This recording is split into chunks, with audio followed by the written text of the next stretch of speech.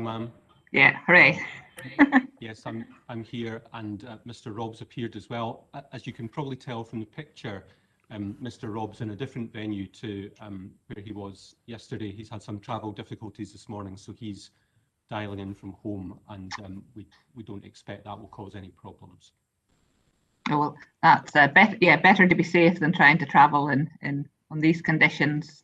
So that's all fine. Well, we'll get started then. Good morning, everyone. Welcome back to this inquiry for the proposed Arecleoch extension wind farm. Can I check that you can all hear me? You give a thumbs up, a wave. Excellent.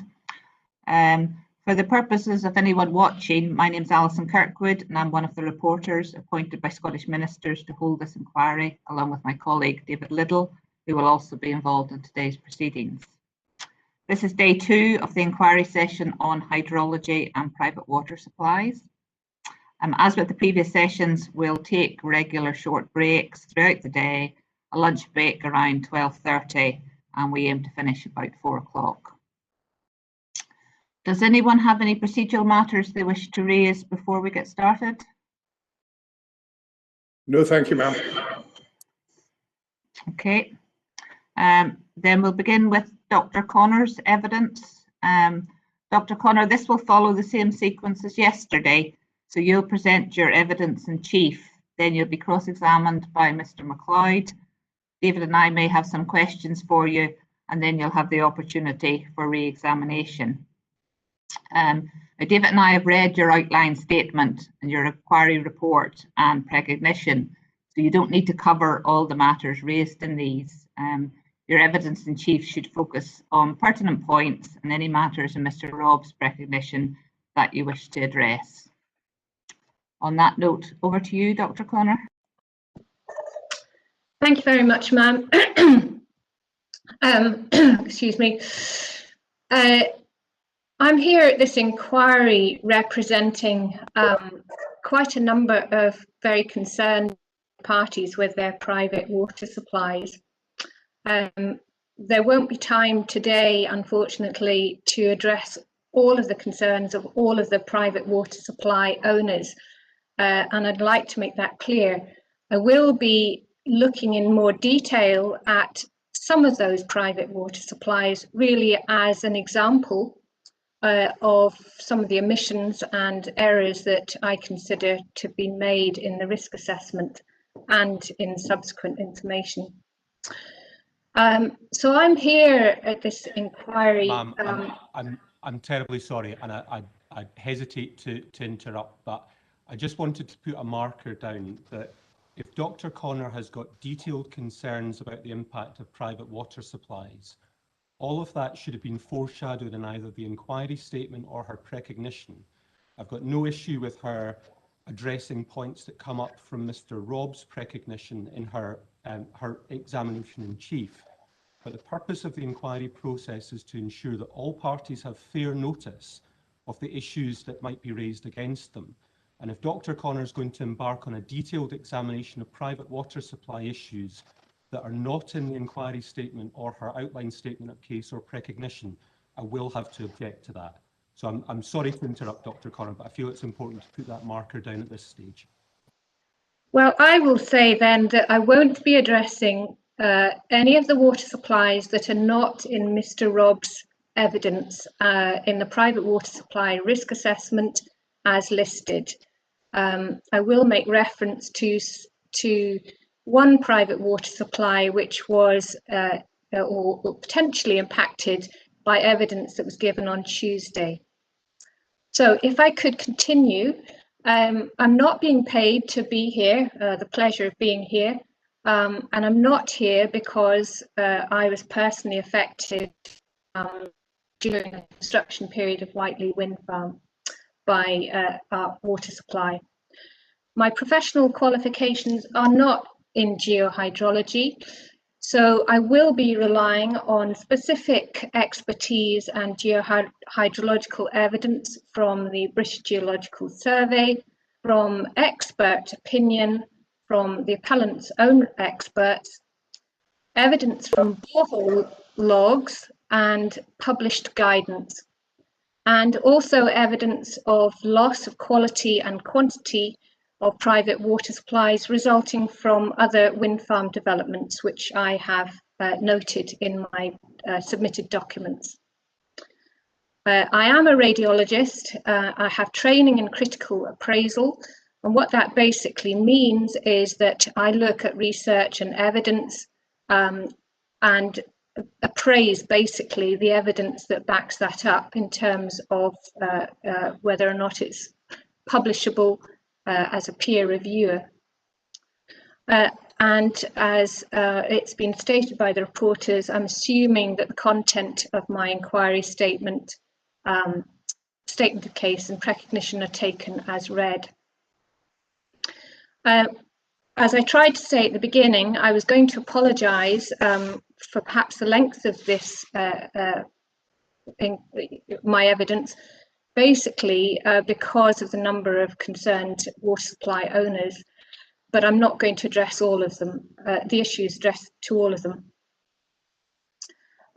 What I intend to do as a layman is to look at some of the relevant applicable legislation and what is actually required of an environmental impact assessment and a risk assessment. I'll set out what I consider to be the legislation that are the essential elements of risk assessment as they pertain for planning purposes. And then I'll move on to those specific examples of various private water supply sources and types. And lastly, I'm going to include examples and evidence of how standard mitigation measures referred to in my various documents have previously failed to protect private water supplies and wind farm-like construction projects, and the impact that that has had on real people. First of all, and I'd say at the outset, because this is a public inquiry, but unlike a public inquiry, the public don't have access to the hard copy documents that are normally available, I will try and read out some of the specific paragraphs that I refer to so that those members of the public watching can follow better what's going on. First of all, if you could turn to the Scottish Power reference CD 5.2, page 1. And that's the forestry guide for private water supply protection.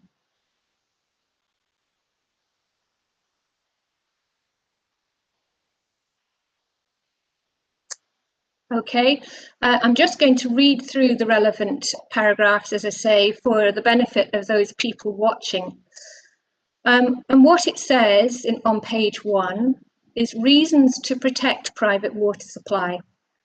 Private water supplies exist throughout Scotland and serve homes, businesses and schools.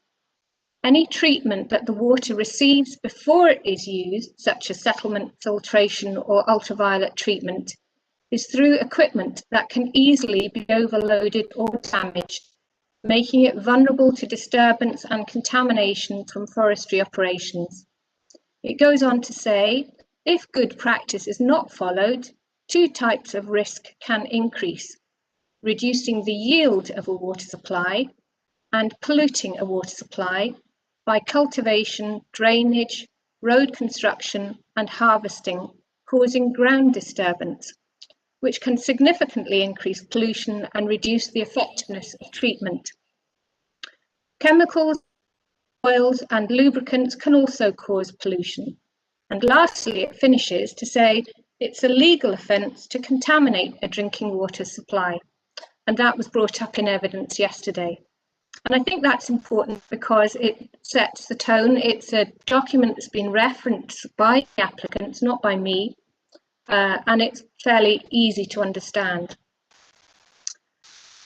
So turning to some of the legislation, and I'm not an expert in legislation, but the law is for everybody in the land, and this is my common sense interpretation of it.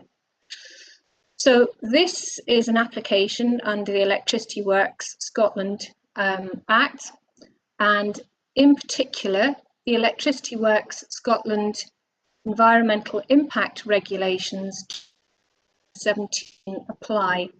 So if you could turn to CD 2325, and we'll look through some of the evidence there, some of the legislation there. And I'd just like to say, I was really surprised that this was not referenced by the applicant at all. The 2007 regulations were referenced, but not this one. Before we look at that in detail, the other legislation that applies is the Water Framework Directive, and this is important because it forms part of the local development plan. So if there are deviations from the requirements in that in those regulations, then it is basically contrary to the local development plan as a material consideration. Those regulations have been transposed into Scottish law, which is the Water Environment and Water Services Scotland Act 2003, which I think you call WOOS, but I'm not quite sure how you pronounce that. And then yesterday, we also went through the Water Intended for Human Consumption, Private Supplies, Scotland Regulations 2017, which the applicant has referenced. And I'll just refer to those simply as the Private Water Supplies 2017 regulations. And in essence, all of these regulations recognise that most civilised societies recognise that water, and drinking water in particular, is a precious resource which needs to be protected. And that guidance was highlighted in that forestry guidance we just read. And what has changed in the recent legislation compared to 2007 or other legislation is that there's a realisation that water source catchment zones need to be protected. And that's set out by the World Health Organization, and it has been adopted by the Scottish Government in those updated 2017 regulations. And they set into law the Drinking Water Quality Regulators guidelines on conducting risk assessment. We'll go through that a little bit later as well. Excuse me. The Scottish Planning Guidelines 2017/1, which is CD 2324, make clear that these regulations do apply to developers. And that was one of the things that was yesterday, why regulations applied to planning applicants. And planning environmental assessment regulations 2017, which underpin those that guidance referenced in my document list. Legislation does not applications, even though the EWS EIA regulations may seem more appropriate. Of those planning guidelines explains the changes, the new changes in that legislation, which are important for application. So you all, I hope, opened CD3. Sorry, we had a bit of a diversion there. You could turn to. May I just Am I too fast? No, it's fine. It's just that Yes. I lost audio for an important moment. When you started to talk about the 2017, well, you're talking about this circular, and it relates to the 2017 planning EI regulations, and you either said that you think they do or they don't apply in this case, and I just didn't hear which one it was. I'm sorry. So they do apply in this case, although the Electricity Works Scotland EIA regulations are specific to a Section 36 application, which this is, going through the town and country planning environmental impact assessment regulations, there is nothing that excludes a Section 36 application as being relevant.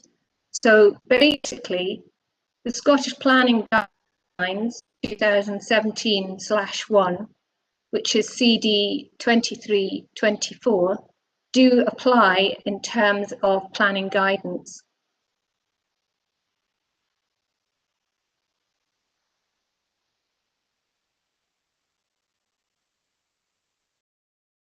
All right, so moving on to more specifically some of the content of the EWS EIA regulations, CD 2325, page 3.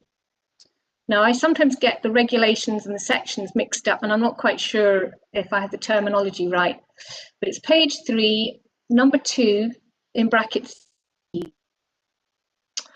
And what it says is basically a relevant assessment, which in this case refers to private water supply risk assessment, means in relation to a proposed development, an assessment of effects on the environment carried out pursuant to national legislation, which is relevant to the assessment of the environmental impacts of the proposed development.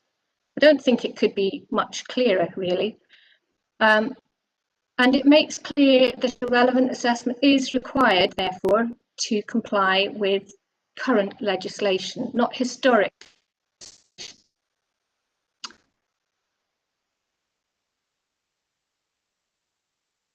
Slight digression. I haven't put this in my inquiry statement, but it's so that the public watching understand why is important.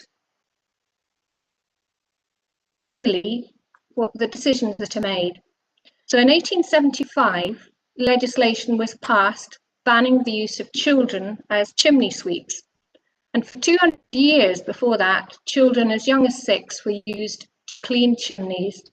Most of them had eye and lung disease. And if they lived long enough, by the time they reached their teens, many of the boys had painful scrotal cancers. First recognition of an industrial disease. After the death of young cleaning the chimneys of a hospital, the law was finally passed to protect those children and avoid harm. Sorry, you Dr. might Connor. say, well, what relevance does I think to this sorry, planning? Sorry, Dr. Connor, can I ask that Sorry. we keep to the proposal in front of us? Yeah. we need to get through your evidence, and so it would be really helpful if you could focus Okay. on the proposal in front of us. Thank you. Okay, so what I was going to say is legislation changes with time, and new information can make previous practices obsolete. And SLR has said repeatedly in its inquiry documents and in the private water supply risk, the risk assessment was conducted according to industry standards, although they haven't defined those industry standards. And it was industry standard to use young children to clean chimneys. And that's the point I was trying to make. Things have moved on. The risk to public health and human habitation is from this development are requirements that must be considered in an EIR assessment.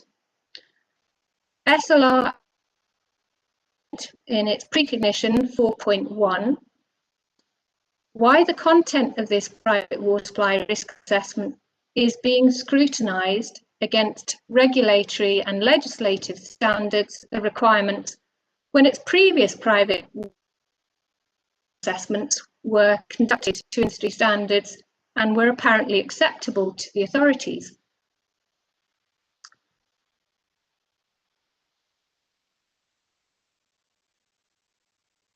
Just to open, you don't need to read it all. It's a very long document.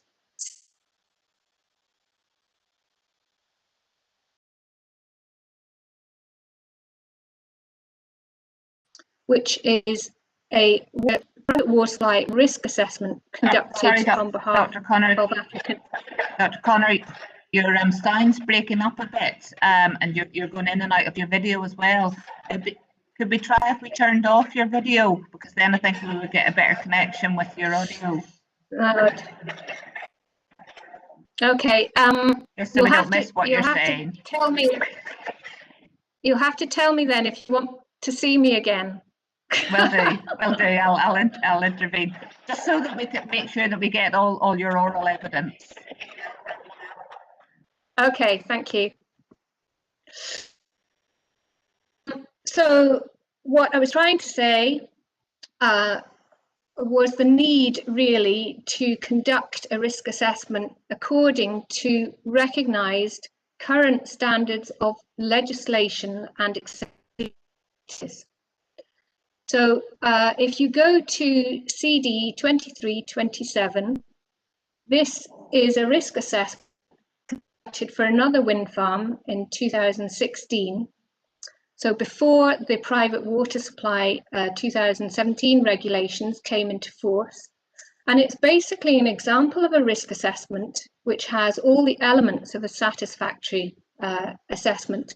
It includes abstraction qualities, use of water, source location, private water supply catchment zones are mapped, each individual private water supply, and potential geohydrological pathways are identified specifically, and this is really important because it's not happened here, using site-specific information.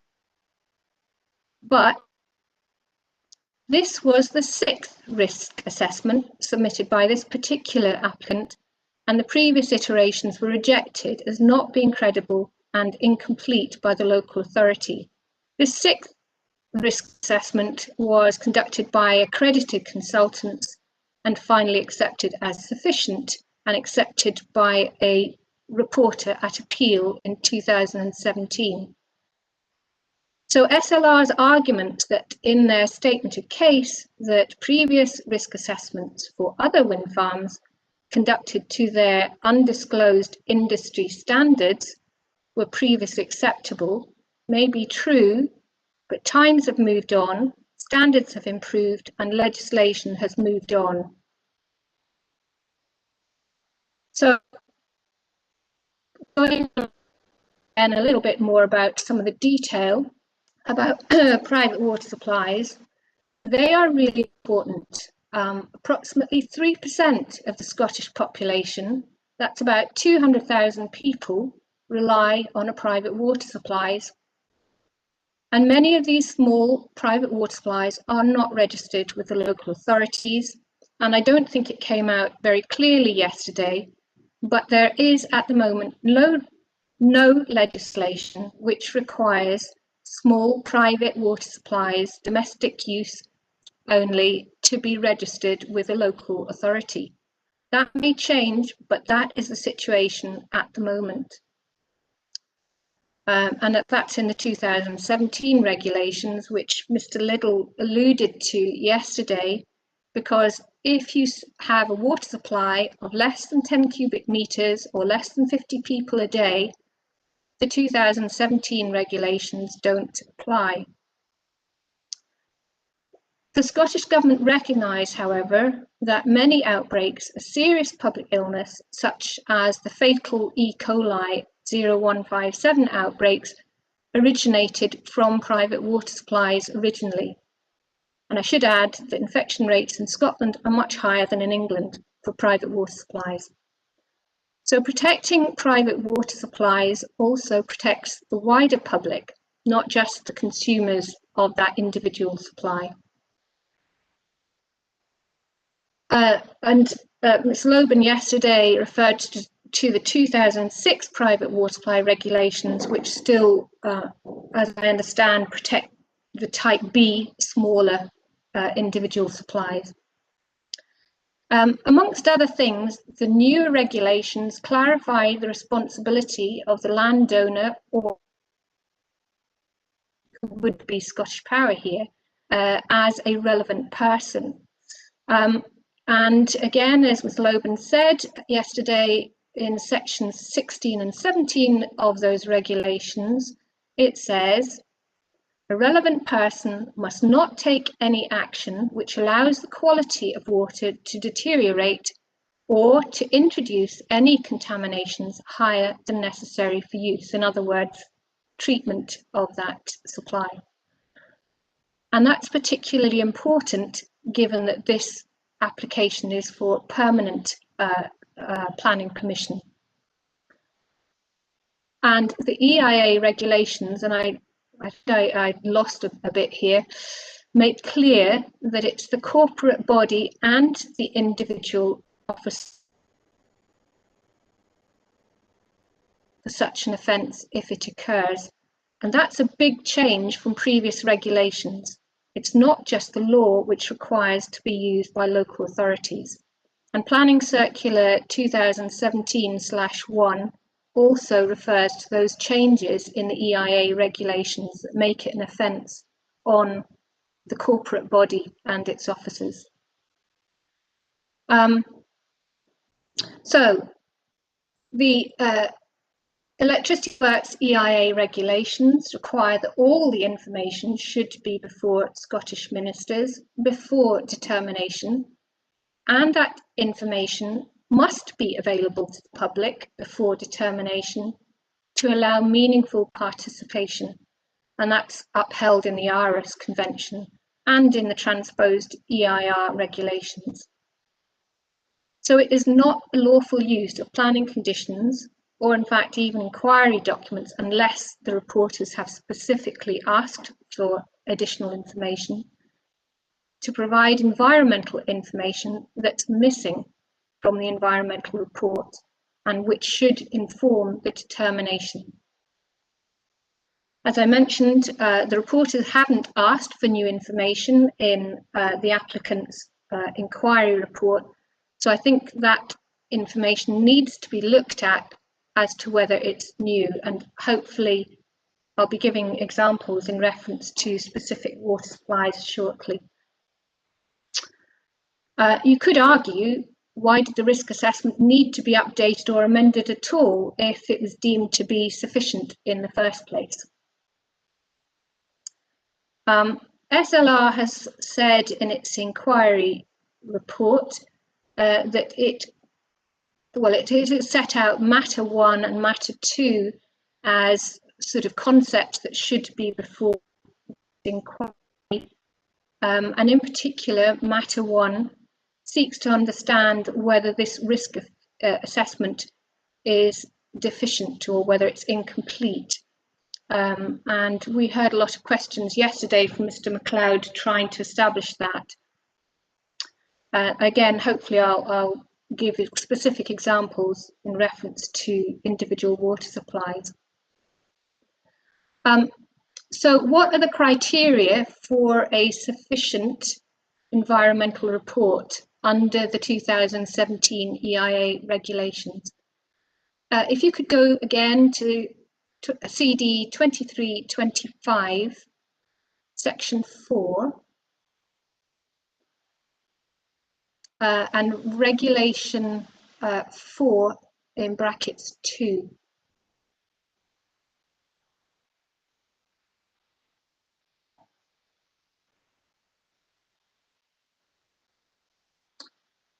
Okay, this is really important for this application, and in fact for any environmental risk assessment.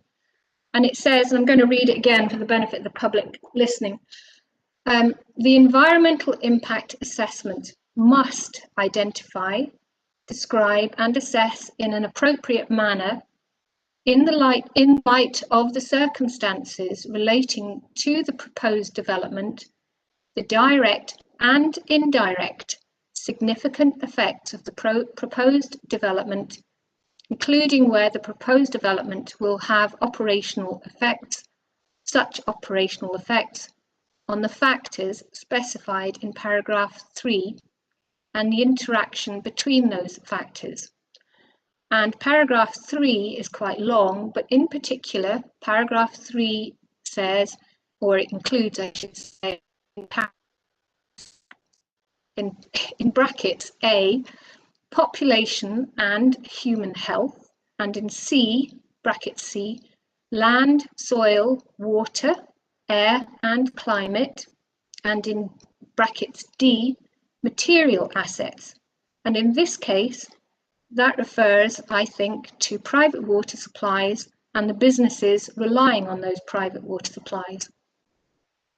The EIA also says that that the developer must consider disasters in relation to the above regulation 4 in brackets 4, and that's derived from the EU EIA directive. I really struggled to find that in this risk assessment, or in fact in chapter 10, the hydrology and geohydrology section. And there did seem to be doubt, as I said yesterday, in fact, even what relevant assessment means, and I've set that out as it's written in the environmental impact regulations. It is necessary for the environmental report to comply with national legislation. And then the other really important part of environmental risk assessment is the scoping. So in section 5 or regulation 5 of the EIA regulations, it goes on to describe what's needed, what the content of a risk assessment should include, and where a scoping opinion is adopted. Sorry, if that's regulation in brackets 3 for anybody struggling with the to keep up. Where a scoping opinion is adopted, the EIA report must, not should or could or maybe, it must be based on that scoping opinion and must include the information be required for reaching a reasoned conclusion on the significant effects of the development on the environment, taking into account, and this is important, current knowledge and methods of assessment. So it goes back to current legislation, what's been approved. And I'm sorry to go back, but it's just as important as putting children up chimneys. So what is the scoping opinion of South Ayrshire Council? Well, actually, I really struggled to find this. There are bits of the scoping opinion scattered around, but it's difficult to find the whole thing. So the inquiry report, the SLR inquiry report, refers to a scoping opinion of November 2018. The scoping response by South Ayrshire Council is provided in CD 1.2 in the technical assessment of 6.1, which tabulates all the various scoping responses. So if you'd like to go to that, that's CD 1.2, TA 6.1. And if you go to South Ayrshire Council's scoping response, there's actually no mention of private water supplies here at all, which is extraordinary. Then there's a response letter that's listed at CD 2.24a. That's a response letter by South Ayrshire Council. And this does mention water and private water supplies, but it doesn't mention the source pathway receptor. Dr. Connor, can you just give us a few minutes to find that document? Slow down. Yeah, just so I can find the document. CD. Yeah. Yep, CD. Sorry. CD 2.24a. Yep. It's a response letter by the South Ayrshire Council to the applicant. Important because yesterday we talked about source pathway receptor model, which was said by SLR as being specifically required by South Ayrshire Council in answer to their scoping opinion. I spent some time trying to find this, and I couldn't find it anywhere in any of the responses or consultation documents that have been lodged by the applicant. Perhaps it's somewhere else that hasn't been lodged, but it's nowhere that I could find. The private water supply risk assessment, and I don't know if you would like to go to that. I'm just trying to find the, I've just lost my list here. I'll just get that. So the private water supply risk assessment, which is, gosh, it's a key document, isn't it? Lost the TA 10.3, I think. Yes, I beg your pardon. It's 1.2 10.3. Thank you. The private water supply risk assessment does summarise the requirement of a scoping opinion of November 2018. And again, it talks about a modelling, but a source pathway receptor model, but I couldn't actually find that. And then we go to, and then I looked through the hydrology section, chapter 10 of volume 2. That's the main EIR response, and that doesn't mention it either. So it's very difficult to understand if SLR are trying to specifically address something in the scoping opinion where that misunderstanding arose. Instead, what South Ayrshire Council scoping opinion of 20th of November did ask for, and that is in volume 2, chapter 10, CD 1.2, on page 6.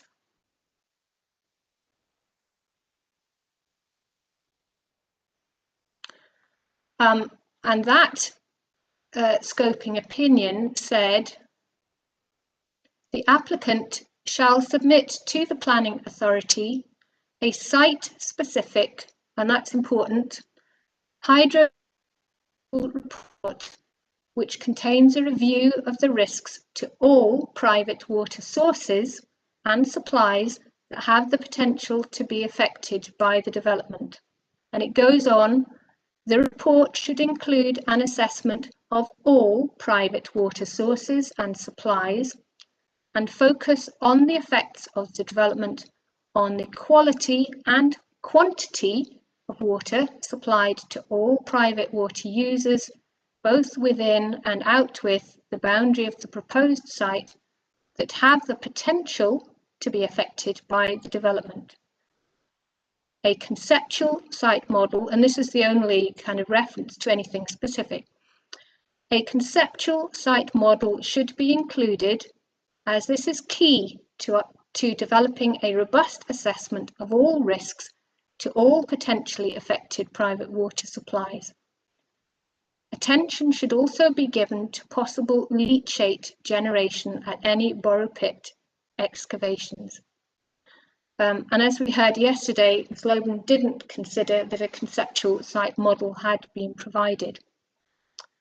And just for clarification, I looked up what leachate meant, and leachate is basically dissolved substances within water, usually from a quarry or other earthworks. But it can be from other industrial works too, but it's basically dissolved substances. So to reiterate, the environmental risk assessment, the environmental regulations, impact regulations in CD 2325 had said under regulation 5(3), the EIA report must be based on that scoping opinion. Does this risk assessment fulfill the scoping opinion. In my opinion, it doesn't, but we'll look at specific examples of that. And that relates to not just the private water supplies and a conceptual model and specific hydrogeological report, but leachate from borrow pits. Excuse me. So one of the other really important things in the environmental impact regulations is that there is a requirement. It's not optional, and it's also stressed in, I think, the planning guidance 2017. It is a requirement that there is a credible author for such an important document. The author needs to be stated and their qualifications need to be stated. So the EIA regulations in CD 2325, Regulation 5, in brackets 5, and I'm going to read this.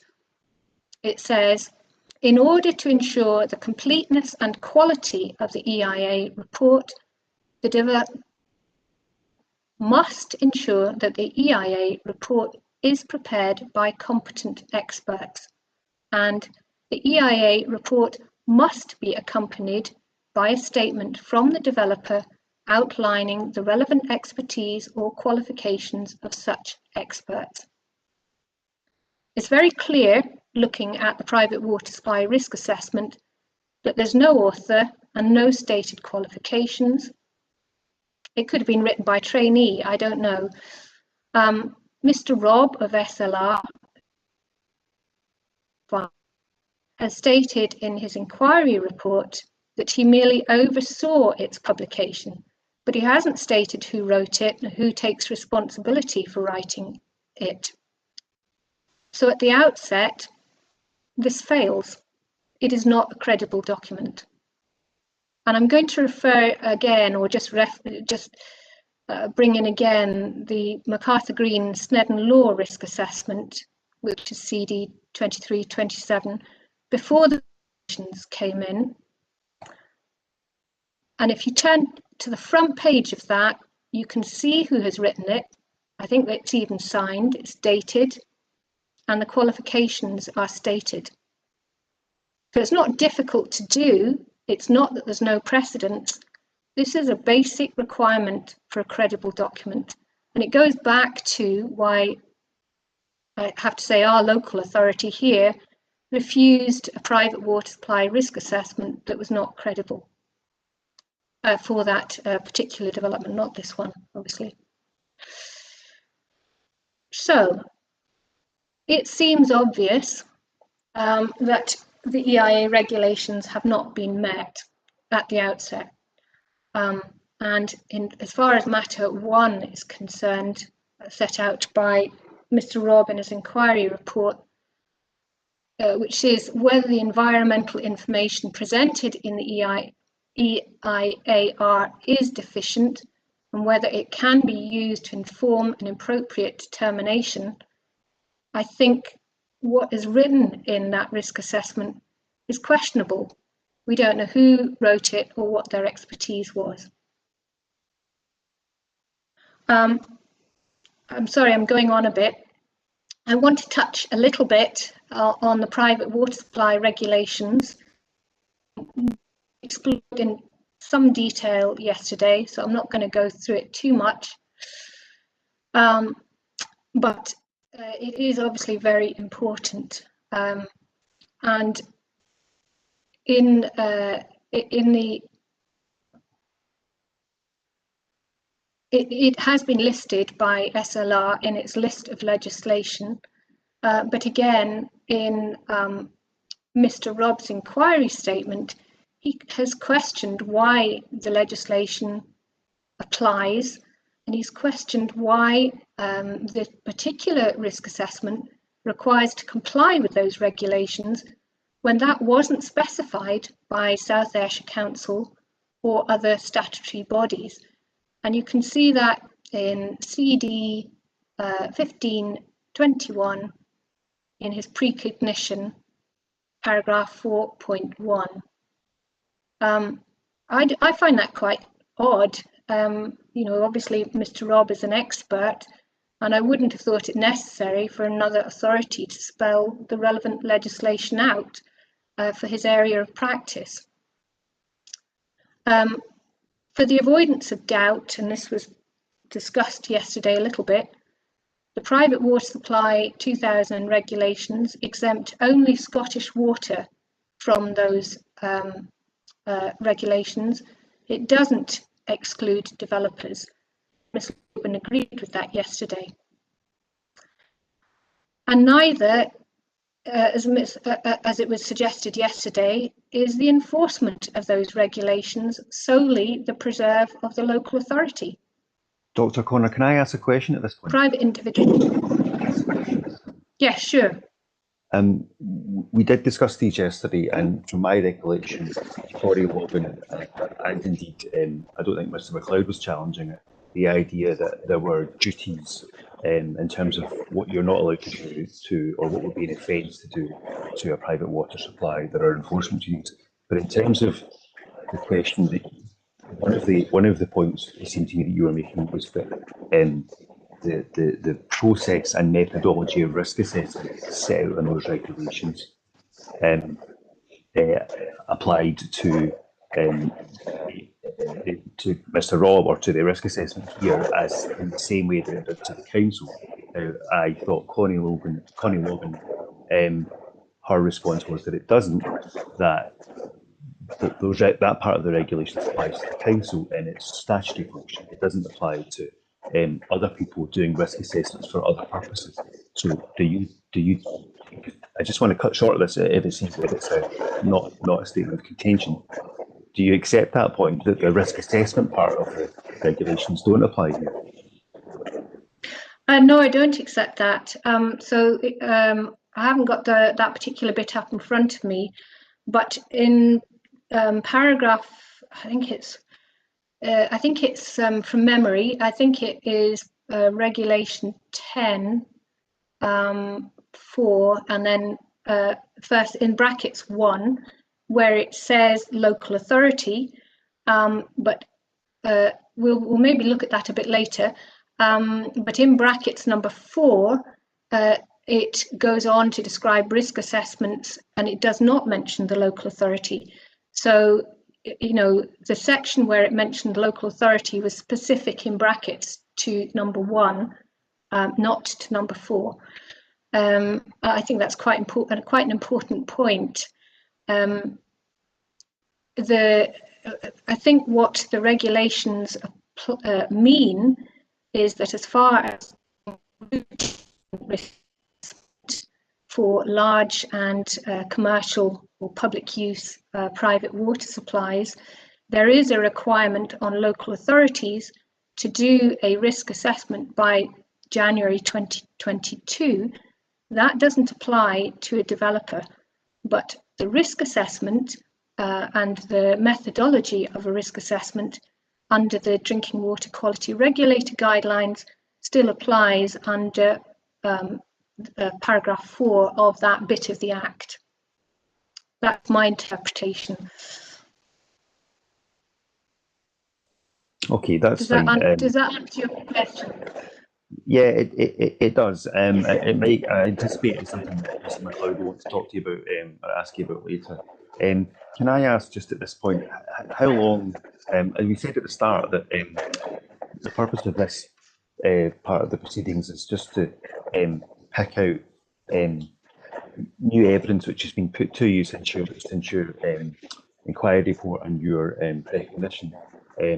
Now, much of what you've been saying is the kind of thing I would have expected to have seen in your inquiry report, and some of it is, and some of it is picked up in the other documents. I'm just wary of spending too much time fleshing out stuff that you've already had the opportunity to flesh out in writing over the past few weeks. And as Mr. MacLeod said, he doesn't, certainly I don't want to hear new evidence today that I would like to have been able to read about, and so that I could best prepare for the inquiry. So my question is, how long do you expect this to take in examination chief? But also, I just want to make the other reminder that if I really don't want to hear, I don't want to start with detailed evidence about matters that you haven't foreshadowed in your written evidence. I think it's difficult. I obviously don't have, counsel or somebody else leading me, so I have to kind of, I think, highlight what I think is important in terms of material considerations to this inquiry. And I am very much aware that it is one of the things that DPA stresses, that there should be material considerations, including current legislation as it applies to planning application, pointed out to reporters before determination. So I apologise if I maybe haven't put it in the right docket, if you like, whether that's a written one or oral one. I think it's also important for the public watching to know that actually there is legislation out there that defines what should define a good risk assessment, and what legislation is there to protect their private water supplies. So I think those are actually very important aspects to bring out at an inquiry. And if I'm cross-examined on it, I'm not in the law, but I will do my best to answer any points put before me. I do think some of those points are relevant, and I do apologise if it seems very long, but I am representing a large number of people. And again, going through the appeals inquiry process for appeals, I know that the DPA encourage one person to represent a lot of third parties, and in effect, that's what I'm doing or trying to do. No, indeed, I understand that point. But I suppose the bigger point I was making is the inquiry procedures are geared towards early exchange of evidence and information, so that we're asking each other about what we've seen and heard. We're not expanding at any great length on what we've already said. So I can go back and ask, how long do you anticipate you taking to finish examination chief? Take most of the morning. I'm just about to start going on to specific private water supplies, but I think it might take. Okay, well, we'll see how we go, but I have to say, I share Mr. McLeod's concerns if you are going to get into detail that hasn't been set out already in the written submissions, but let's see how we get on. Okay. I mean, my understanding of the inquiry process was to try and examine the environmental impacts in particular. I found the relevant paragraph that you referred to, and I was doing it from memory in the Private Water Supply 2017 regulations, but just to say that it is correct, it's Regulation 4, which is the assessment of water supplies, in brackets number 4, and it says the assessment, and then it goes on A, must be carried out in accordance with a method which is approved by the Drinking Water Quality Regulator for Scotland, and that doesn't apply to local authorities. This is 4. And B, must be based on the general principles of risk assessment set out in relation to international standards, including European Standard EN 155-2 2013, entitled Security of Drinking Water Supply. So it's only 10 in brackets 1 where it mentions an enforcing authority. Sorry, a bit of a digression. So we'll try and speed up and move on to the specific water.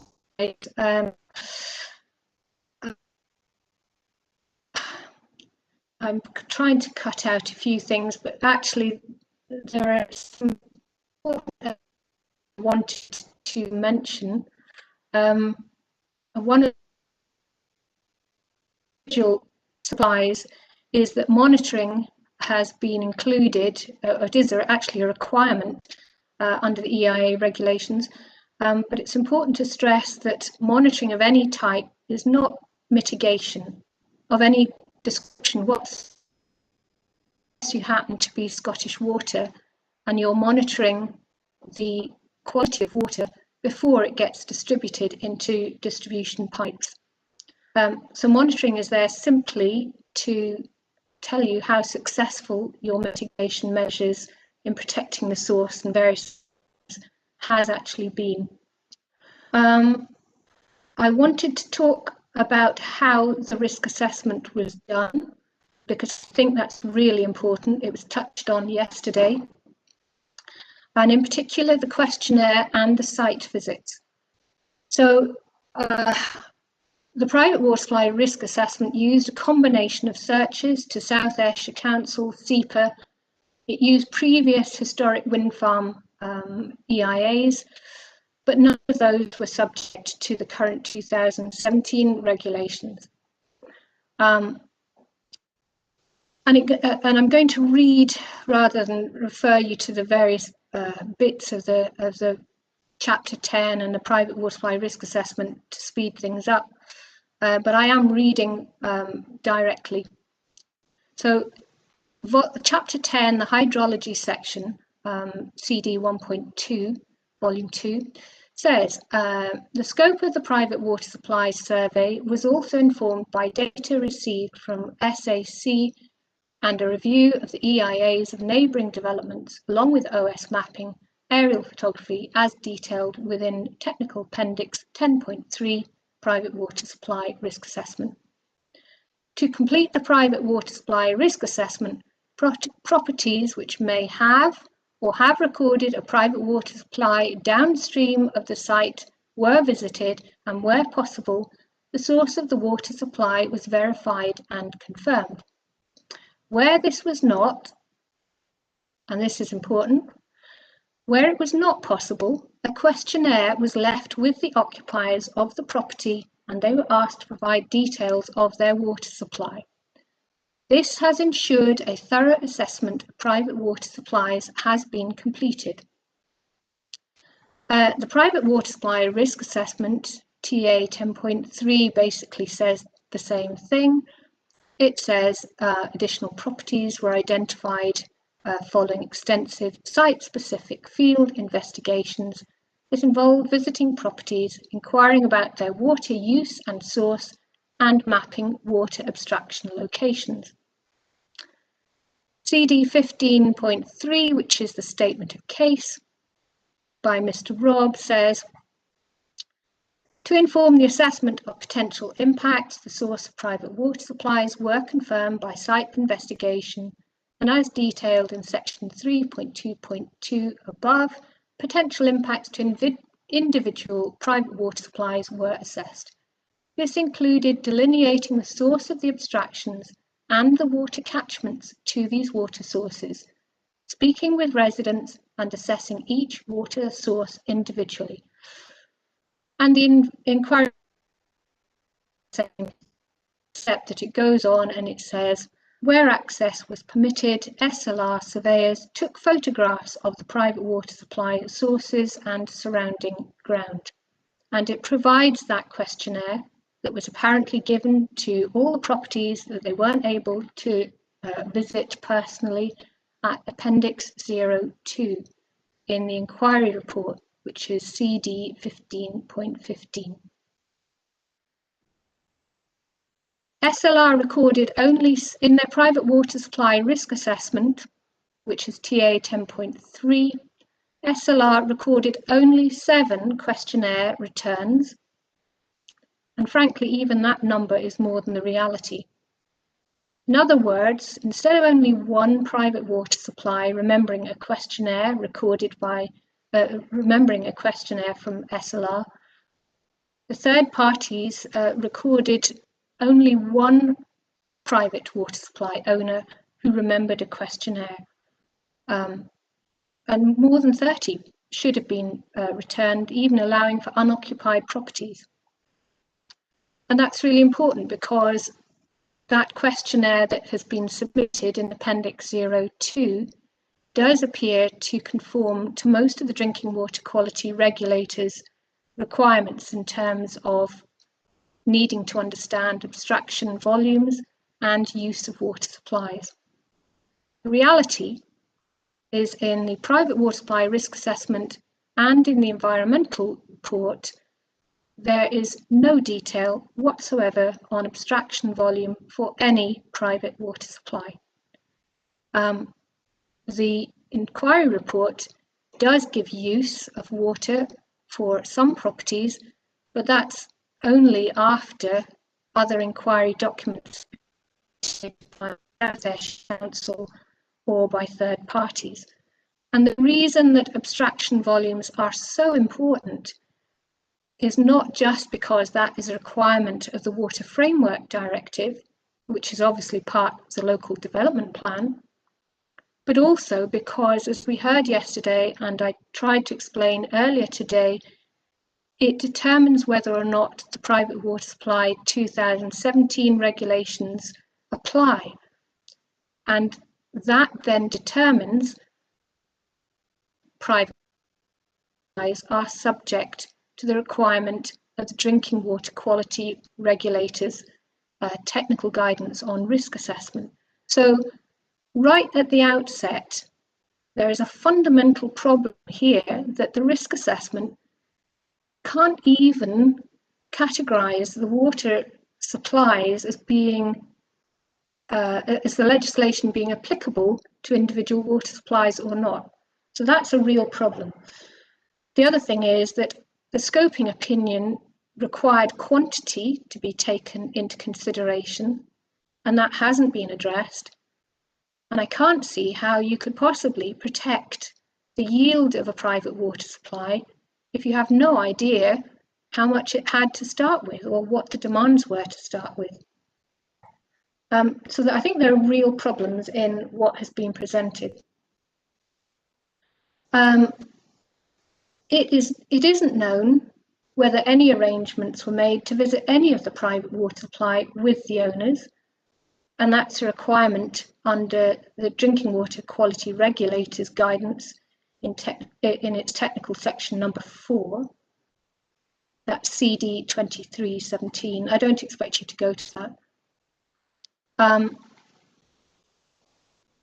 And it seems obvious that site visits that did occur, and I will be mentioning one of them, didn't occur with the owners of the private water supplies. If they had occurred, so for example, if we look at Burnside private water supply, and if you could go to CD 2357,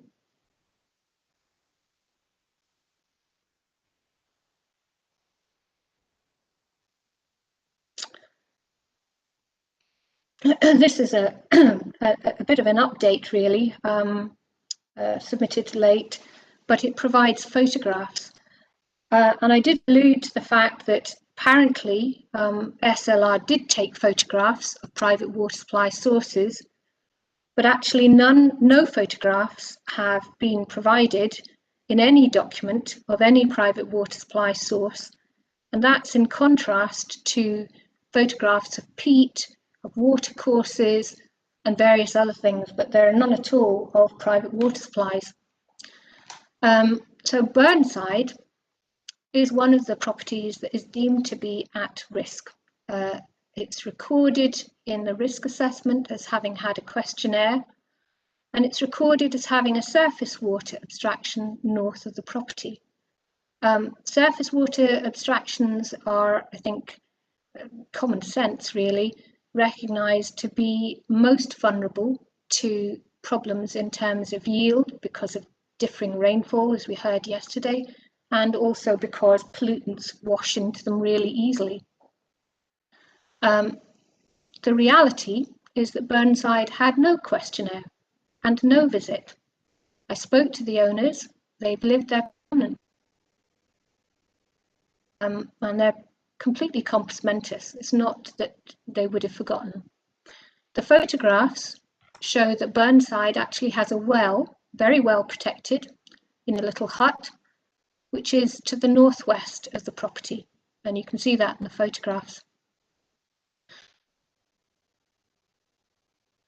Mortality purposes, and therefore it's subject to the Private Water Supply 2017 regulations, which obviously require abstraction volumes to be known, which allegedly were captured by the questionnaire, except that that information is obviously missing. But it also means it's subject to enhanced monitoring. They had no idea, the proprietors at Burnside had no idea that they were at risk. You know, they were amazed, and that seems to be true of other private water supply owners as well, who actually were unaware of any site visits, questionnaires, or indeed if they were deemed to be at risk. So, in summary from the private water supply risk assessment, and I know that that has been updated somewhat by new information in the environmental report, 19% of water source types are unknown. In other words, whether they are surface water abstraction, a spring, a well, or a borehole.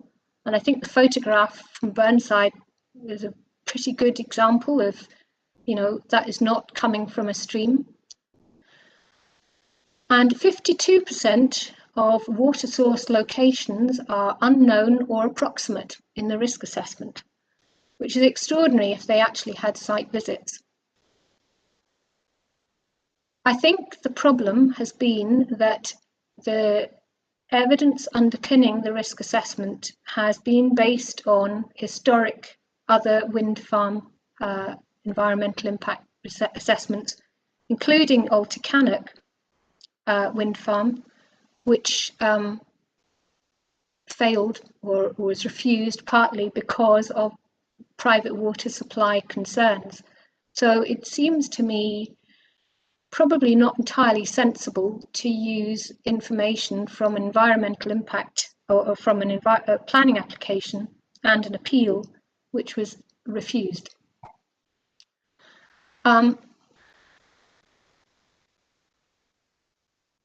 I'm going to move on to specific case studies because I am aware of the time. I hope that I haven't left important things out, but if I have, I will put them in my closing submission, if that's all right. Could I just renew my concern about moving on to specific case studies? And I'd just like to refer the reporters to a couple of documents, the first of which is the outline statement of case that was lodged on behalf of what I understand to be Dr. Connor's client. And I'll just read to you what it says. So in the section dealing with hydrology, it states that Dr. Connor will refer to specific PWS listed in the PWS risk assessment, where these illustrate a potential departure from expected standards of assessment, and where she considers elements of risk to these PWS have not been fully considered in stratifying the level of assigned risk by the applicant. So that is what the outline statement of case said Dr. Connor's evidence would do. Dr. Connor's inquiry statement does not, as far as I'm aware, deal with any specific concerns of any particular private water supply. There are a number of concerns that she sets out regarding the approach to risk assessment and the legislative basis on which it should be done. And I will be asking her questions about that later. Her precognition doesn't go into detail on specific private water supplies, so far as I'm aware. But I wonder, before we get into the detail of any specific private water supply, could Dr. Connor indicate which ones it is she intends to discuss and whether those have been flagged in evidence already? And I'm conscious for those who are watching that this may seem overly formalistic and legal. Dr. Connor has explained that she's working in the inquiry process. Dr. Connor understands the inquiry process. She's been through a number of inquiries already, and I'm sure she understands the need for fair disclosure. It was certainly set out in a number of the procedural submissions that you have issued, sir and ma'am. And the important point here is that the inquiry is being asked to consider evidence that is available at the moment, and we are not in a situation where evidence is presented for the first time on the day of the inquiry itself. Could I just respond to that and say that as you brought this up right at the beginning and objected to this, all the evidence that I'm bringing up are of water supplies which have been included in your risk assessment, and most of those are actually described as being at risk, but they are all listed within the environmental report. So I think the evidence is out there. As you know, the recognition is limited to 2,000 words. And as it is, I went over, I think, by 10 words. So it's not possible to list each individual private water supply in a recognition. But I have alluded to the fact that I will be talking about specific private water supplies. Well, just in response to that, all parties are aware of the limit on the word count limit on recognitions, and that was the reason that the reporters specifically asked for inquiry reports to be provided in advance of recognitions. The purpose of the inquiry report was to set out the detail of parties' cases in order that parties could then respond in their recognitions to the detailed concerns and detailed evidence that had been set out. And again, I put down a preemptive objection to anything that gets into the detail of private water supplies which has not been disclosed in Dr. Connor's inquiry statement. The outline statement of case suggested she would do that. There is nothing in writing, unless she can point us to it, and I'm happy to be corrected, but there is nothing in writing that sets out detailed criticisms of particular private water supplies. Could I just come back on that? Matter 1 of Mr. Robb's inquiry report wished this inquiry to address whether the risk assessment was deficient. I can't do that unless I'm allowed to present the evidence. Yes, thank you both. I suppose, Dr. Connor, Mr. McLeod's point is that your inquiry statement was the opportunity to do that. And quite a thing from his concerns, I think as reporters, I saw your statement of case. I expected, therefore, your inquiry report to identify specific concerns about specific PWS. It didn't do so. Had it done, it would allow us as reporters the chance to review that evidence, to think about what questions we were going to ask you, and to be prepared for it. I'm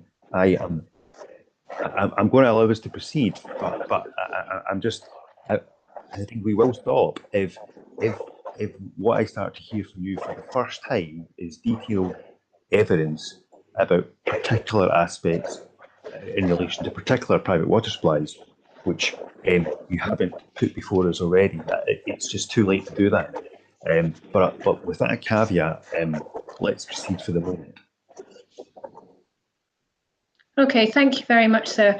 You did ask me at the beginning if I would proceed to doing exactly what I now intend to do. So I have to say I'm quite confused, and I also think it's very difficult for me to construct I'd say Mr. Robb's inquiry report came out last, and he specifically identified matter 1 and matter 2, which he felt were before this inquiry. So I can't see how I could have retrospectively put into my inquiry statement or inquiry report the matters that he wanted to see addressed if I can't do it now.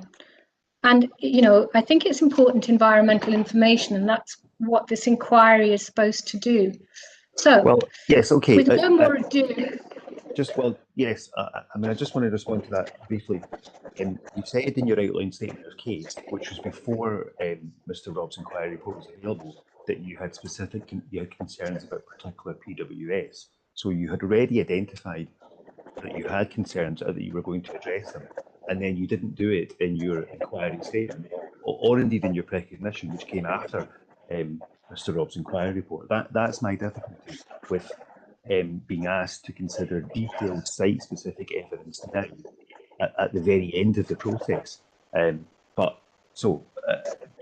caveated that when I said let's proceed. I didn't make that health warning at the start, so I'll make it again, and let's see how we go on. Okay. I'd like to look first at private water supplies number 14 and 16. And if you could go to CD 1.2, TA 10.3, which is the private water supply risk assessment.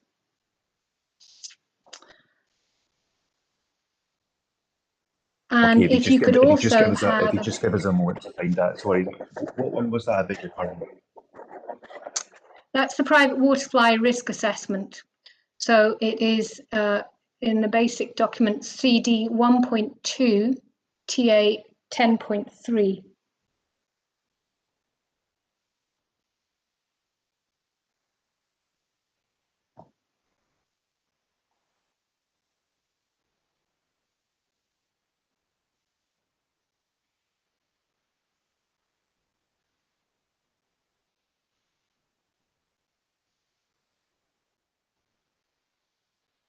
Okay. Is everybody there? It's CD 1.5, 10.3. Oh, beg your pardon. Beg your pardon.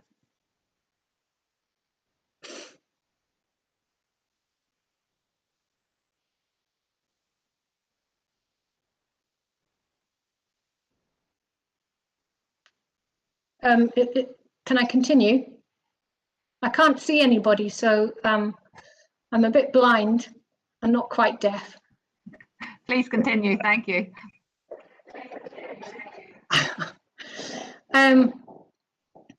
Okay, this is the essential document basically that we're assessing here in terms of whether it is deficient under matter 1 set out by Mr. Robb in his inquiry statement. And if you look at private water supply number 14, which is Bar Hill and Fernley in table, I think it's 7.4, it tabulates all the various private water supplies and whether they are considered to be at risk or not. I don't know if you're able to open as well CD 1.3 Volume 3E, Figure 10.1, that's referred to in the risk assessment. This is the only map of private water supplies that is provided in the environmental report. And if you could see private water supply 14 on that, you'll probably be doing quite well. But it gives you an idea of what is in the risk assessment.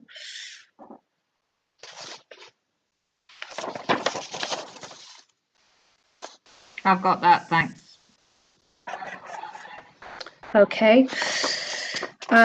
So going back to the risk assessment itself. Bar Hill Station is run by ScotRail, and it has public employees. The risk assessment records that there was no site visit. There should have been a questionnaire that was delivered there. Do have employees, it's not that people weren't around. But the third-party questionnaire, which was sent out to all the private water supplies, records nobody came to see them at all, and they didn't have a questionnaire delivered. The information about that supply has been obtained from South Ayrshire Council and historic wind farm applications. And this is quite important. I'm going to read from the risk assessment about the description of that supply in that table. And it says, the surface water abstraction on Crosswater is located downstream of the watercourse crossings WX01, WX02, WX03, WX04, WX06 and WX25, and at proposed wind turbine generators, WTG, and they list them as 1, 9, 10, 11, 12 and 13. There is therefore a potential source and pathway that could impair the quality and quantity of water to these private water supplies without safeguard. And it continues at the bottom of the private water, the risk assessment in 3.4, extraction point is unconfirmed. However, reported to be a dam on the Crosswater. It goes on, the source, which is of pollution, the source is suspended soils, fuels and chemicals that could impair the quality of water in the Crosswater or the flows in the Crosswater. So it's very clear that the applicant recognises the risk to that private water supply, which is a surface water abstraction. It describes the dam, but there hasn't been any site visit, there haven't been any photographs, and there haven't been any discussions with the consumers on that supply. And then for the first time in the inquiry report, which is at CD 1.2, 15.15, on page 37.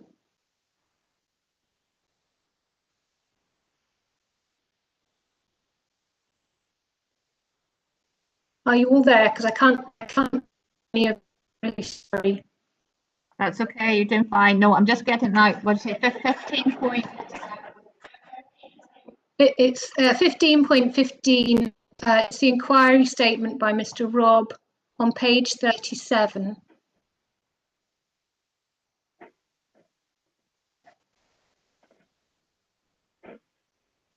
Okay. And if you should have before you a water catchment for that area, for that private water supply 14. Is that correct? Yes, got that map. Okay, so this is quite difficult for me because I can't see any of you, so it's I don't know whether you're there or not. If you want to try and put your camera on again, we can see how it goes, if it helps.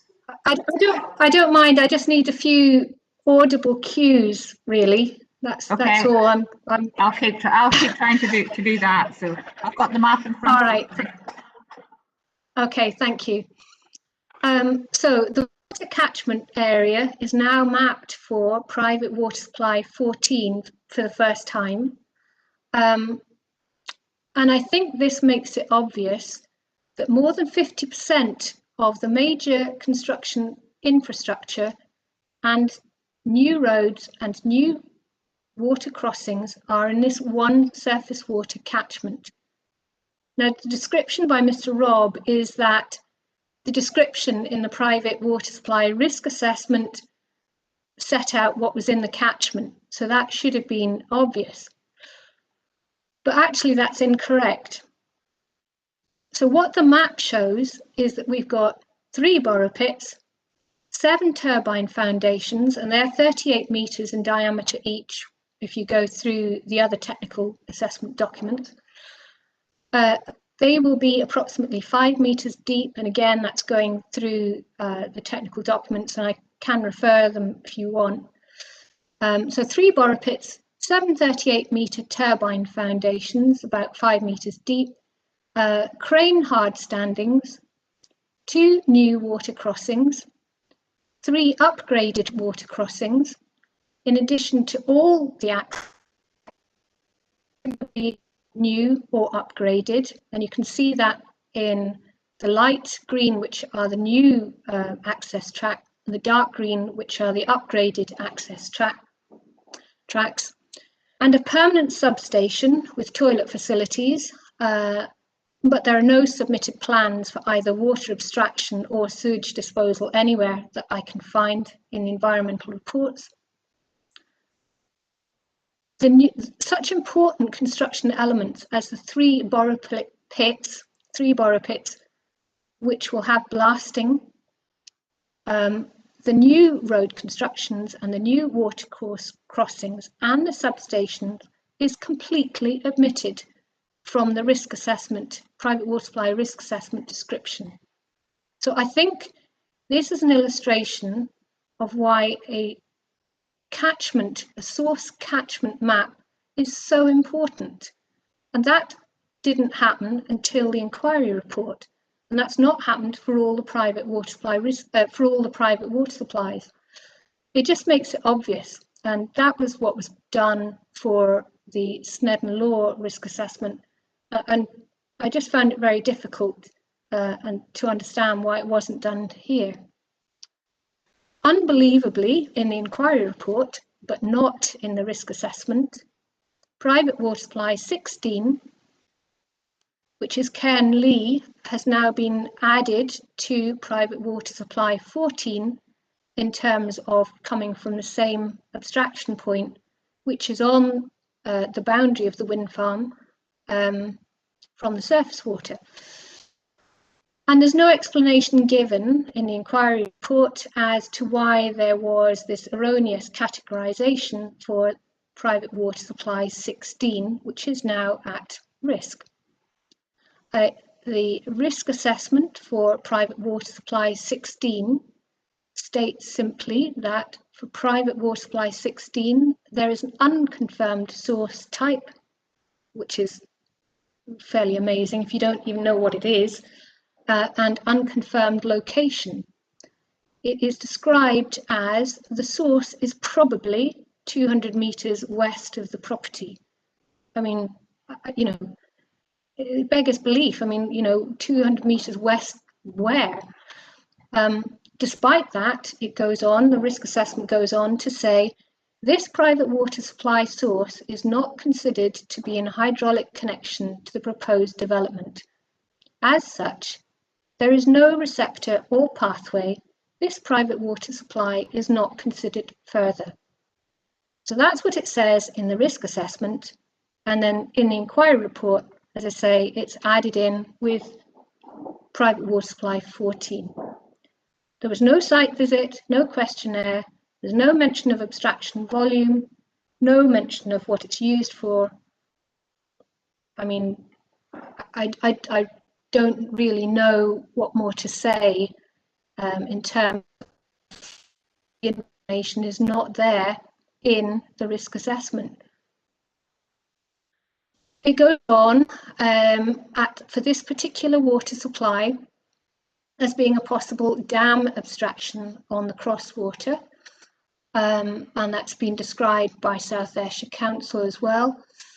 And that's a fairly common structure for surface water abstractions because, as we heard yesterday, the yield, or not the yield, the flow can vary quite a lot from one season to another. However, dams can also collect sediment, and in the case of pollution, will collect pollution as well, just because it's an area where the water isn't flowing as fast.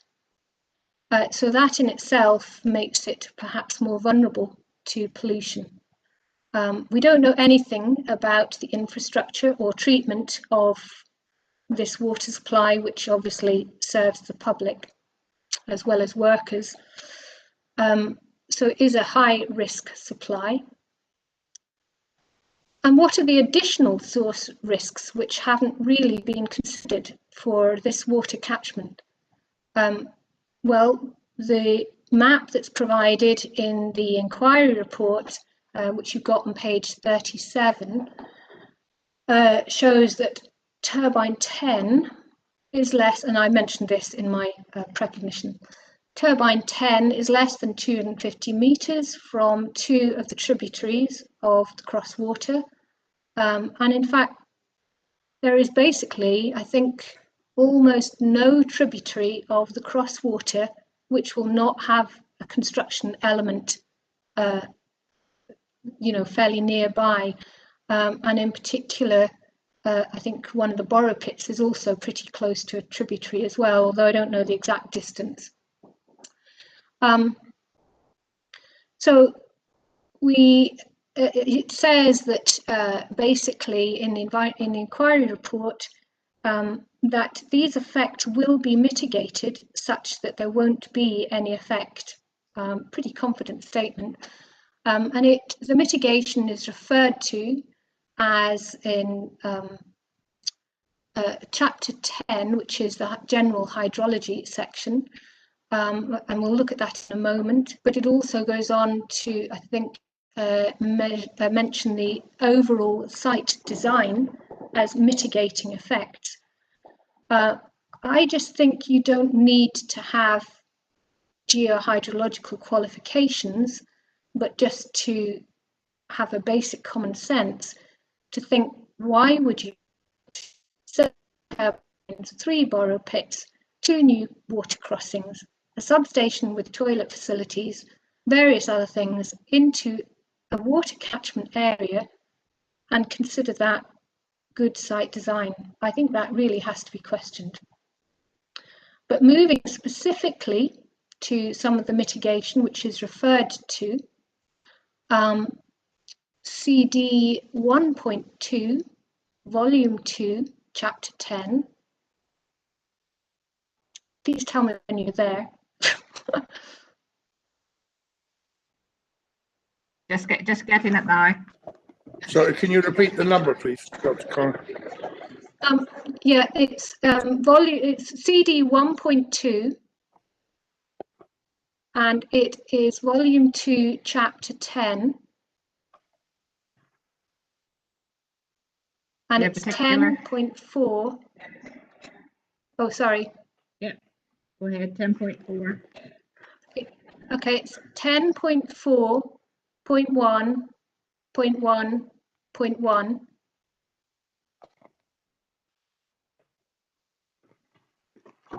Okay. Okay, now this section has been referred to in the inquiry statement as providing the general site mitigation that will prevent effects on the water environment, or private water supplies, I should say. And this is an example of, I don't know, really. I mean, basically, there is a new access road constructed between turbine 8 to turbine 7, which is within 50 meters of a stream. And, you know, that was illustrated, or at least the sort of street more clearly yesterday in South Ayrshires map 14.9, CD 14.9. But putting an access road within 50 meters of a stream just doesn't seem like very good design to me. And that was within the catchment area that South Ayrshire Council had drawn for this particular private water supply as well. I think that's something that needs to be considered. Superficial geology. Can I ask you a question at this point, Dr. Connor? It was one I was going to ask. It was one I was going to ask you if you'd be at the end, but it comes up now. And you recall me asking was lobbing about this yesterday. So it's a question I was going to put to you and indeed to Mr. Rob. I see reference there to PPG5. I'm not sure that we've got that in front of us, that SEPA document, but in any event, I wondered, are you aware of any standard buffer zones that, or exclusion distances or what have you, that would normally be applicable when you're putting in infrastructure upstream of a surface water supply such as the one we have here? It comes under the SEPA controlled activities regulations, which is which is construction within a water environment. And in general, SEPA do not like major construction within that buffer zone to a water course. And if you do, I mean, obviously there are things like water crossings, and that's why water crossings are particularly considered by SEPA in terms of protecting the actual water body concerned. But that's why I was a bit surprised to find this particular section of road, which has been specified as being within that buffer distance, but there's no other detail. I haven't got those regulations up in front of me, so I can't refer to them specifically. Okay, that's fine, thank you.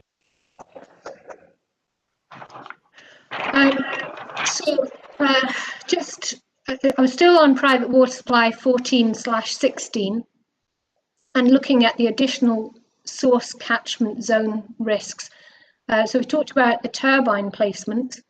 There are other risks, the superficial geology.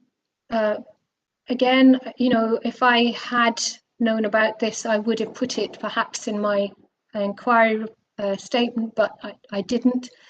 But it's in volume 2, chapter 10, which you've probably got in front of you, paragraph 62.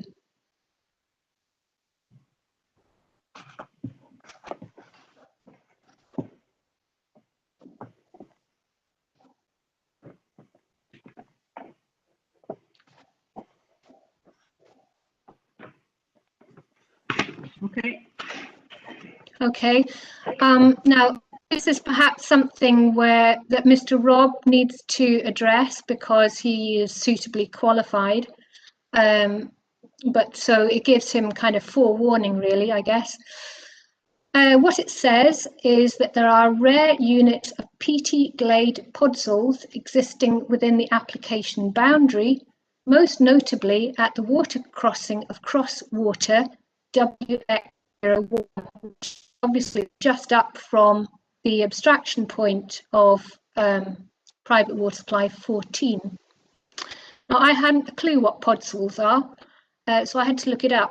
And so this is, you know, my kind of interpretation or my understanding of what a podzol is. But it's an unusual superficial deposit of soil which is upon very free draining ash. Now, this hasn't been mapped in the environmental report, but from what I understand, it may mean that superficial pollution in the that particular water catchment zone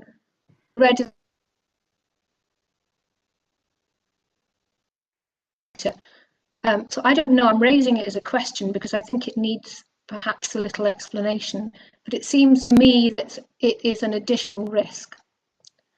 Okay, that's something obviously you're able to ask. Sorry, Dr. Calder, you'll be able to ask that question in cross-examination if you wish to. Okay, I'll ask when it's my time. Okay. Then there's forestry felling. If you could turn to CD 1.2, volume 4A,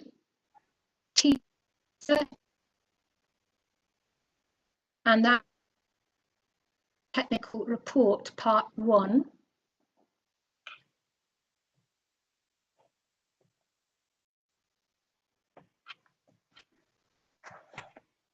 Okay. Okay. Turn to figure 3.2.2, which is towards the bottom. It's a map of the forest coops in bright pink. Well, I mean, there's various colours, but 2.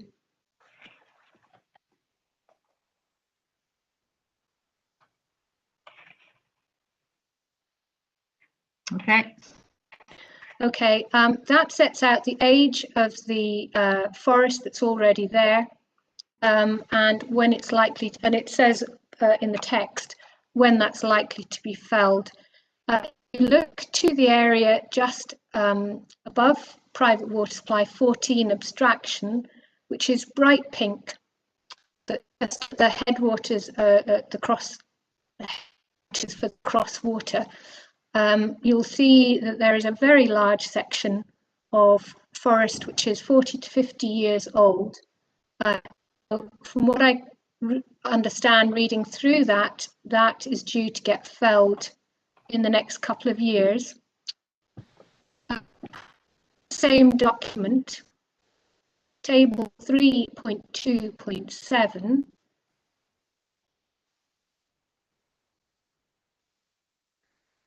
Makes clear that there will be an additional 135 hectares of forestry felled simply to facilitate the wind farm.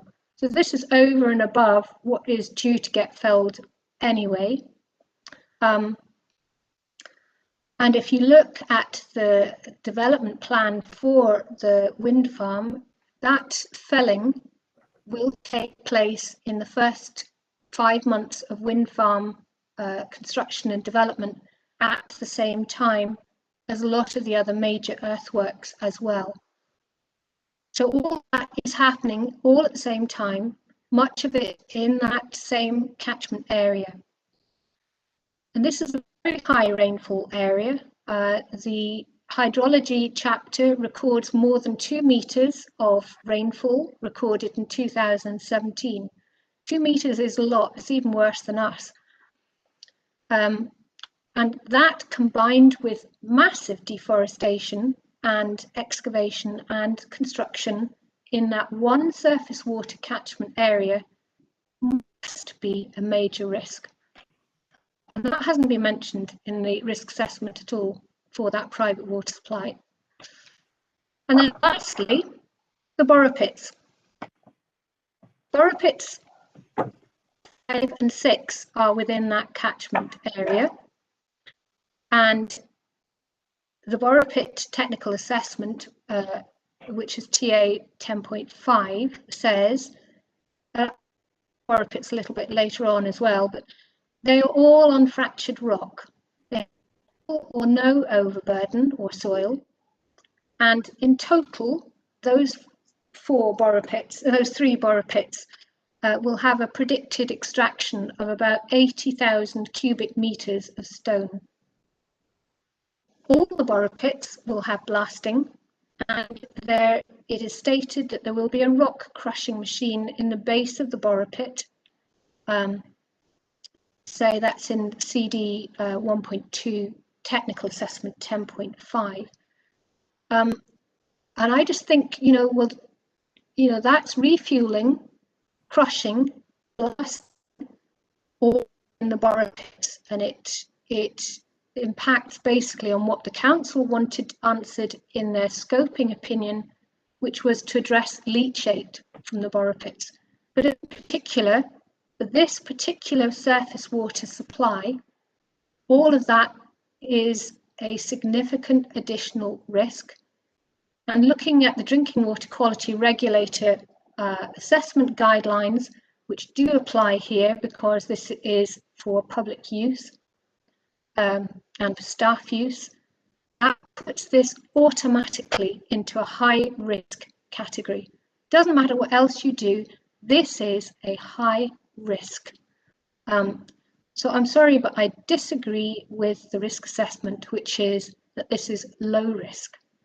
And there is no evidence that an oil boom or that site design or the general mitigation measures will reduce that to negligible or low risk. As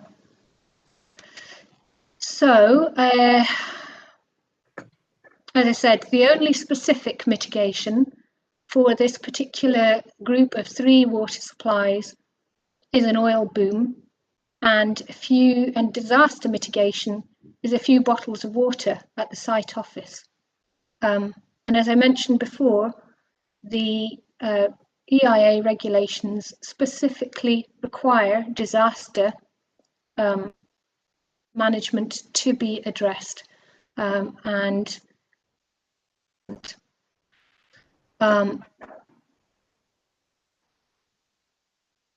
that's actually in CD, I think volume 2, chapter 15, where there is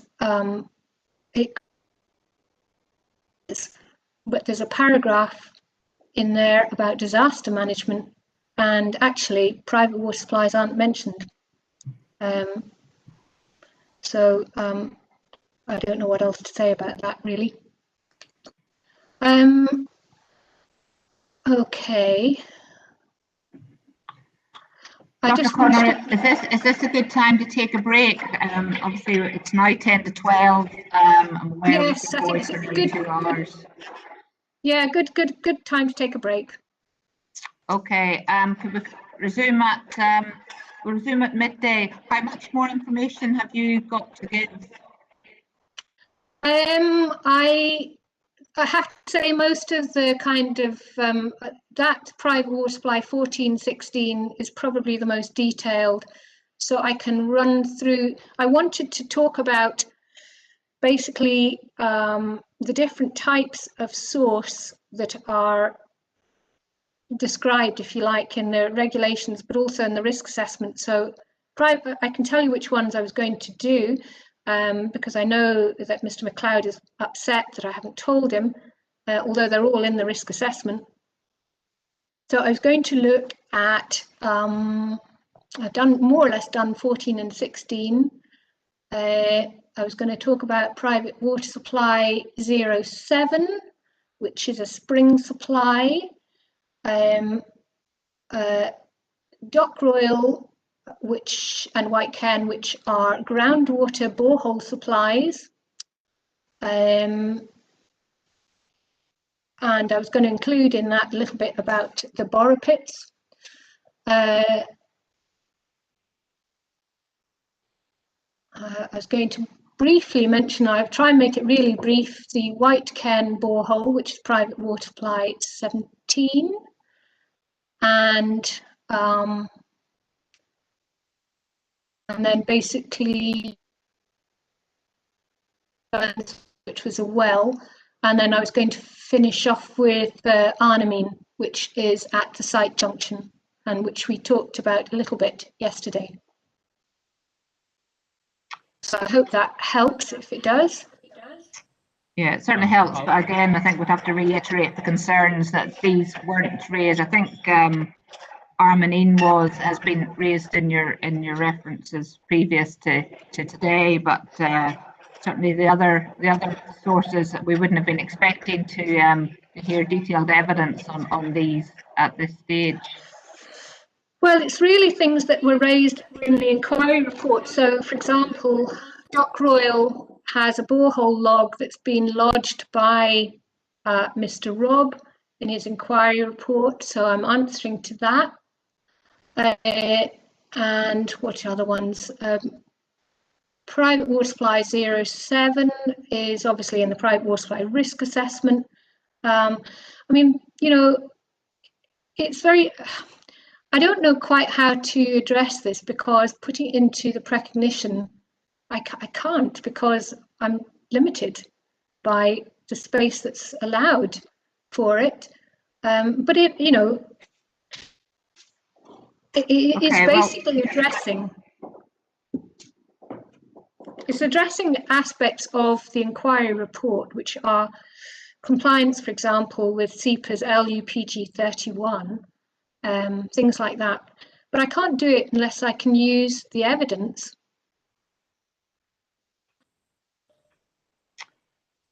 Okay, well, do you want to comment on that, Mr. McLeod? I share your concerns, ma'am. I mean, I appreciate Dr. Connor's point about the word limit on the precognition. All parties were working to that word limit. A lot of the evidence that Dr. Connor has given in the last half hour or so has related to the original environmental statement, the application and so on. And I've not objected to that. I could have done on the basis that she hadn't set all of that out in writing, but that's information that's been in the public domain for getting on for 2 years. What we're talking about now is some issues that Dr. Connor, I think, intends to raise for the very first time this morning. And if she'd intended to raise specific concerns about the types of water supply and so on, she should have flagged them in her precognition. I'm at some disadvantage now because I haven't had the opportunity to discuss what Dr. Connor's concerns might be with my witness. He's had no notice of what her concerns might be, and that is the point of the precognition. That's the point of the inquiry procedure. Okay. Thank you for that. Mr. Campbell, you want to come in? I don't need to come to Dr. Connor's assistance. She's quite well able to look after herself. But can I remind you, ma'am, that this is a discretionary matter for you. And what this inquiry process is doing, and the clue is in the examination, is looking at the environmental information which is available to all of us at various stages in the process. It is the wrong test to apply to ask yourself, is it in the inquiry report? With respect to Mr. McLeod, that is the wrong test. Mr. McLeod has the advantage of having acted for the applicant since day one. And so he has an overview, better than any of us, of all of the environmental information. Third parties with limited resources come to inquiries like this to do their best and comment intelligently upon the information. And if it wasn't intelligent or intelligible, you would have stopped it by now. This is for your benefit, ma'am, and for the benefit of the rest of us. I don't say this in support or in detraction from Dr. Connell, or indeed on behalf of the council. Simply as an advocate, this needs to be a wide-ranging exercise consistent with fairness. Okay, thank you. Mr. McLeod. And Mr. Campbell has hit the nail on the head at the end of his submission there. The issue is fairness. No one is suggesting that evidence should be excluded from the inquiry. All that I am suggesting is that the evidence should be given in accordance with the well-understood procedures which you've set out following 2 pre-examination meetings and a number of procedure notices that have been issued to all parties, including Dr. Connor. The final point that I would add, although I don't expect any sympathy for this, is that Mr. Campbell is wrong. I have not been involved in advising the applicant since day one in this process. I became involved in this process very late in the day due to Mr. Innes's non-availability. And I'm not suggesting that my late arrival at the party, as it were, should be a factor to be taken into account. But the point is this: I have not had fair notice of some points which Dr. Connor appears to raise or wants to raise for the first time today, and I have not had an opportunity, therefore, to discuss them with my witness. And that is a matter of fairness. Okay, I think it's a good time to take a break. It's been a full morning. What we'll try and do is we'll take a short break now, and then hopefully we can try and finish Dr. Connor's evidence in chief before we stop for lunch. So I'd ask Dr. Connor if you can keep it as concise as possible. If there's matters you refer us back to your written evidence, and we can source that there, but I could ask you to be as concise as possible so that we can get on to the cross-examination. So it's 5 to 12 now. Can we come back at 10 past 12? Okay, thank you.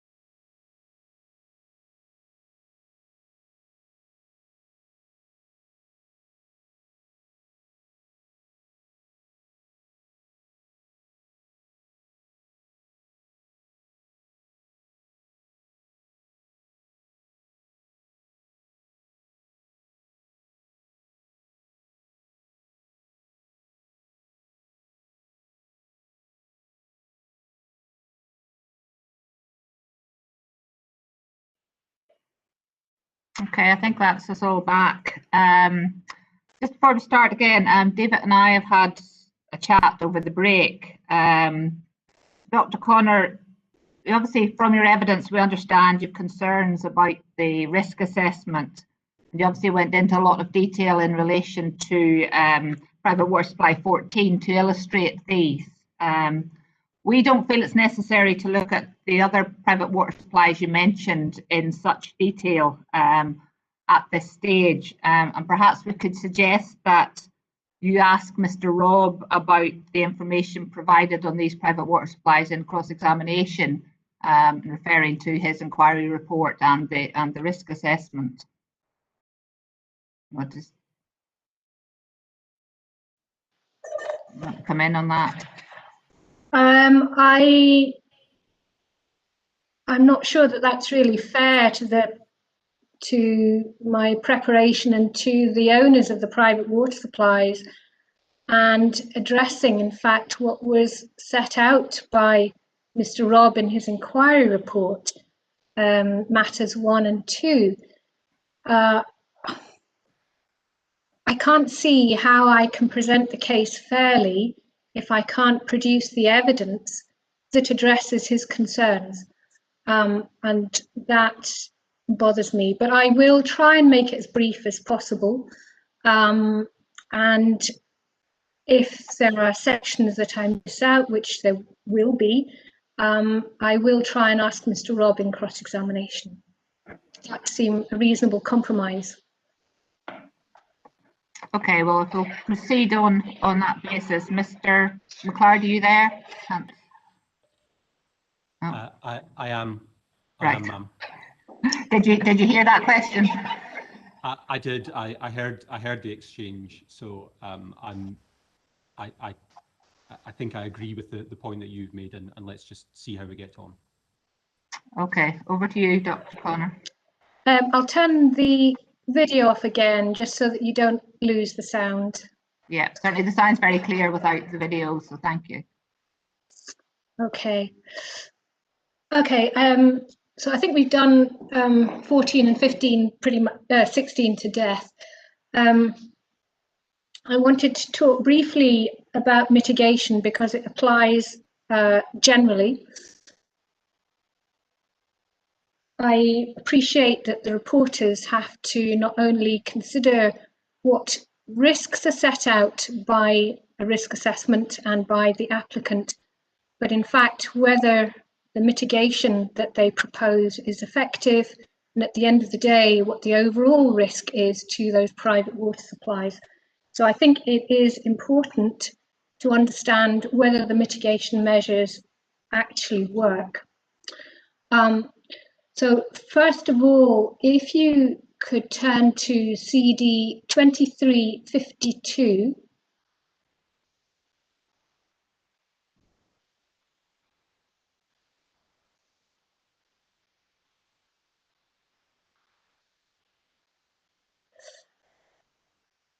Okay. You'll have to tell me if you're there or not. Sorry, I was on mute. Yes, I've got that open, thanks. Okay, so this is Planning Monitoring Officer's report for March 2007 for Whiteley Wind Farm. I think in general, people have no idea what happens in wind farm construction, the reality as opposed to what happens at this point, which is at the planning kind of stage, consenting stage. So this was evidence which came about in front of, before an inquiry into Whiteley 3. That's how I have this information. If you could turn to page 78, electronic page 78.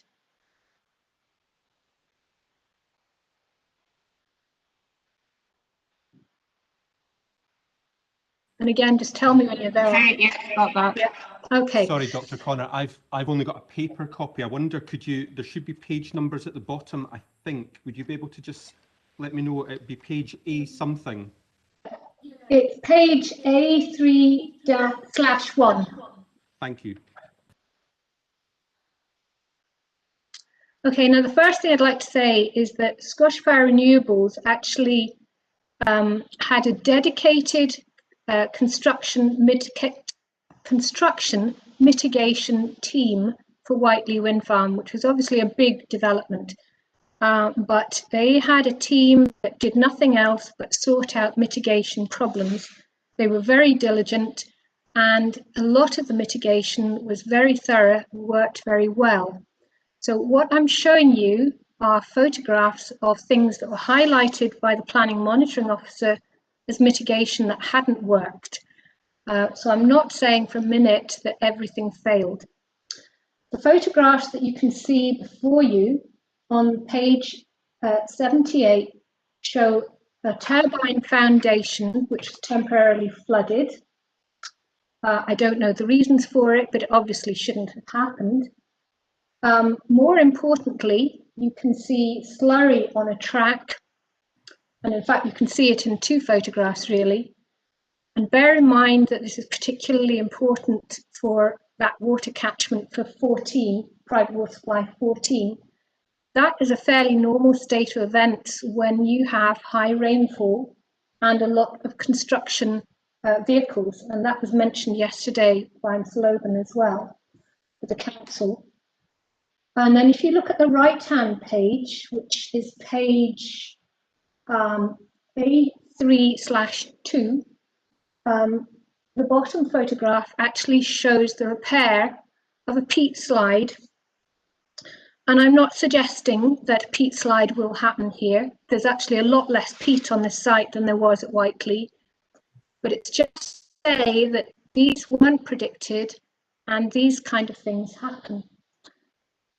Next, I'd like you to go to CD 2350.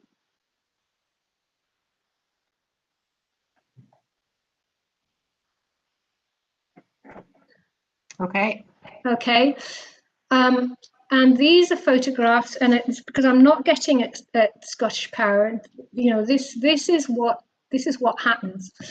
So this is Viking Energy development, which is currently going on in Shetland.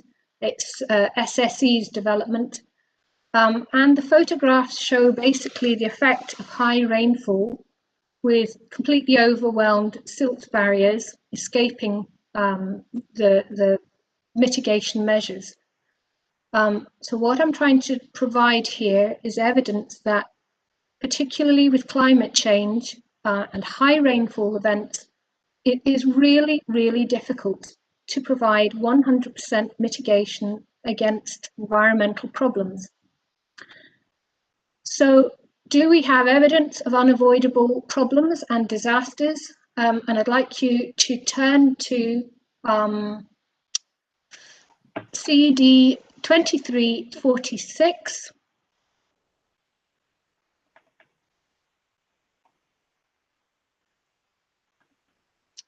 Okay. And I've highlighted sections in yellow to make it a bit easier to see. But what you can see there, this is actually an environmental information request that was sent to SEPA. It's for 1 year only in 2012, so I appreciate it's historic.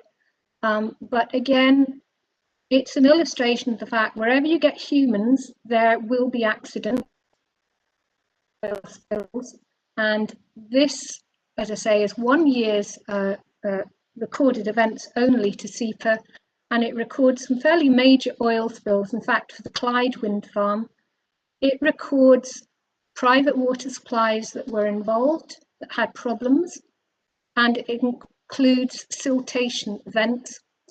And I say it's fairly obvious, I've highlighted the relevant bits.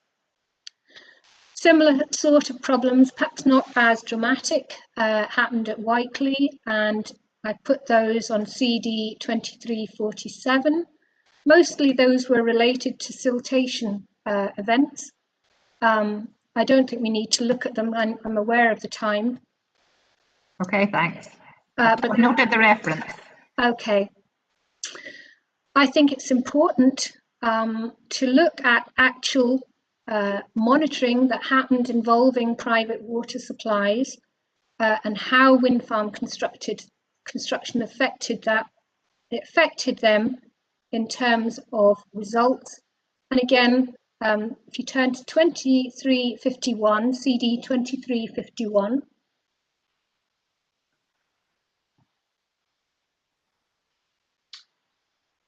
and this again is a planning monitoring officer's report for Whiteley Wind Farm for August 2008.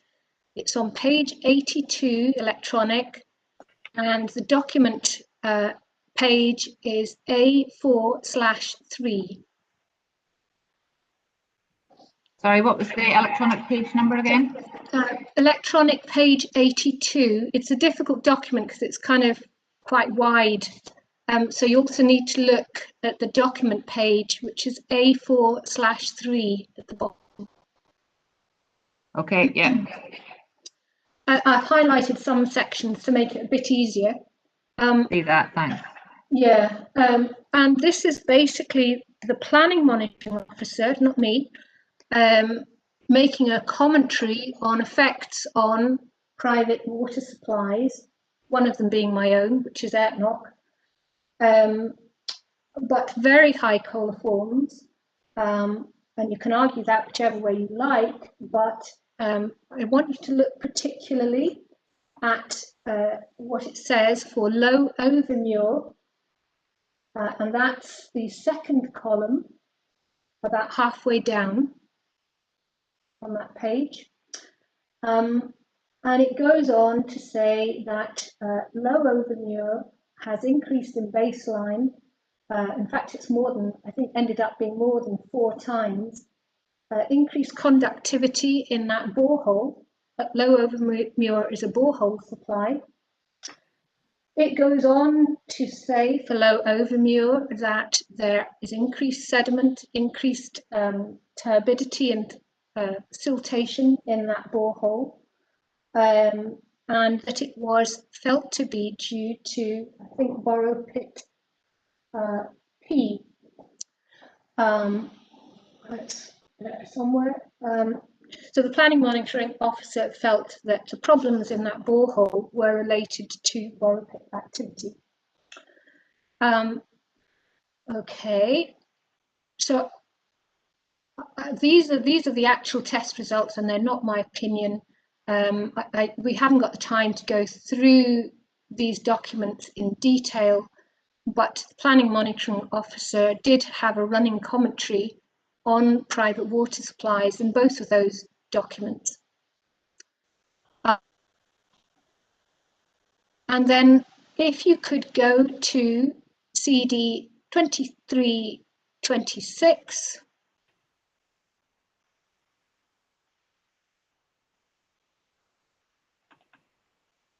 Okay. This is a personal account from residents, from a lady actually at the Arecleoch Moor wind farm in Argyll. And I've included this because it basically recounts the impact of what happens when a private water supply is destroyed. And I think it's very compelling evidence from this poor family who are out of their homes for 2 winters running, basically because they didn't have a private water supply. I spoke to a man called Martin Mathers, who was then Scottish Power's onshore wind farm director. And he told me that Scottish Power put in a public water supply for this community of 17 houses from 5 miles away, and they wished they'd done it sooner because they had basically 2 years of problems trying to remedy what had happened after this community's private water supply was destroyed by the wind farm. There is other evidence, and again, I'm very conscious of the time aspect, so I will give you the references. It's the Whiteley evidence of CD 23.36, and that's paragraphs 429 to 451. Okay, thanks. So if you just make a note of it, and Yes, CD, yeah, CD 23.41, page 4, paragraph 4, and that's inquiry evidence from one of Natural Power's directors at the Snedden wind farm inquiry, and he describes their company as putting in 9 replacement boreholes for wind farm-like construction activity in putting the grid, Southwest Scotland grid interconnector. So again, it's just basically evidence that private water supplies are impacted by wind farm construction, and that best practice mitigation does not always work. Okay, so I will try and gallop through some of this other specific private water supplies. As I said, I did mention before, and I don't think the disaster management which is required under the environmental impact regulations. I have a reference for that, which is CD 1.2, volume 2, chapter 2. It's called Other Issues, and it's 15.10. And it basically has no mention really of any disaster management for private water supplies. Okay. Okay, thanks.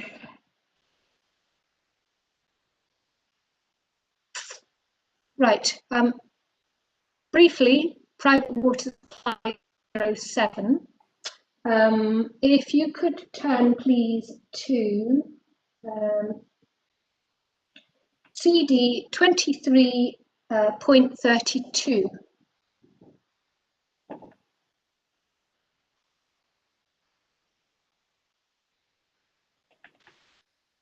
Okay. Okay, what I've done here is to actually use the maps that have been provided by SLR, by Mr. Rob in his environmental report.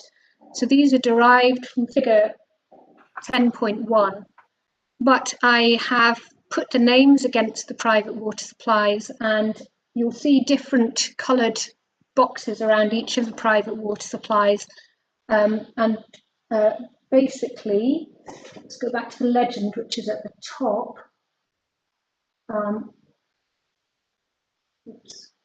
A borehole is circled in purple.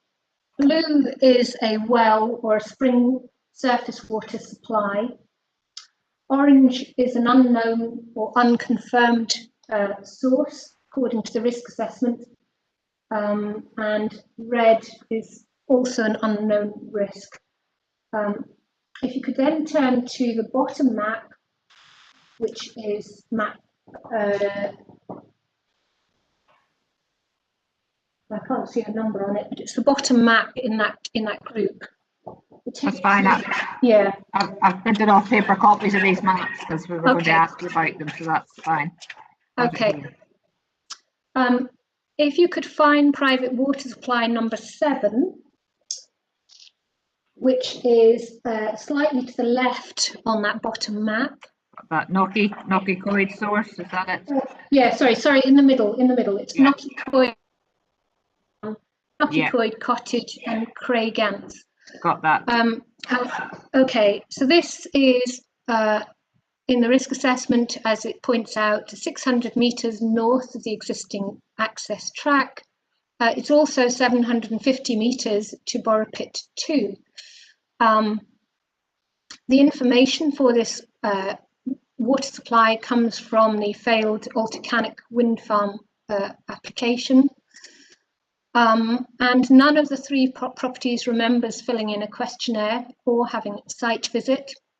But there was a site visit with the date recorded as being the 12th of April 2019 in the risk assessment. So presumably it was unaccompanied and nobody knew about it.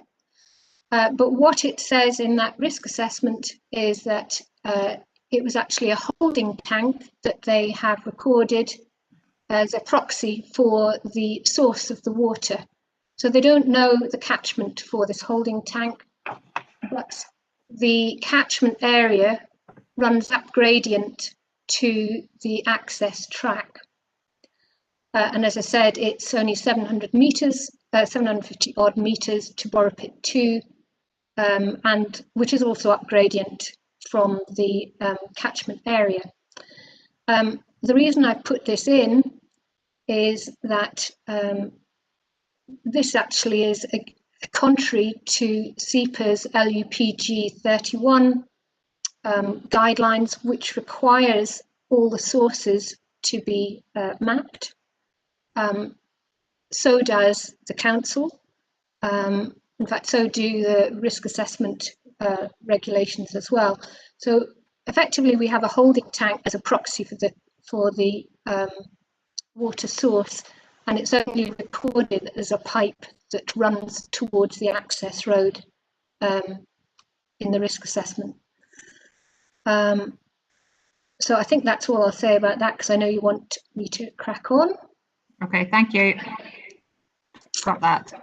Okay, I don't know whether you want me to go to the SEPA LUPG 31 specifically, or whether you will look it up anyway.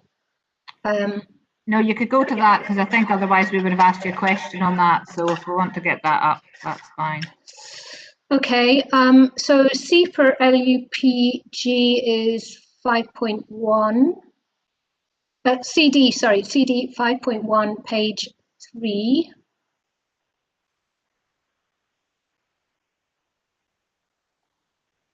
Okay. And at 2.7, it says it is critical that it is the actual source of the abstraction and not the property that it supplies is identified. And for that, it's also the holding tank as well. But it's the source of the abstraction that is important. And then it goes on and it lists in under 2.9, the following information for each identified water supply source should be submitted. Source location, which should include the national grid coordinates, the source type, whether it's a spring, borehole, etc. The use, domestic water supply for house, water troughs for livestock. Well, we've been over the use before. That's not included. And the abstraction rate, and by that it means the volume. It says this could be estimated from the number of people / animals using the supply, etc. And the final point, the nature and intent of the abstraction is there potential for contaminants to enter the supply via overland flow. So that's within the LUPG guidelines. It's not in the legislation under the drinking water technical guidance. They have no, I mean, you know, we don't know what the use is, although I do understand that one of them is a holiday home, but I don't know if it's let, which would then mean that it was commercial. Dr. Connor, can I ask you a question about this? It was one we were going to ask anyway, I think. So, so we're at 2.6 here of that guidance, yeah, or you took us then to 2.9, but 2.6. Can you see that? Yep, sure. Just to go back to.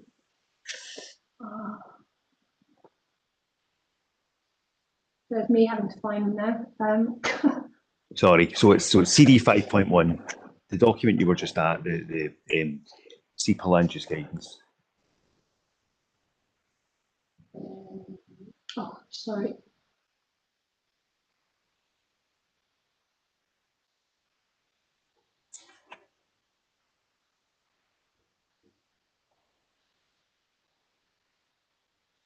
Sorry, I've got a very clunky.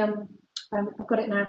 My other laptop with the documents is a bit ancient. Sorry. Sorry. Okay, so do you have that? Do you have paragraph 2.6 of that there? Yeah, I'm Okay, just there. right. So groundwater abstractions is the Yeah. subheading, and then it said all groundwater abstractions within the following distances of development need to be identified in order to assess risk, and then it gives the two buffer zones. Okay. Yeah, yeah. And then at 2.9 it says the following information for each identified water supply source should be submitted. Now, our reading of that is that only relates those bulleted list of requirements for in SEPA's guidance at least only is intended to relate to those water courses within the buffer those for the infrastructure for where there are water courses which are inside those buffers. That guidance is not, as we read it, asking for that information for water courses out with those buffers. Now, I appreciate you might not agree with that approach, but isn't that the way it's supposed to be read? SEPA's not asking for that information for abstractions out with those abstractions which are out with those buffers. You're quite right. The issue here is that for private water supply 07, what we have that's mapped is not the water source, it's a holding tank. What has been described in the risk assessment is actually a groundwater source, but we don't know where it comes from. So the guidance does apply because it's a groundwater source. It's not coming from a stream, it's not a surface water abstraction, but we don't know where the source is. All we know is that there is, from the description, a pipe that's running towards the access road, and it's already 600 metres from the access road. I mean, only 600. The reason it's important is going back to yesterday, Ms. Logan said that many of these private water supplies are historic. The sources are often unknown, and speaking from personal experience, our water supply has 3 miles of distribution pipework, and we have no idea where the source is. So it can be very difficult to identify the source, and particularly when it's a groundwater source. But there is no indication to say that this particular source is not right next to the road or could even be under that road. And we've heard about, for this particular wind farm, how there will be particularly heavy construction vehicles. And I know, for example, that these massive turbines have vehicles that have 12 tons per axle. They are extraordinarily large and heavy vehicles. And these were originally designed as forestry roads. So without knowing where the source is, you can't protect it. Okay, that's fine. I understand. It's maybe something you can ask Mr. Rob about his conclusions there. Is it okay to move on to the next sure. point? So next I wanted to touch on, and again I will try and make it as brief as I can, the private water supply Dock Royal, which is private water supply 11, and the borehole log for this and discussion has been included in the inquiry statement, so I think it's reasonable for me to address this here. And I'm just trying to bring this up again. If you could bring up the map again in CD 2332.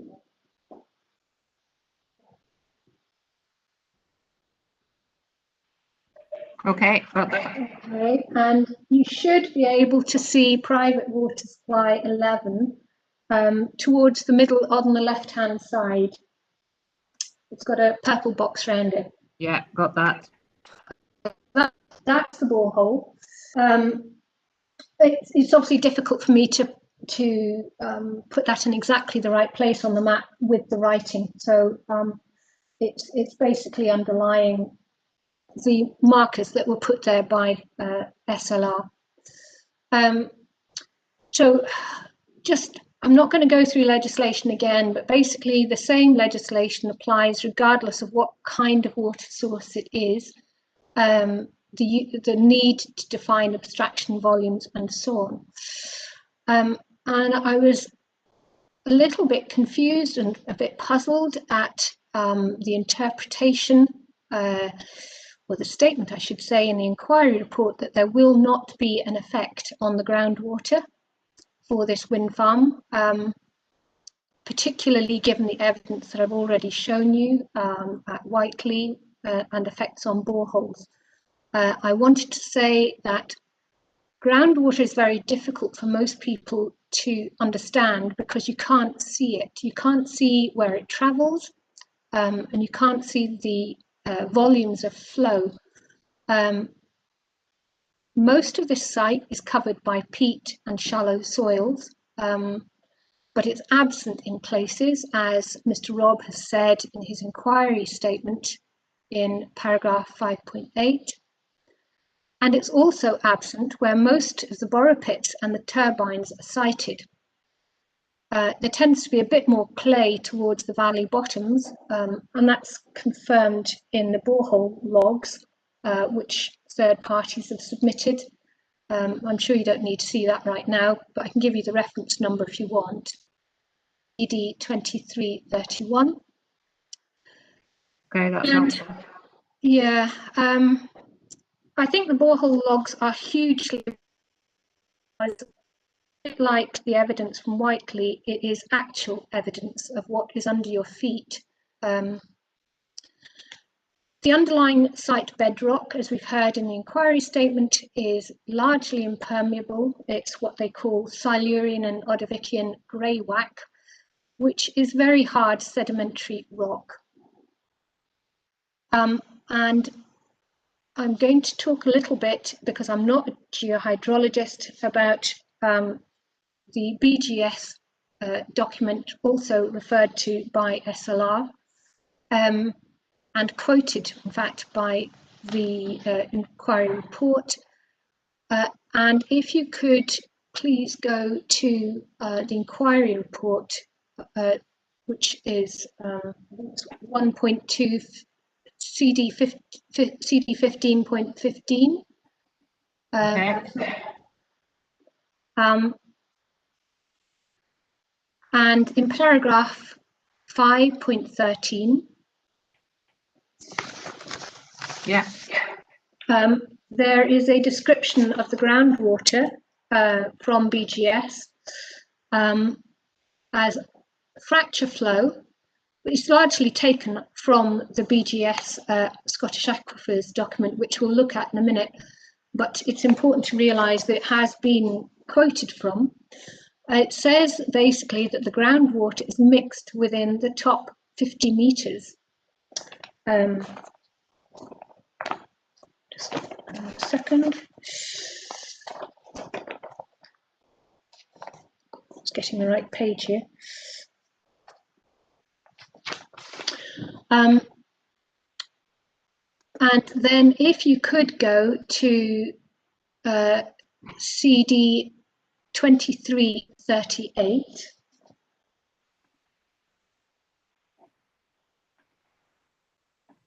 Okay.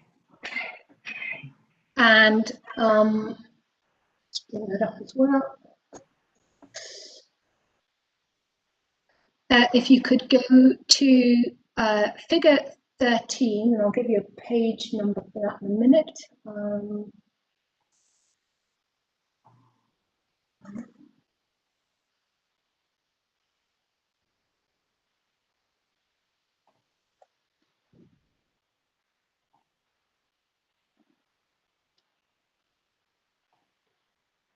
I haven't written the page number down.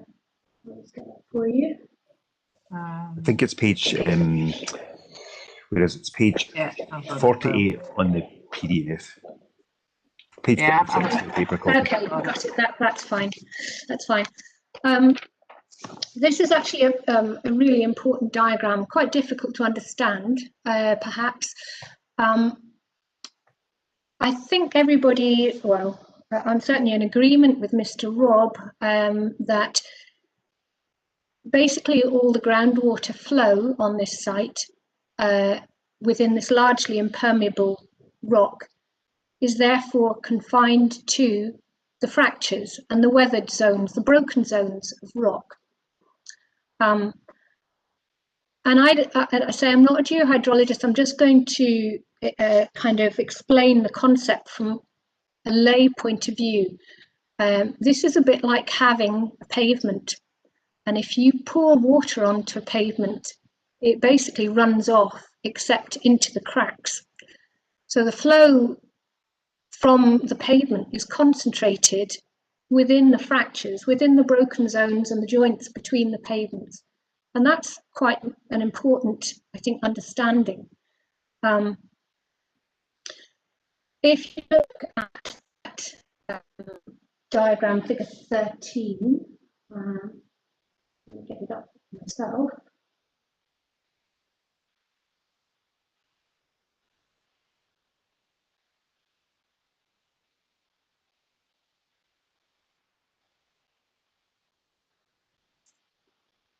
Sorry, I'm struggling here with clunky computer here.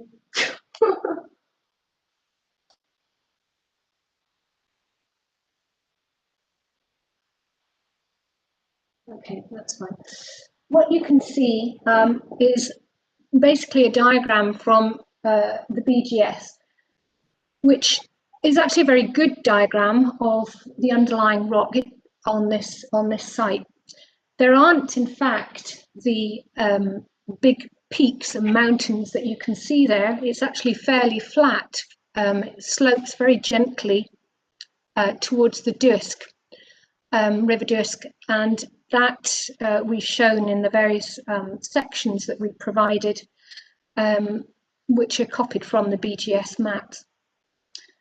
What that diagram shows in particular is the rainwater falling on what is largely impermeable rock, but travelling through the fractures, which you can see are the blue lines running through the pink.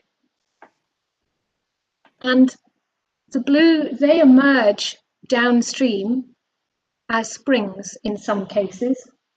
So they come out and they supply both rivers or surface water as recharge, but they also provide springs.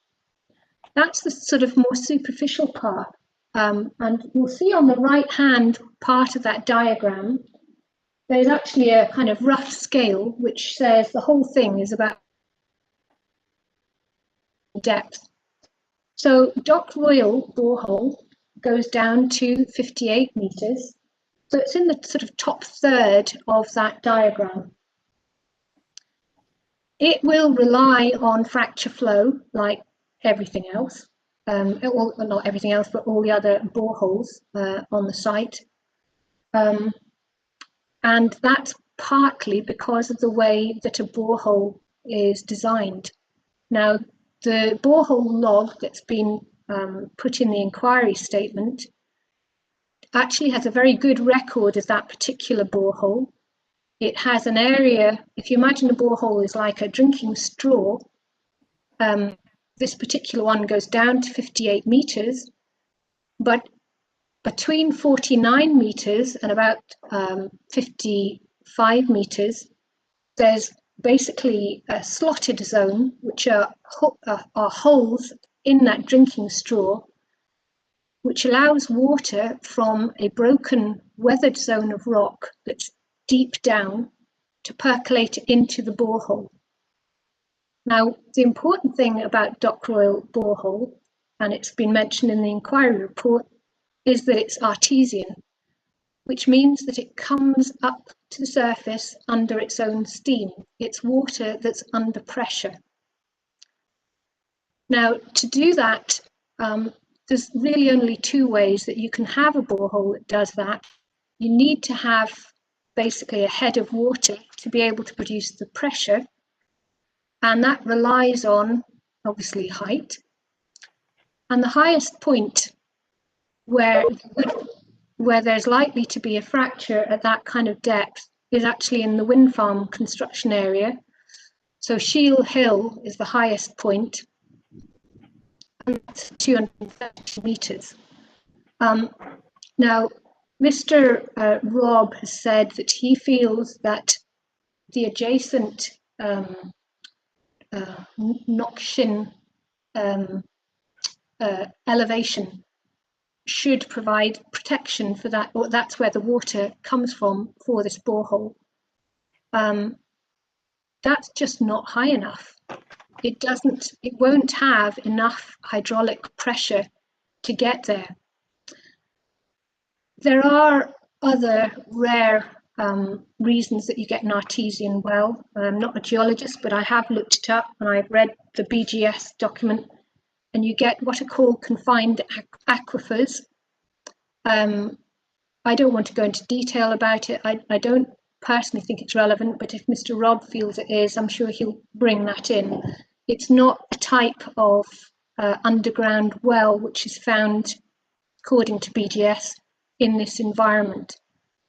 What I'm basically trying to say, in summary, for Dock Royal borehole, because I haven't got time to go through it in detail, is to say there has to be a reason that the water at Dock Royal borehole rises to the surface. And that means that it's coming from somewhere that's higher. And given the nature of this development, those areas of fractures and weathered zones are at a deeper level on the whole than just at the surface. But that's also important. So I think again, it goes back to water catchment zones have not been drawn for the private water supplies in the risk assessment. And it's very difficult to understand when there is no cognizance of the underlying potential pathways as to understand the risk assessment that's been given to all of the boreholes actually on this site.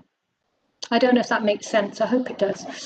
As I say, I was going to do this in more detail, but I'm aware that you want me to press on. Yeah. No, I think we understand the point that you're making. So thanks. Yeah. I just want to make one final point about boreholes in general, and that is the borehole construction is really important. And going back to the drinking straw analogy, one of the problems that you have with boreholes is that if you imagine going to McDonald's and having a slushie, and you know there's pink and green things, and you suck them really hard, you'll end up with basically white ice around your straw, and then gradually the kind of pink and green liquid will filter back into the bottom of your straw. The same is true for boreholes, and to avoid surface water contamination of a borehole, when they're constructed, you basically fill round your drinking water, the borehole itself, with impermeable type cement called bentonite, but that doesn't really matter. What it means is that extraction for that borehole is coming from the fractured zone that it's tapping into, rather than the surface water around the borehole. That's how the boreholes should be designed, and I'm assuming Dock Royal is no different. It's got quite good detail. It effectively means, for example, that the one borehole that did have a catchment area provided in the inquiry report, which was for Wood Park. I don't know if you want to go to that, but that's CD 1515. It didn't have a water catchment in the environmental report, but you'll see that it's a very small catchment area that's based on surface topography around the borehole. What page are we looking at? So that is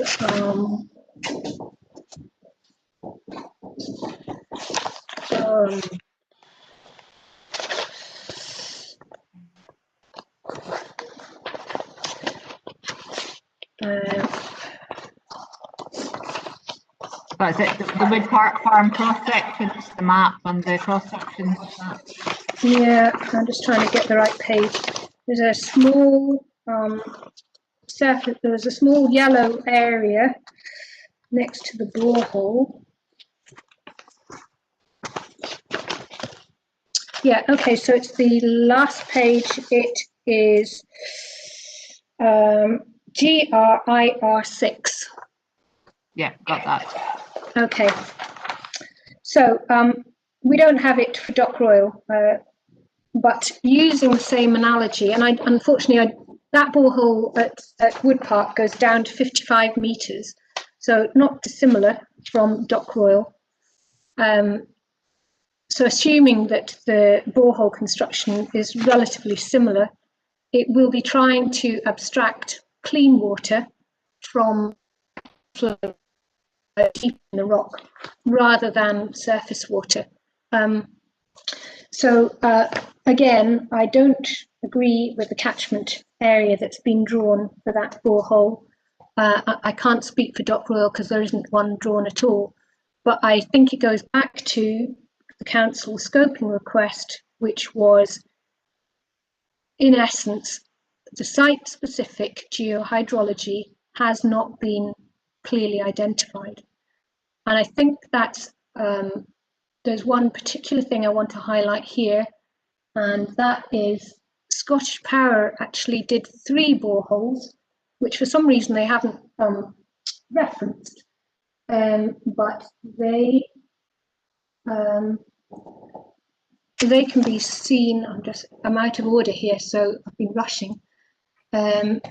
It is CD 2331.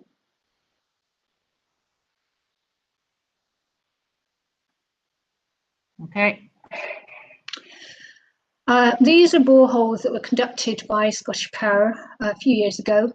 And these boreholes can be seen located on CD 2328.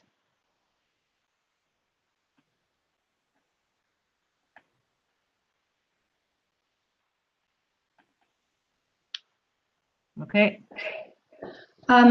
The point of these boreholes is, and I know they're handwritten, but they quite clearly describe the bedrock strata, which is folded, which is like the BGS diagram in figure 13. Sometimes that's almost vertical, and it's very fractured.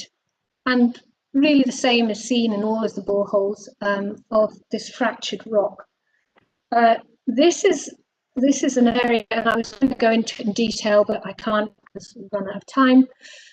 But this is an area that basically potentially connects towards the White Cairn borehole. And again, the reason I'm bringing it up is because it is a pathway that hasn't been considered.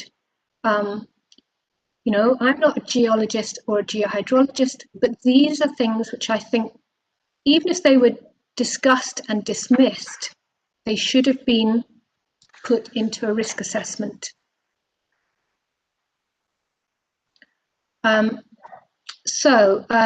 Okay, I'm going to move on simply because of time.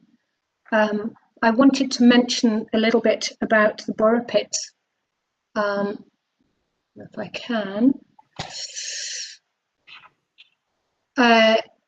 Because this has been raised yesterday as a risk to private water supplies, and I have provided you the evidence that borrow pits have affected previously boreholes. If you could go to CD, is it 1.3? It's the technical assessment 10.5.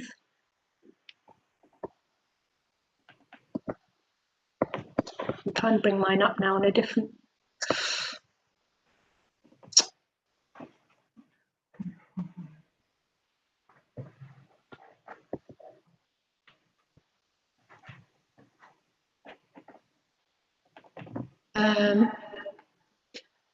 It's CD 1. No, it's 1.5.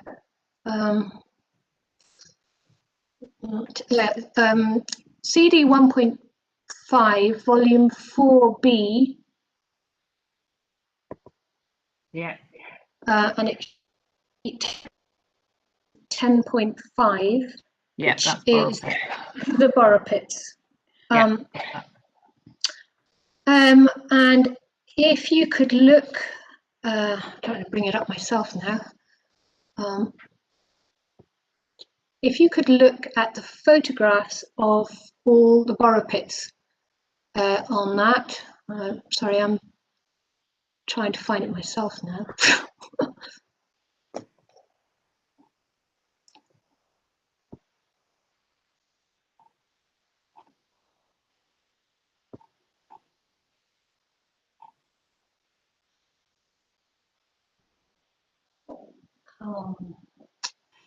Okay, I've got it back.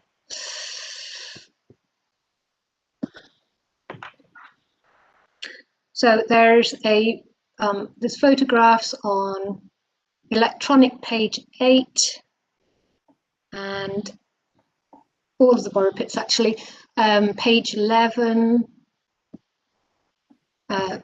page 12 and so on.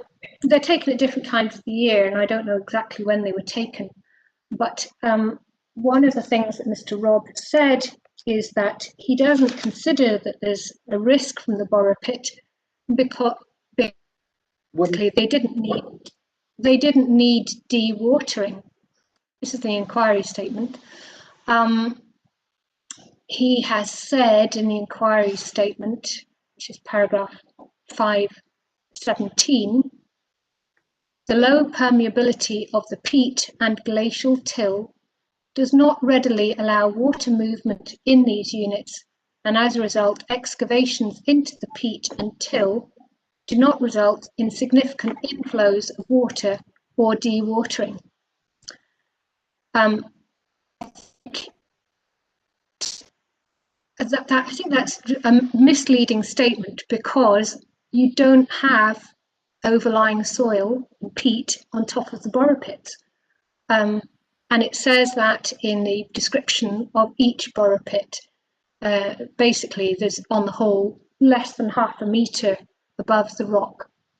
And for each of those Boropits, it also goes on to describe fractured rock and weathered rock. So each one of those Boropits is essentially on top of potential pathways into deeper groundwater. It goes back to my analogy about the pavement. So if there is no need for dewatering, and you've seen from each one of those photographs that there isn't any water in any of those Boropits, and we know from the hydrology chapter that there's over 2 meters of rain in this area, so where has all that water gone? It's basically drained through the bottom of the Boropits, and that's why it doesn't need dewatering. It's not like the photograph I showed you from Whiteley Wind Farm, where you've got a large pond in a turbine foundation. Whatever you put in that Boropit is draining out through the bottom. So leachate is actually really important. And as I said, that's basically soluble chemicals, pollutants, and so on. And the Boropit document that you're on describes how there will be rock crushing machinery in the bottom of the Boropits, as well as blasting in each of the Boropits, which is a very high risk activity.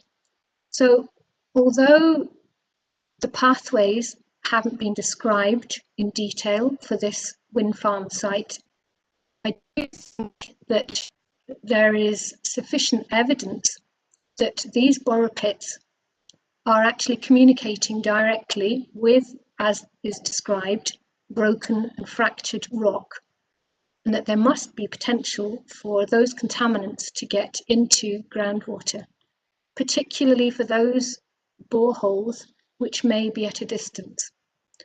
And again, I haven't got time, but it is referenced in the small water treatment guide, which is documented in my list, that groundwater abstractions at a distance of several miles may be affected. And it goes back to the fact that the fractures are unpredictable. You can't know what's in them. And so you have to assume a high level of risk in terms of the pathway. And that's about all I was going to say about borrow pits and private water supplies. And I am going to finish off, you'll be very glad to know, and I say, there are a lot of private water supplies I was going to look at more details and other boreholes, which I think are at risk because of the geological maps that have been provided.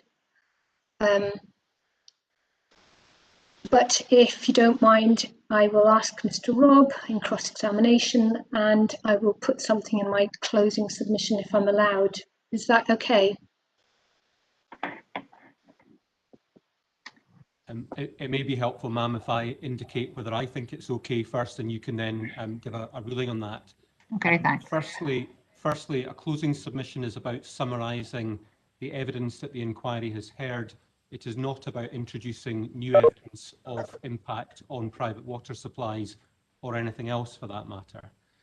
Secondly, so far as questions of Mr. Rob are concerned, I am content to allow Dr. Connor to ask him questions about the geological and hydrogeological factors that we've discussed this morning. I do reserve the right to object to questions about specific private water supplies that Dr. Connor has not raised concerns about in her written evidence for the reasons that I've given earlier, because it simply does not give Mr. Rob fair notice of the issues that, her client originally claimed would be raised. It's simply not acceptable, even for a layperson, and Dr. Connor is experienced in inquiry procedure, but it's not acceptable for any party to be raising issues with a witness for the first time that have not been put in detailed written evidence in advance of the inquiry commencing. Can I come back to that? Yes, Dr. Connor. You've basically kind of gone round in a circle there, because you said that I can't bring anything up in my closing submission that is not discussed at the inquiry, which means I then have to go through each, the evidence that I've got. So I'm trying to accelerate things, which is disadvantaging third parties and not producing the evidence that is required to address matter 1 and matter 2 in the inquiry report. And by doing that, I'm not allowed to address it in the closing submission.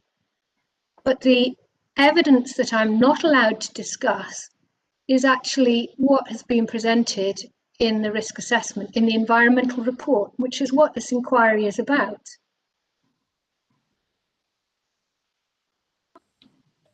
Well, sir, ma'am, David, you have my submissions already. I think you understand my position. I would not have taken issue with any of the questions that Dr. Connor raised this morning had she put them in her inquiry statement or her precognition. The point is simply one of fairness and procedure, and I think you've got the point from me, hopefully. Thank you, Mr. McLeod. David, have you any thoughts on this?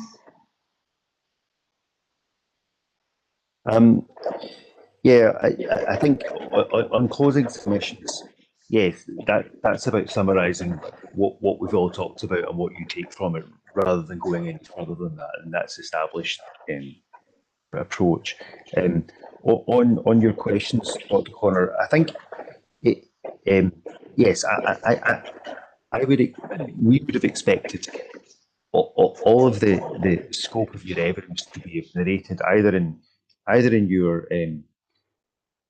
hearing statement, which was prepared in the full knowledge of the risk assessment, or else for stuff that came up, for material that came up subsequently in for example, Mr. Robb's own hearing statement, then your precognition can pick up aspects of that. It is difficult to deal with it at this stage. However, the points you made in particularly in relation to the PWS 14 to 16, and then really in the others, the points you're raising or the questions you're raising about methodology, and it seems to me, if the questions you have of Dr. Rob, or Mr. Rob, are about how he's reached his conclusions and the soundness of those and the basis for those, then those are probably going to be fair questions, because your evidence up to the date point in general terms has been making those points. That's the basis of your case. That there's not that the evidence falls short, if you like. I think if we start to get into very detailed questions about each individual private water supplies, which Mr. Rob couldn't have foreseen you asking up until this morning, then that's where the difficulty arises, because he won't have a fair chance. That's why we asked for 2 weeks in advance between precognitions and the first session. He might not have a fair chance to respond, and equally, Alison and I won't have had a chance to know exactly what you were interested in, and we might have subsequent questions, but we wouldn't have had time to prepare, to think about your evidence, and then ask you those questions. So that's the, I don't want to preclude you from raising relevant evidence. It's just that the process that we have designed is to allow that to be done at the right time. So I would say that if you can keep those questions to ones of methodology, that Mr. Rob might have expected you to ask him, having seen your inquiry report on precognition, then that's fine. If it goes too far beyond that, that's when it can become problematic. So anyway, that's I think my suggestion is, let's see how it goes after lunch. But I'll pass back to, unless there's anyone else got comments to that, I'll pass back to Alison. Okay. On could I? Sorry. Yes, Dr. Connor, do you want to? Okay. Yes, I do. I think if I'm not going to be allowed to raise this in closing submission, I want to just highlight my precognition at 2.19, which is why existing borehole logs and Scottish Power's own borehole logs and geolocation are not used in conjunction with the BGS maps to identify preferential groundwater pathways towards borehole abstractions. And then I've said, no doubt that will become clear at the inquiry. I think I've made that fairly clear. So as I'm not allowed to raise something in my closing submission that I haven't discussed at this inquiry, I do feel it's important then to look at one more borehole listed in the private water supply risk assessment, and that's private water supply 17, because it illustrates what I said in 2.19 of my precognition. Do you want me to do it now, or do you want me to do it later? No, I think if we could do it now, and then what I'd hope is that we finish your evidence, and then we can have a break for lunch, and that allows Mr. McLeod to do any further preparation he needs for his cross-examination over lunch. So if you want to give us your evidence in relation to private water supply 17 now. Okay, and then as I am going. Apologies, just before you do that, can you just remind me which one private water supply 17 is? White Cairn. White Cairn. So again, going back to the principle, I completely accept that Dr. Connor has referenced Scottish Power's own borehole logs and has asked why they have not been used, and have said no doubt that will become clear at the inquiry. I have discussed that with Mr. Rob, and Mr. Rob will provide an explanation for that. What I'm not clear about is where White Cairn features in any of their written evidence, and what notice we've had of that. Well, you've had it in figure 10.1 of the risk assessment. It's your own map, or you can use our one, which I referenced earlier, which is perhaps a little clearer to see. The the whole point goes back to what I said in 2.19, which is potentially preferential groundwater pathways. And I'm not being allowed to expand on that. So I just think this is not examining the evidence and the information. And I just think it's a disservice to third parties. I understood that was what an inquiry was about, was to examine the evidence. And the evidence is what is presented in the environmental assessment report. I think as David tried to explain previously, it's not about preventing you raising any of these points. It's just the time which they've been referred, which they've been brought up. So that it hasn't been clear to the applicant that PWS 17 was going to be raised today to enable the applicant's witness to prepare for that. But if you feel that evidence is directly relevant to Rules Regulation 2.19, then I'm happy to let you. Thank you, ma'am. Okay. Right. So if you want, the location of private water supply 17 is on figure 10.1 in the environmental report, or the map that I gave you earlier. The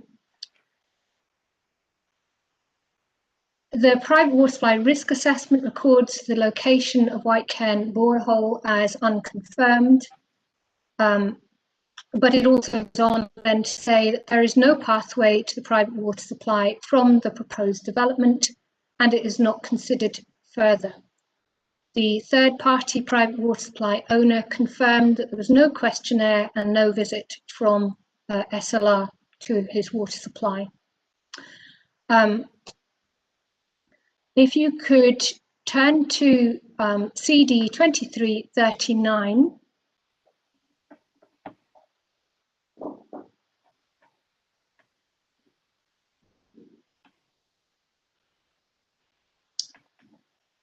And I'll give you a page.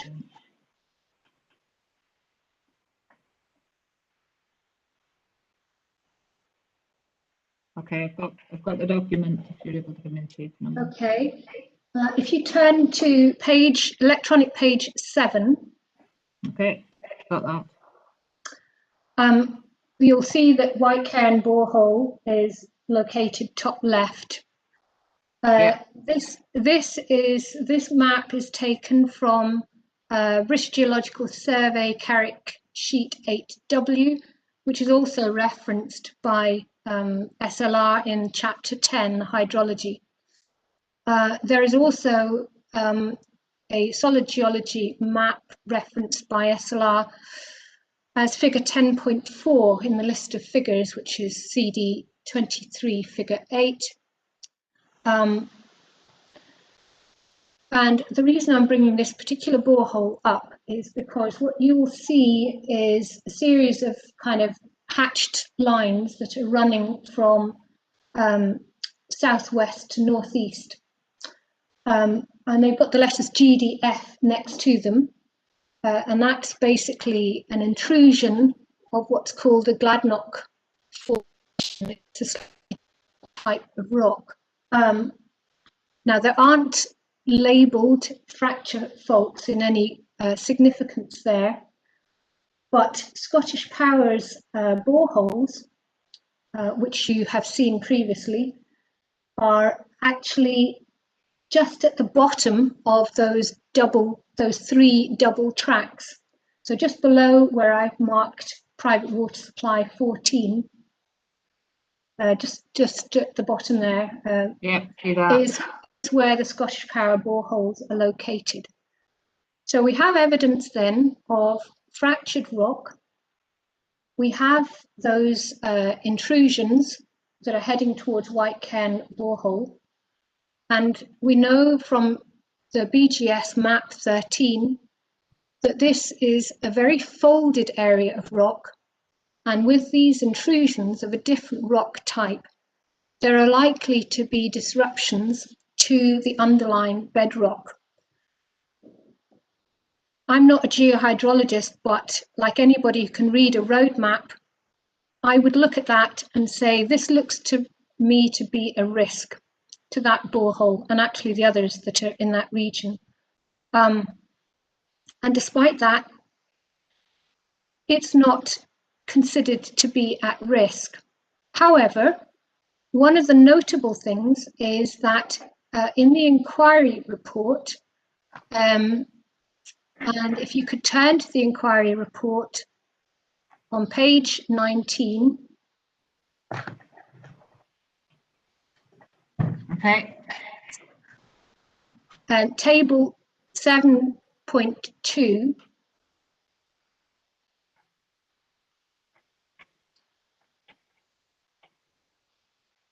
I have 7.3 on page 19. Okay, is that I haven't got it up in front. Is that the table of the various? Should have White Cairn listed.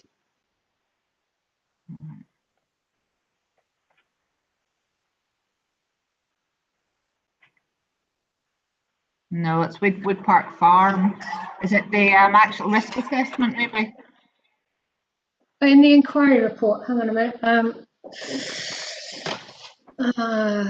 This is Mr. Robb's inquiry report. Yeah, it's on page 16 of the paper copy, which is the table. The table goes in between pages 15 and 16 of the paper copy. So it's yeah. Yeah, it's the top of page 16 on the. Right. Okay. In essence, the risk assessment or I should say not the risk assessment, the pathway has changed between the environmental report as being there is no pathway to now being unlikely that there is a pathway. So that has changed between the two documents. There is, as I said, for the other boreholes, no water catchment zone that has been drawn.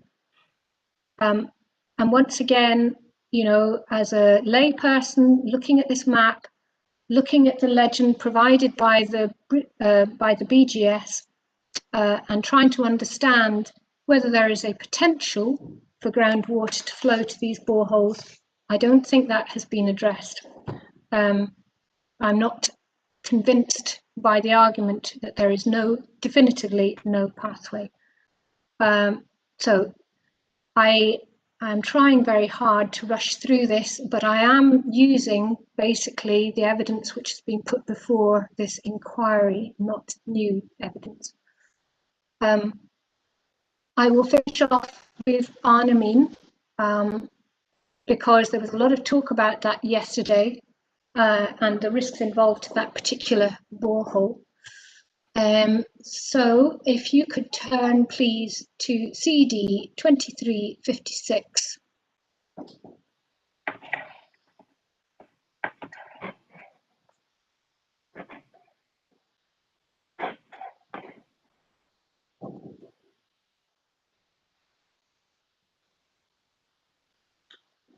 This one isn't on the memory stick, so I just need to load it on a different. Sorry, now my machine's going slow.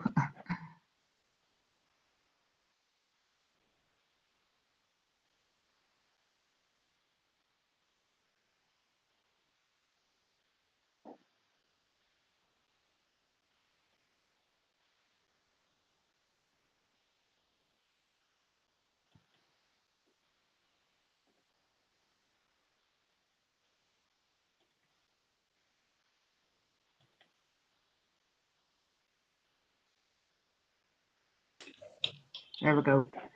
Okay. Okay. Yeah, thank you for your patience. That's all right.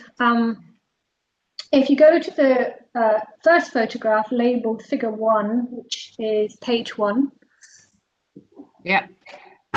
I think there's been a lot of difficulty about actually locating the water source, and certainly the private water supply risk assessment describes that as within 10 metres of the access road.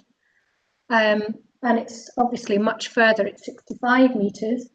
The owners have, I presume, done a drone kind of picture, but it's very clearly where the well is and the distance from the access road.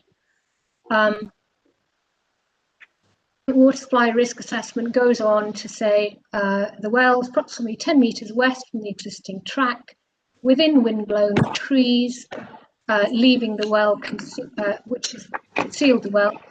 The approximate source location illustrated in figure 10.1, which is the general private water supply map that you had. The well enclosure structure has been destroyed by fallen trees. The groundwater catchment to the spring is likely to extend to the south and beneath the proposed access track existing, in brackets. Resident has commented that quality of the source has historically been affected during forestry operations. Again, the questionnaire in Appendix 2 of the inquiry report doesn't seem to bear much relationship to what has been put in the risk assessment. The current owners, and they've only been there since February of this year, were certainly not aware of any questionnaire, although that would have happened before their time. The environmental risk assessment provides no information on water use or demand. It talks about a laundry, but certainly has no relevance to the present use, which is commercial. So this is a private water supply covered by the 2017 regulations in terms of risk assessment and monitoring requirements. And we haven't had time to talk about monitoring requirements, but that is one of the things that the EIA regulations require to be before the reporters.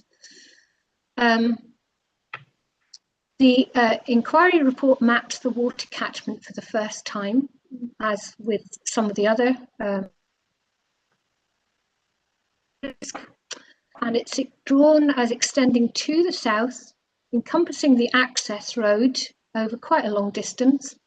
And the access road, of course, is porous. It's not a tarmac road, and it's drawn in the access road technical assessment as having drainage ditches.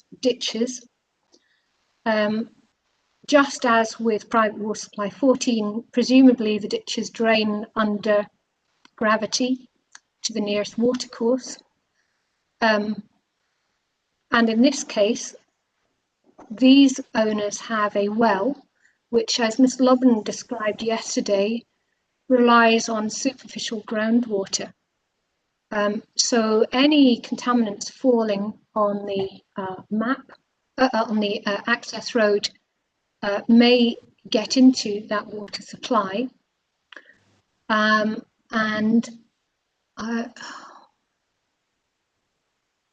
If you could just turn to CD 23.18.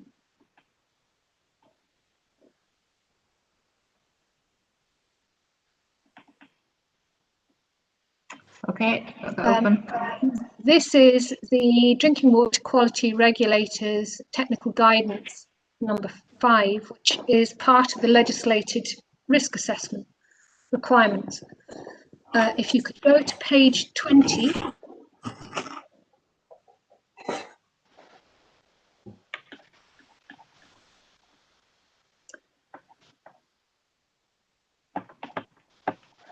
Okay. And what you'll see is a photograph by the Drinking Water Quality Regulator of what they consider to be a high risk situation is for a water source area, which is sump oil on a road. I cannot see how Arnhem can be regarded as low risk. You have, as we heard yesterday, not only Arecleoch extension HGV vehicles in huge numbers, which are carrying not only wind farm components, but diesel, etc., and forestry, which hasn't been included, but you also have Chamorro. This will be a very high traffic road. It's a porous road, and the Kemp that was talked about yesterday in planning conditions requires there to be wheel wash facilities. SEPA's guidance is under the car is that these are not within 50 metres of a watercourse. So if you look at the road junction in figure 1 that you were looking at a moment ago at Arnhem, you'll basically see that there isn't the space to actually physically put a wheel wash between the A714 and the Weeb Bridge. So you've got to then put a wheel wash facility that is heading really pretty close to the water catchment area for that private water supply. So I think it's very difficult to ignore the drinking water quality guidelines, that this is a high risk. There has been specific mitigation that has been specified for this particular water supply, and I think it's helpful to run through that because that's important to this inquiry. The mitigation measures, which is in private water risk assessment towards the bottom for private water supply 02 Arnhem, they will limit traffic speeds and they will enforce the traffic speeds. Well, it doesn't say what the speed is going to be, but that doesn't actually reduce the risk. In fact, it probably makes it worse because you've then got HGV vehicles in low gear travelling even more slowly over a sensitive area. So I can't see how that particularly helps.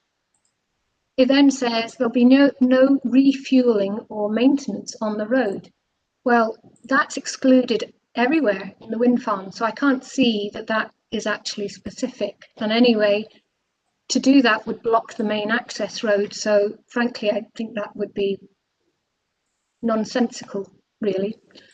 Then it says there is unspecified traffic, then it says that the traffic management plan to avoid accidents.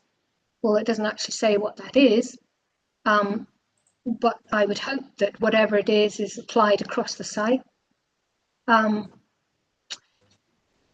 it says that there's no new development planned within the well catchment zone, which is what we talked about yesterday, but we excluded the wheel wash necessity. And the fact that actually the catchment zone refers to the surface profile, and this well has a depth of about 2 meters. So really we should be taking possibly a wider look at more superficial groundwater. I can't see that short of removing the HGV traffic, you actually remove the main source of the problem. And as I said, the disaster management is basically not specified, except for the bottles of water at the site office. There is a requirement under the EIA regulations and, well, under drinking water regulations, that this particular supply should have detailed monitoring, and the monitoring parameters are specified. And that's something which I think, because it's written down, should have been put in the risk assessment. What has been said about monitoring is that SEPA needs to agree it. SEPA don't have any responsibility for private water supplies. And that's been made clear in an FOI EIR request to SEPA. And I can give you the reference for it, but I think, do you want me to give you the reference or do you want me to press on because I'm just about finished? If you press on, because we'll probably come back to monitoring on the conditions hearing anyway, so we can perhaps pick it up then. Okay. Anyway, it is referenced at 2345. Okay. So basically, and I apologise for the length of time I've gone on. I apologise if Scottish Power didn't want me to address the evidence, but it's important to the people who will actually be consuming the private water supplies that may be affected. There is clear evidence from what I've said that many site visits didn't happen, or if they did happen, they certainly didn't happen with the private water supply owners. Those that did happen appear to have been inadequate. Sources weren't properly identified. There is an extraordinary discrepancy between stated 7 returned questionnaires from SLR and the 1 private water supply owner only who remembers a questionnaire. And that suggests that the exercise perhaps should have been repeated. There's no evidence at all that the information said to have been received in the 7 completed questionnaires actually informed the risk assessment at all. There's no evidence that the questionnaires were received or completed by any of the private water supplies deemed to be at risk, with the exception of Lagish. The crucial information on the type and location of all the private water supplies is still missing, even allowing for the updates provided in the inquiry report. And as I've said repeatedly, there is a complete lack of information on the use and demand, which contravenes not only the private water supplies, but also the Water Framework Directive, which I was going to go into. The lack of first-hand information from private water supply owners, relying instead on historic and failed wind farm applications to inform their risk assessment, has really resulted in basically erroneous and incomplete information, which is likely just to mislead Scottish ministers. And as I pointed out in various areas, it is actually contrary to various pieces of current legislation. And lastly, I just want to reiterate that perhaps some of the problems, maybe all of the problems in this private water supply risk assessment, which is part of the EIA environmental report, it's an unauthored document without any evidence of who's written it or their professional qualifications. And in my view, it should be rejected. And that's it. You'll be very pleased to know. Thank you very much, Dr. Connor. Okay, everybody, I think we all deserve lunch. It's 13:37. We'll come back at 2:20. Does that give you enough time, Mr. McLeod? I know you might want a bit longer. Let's go for 2:20, ma'am. If we get to 2:20 and I need slightly longer, I can always ask for that. But I'm hopeful that that will be sufficient time to cover the issues that have been covered this morning. Okay. See you all at 2:20 then. Thanks very much.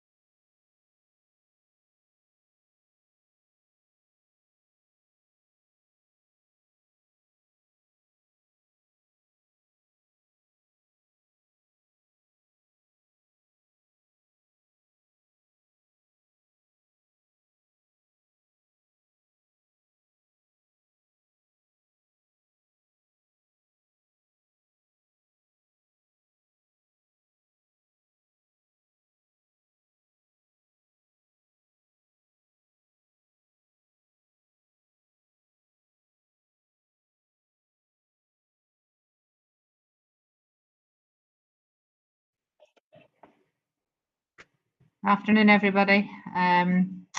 Before we start the next session, David and I were just wondering about any people's availability to work on a bit longer than 4 p.m. this evening to try and sort of get through some further time. Is that okay? Dr. Connor, are you okay with that? My only problems are that I have animals that I have to bring in and look after, so I probably couldn't go on much beyond about 4:30. Okay, well let's do 4:30. At least that gives us an extra half hour. That's helpful. Thank you. What we'll do is we'll take one short break, sort of midway between about 3:30, depending on how we're getting on, just for a short sort of 10 minutes, and then we'll work on to 4:30.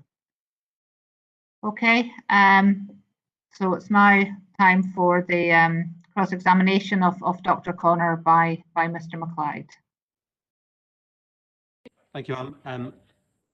Good afternoon, Dr. Connor.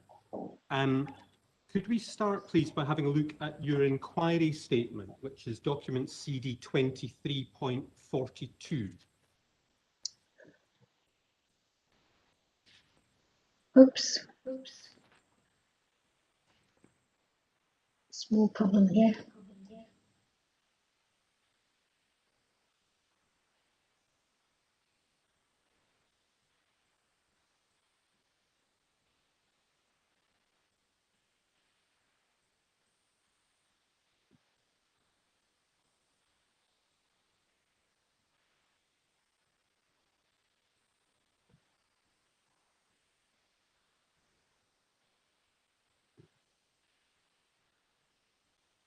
Sorry, slight technical. No, that's okay.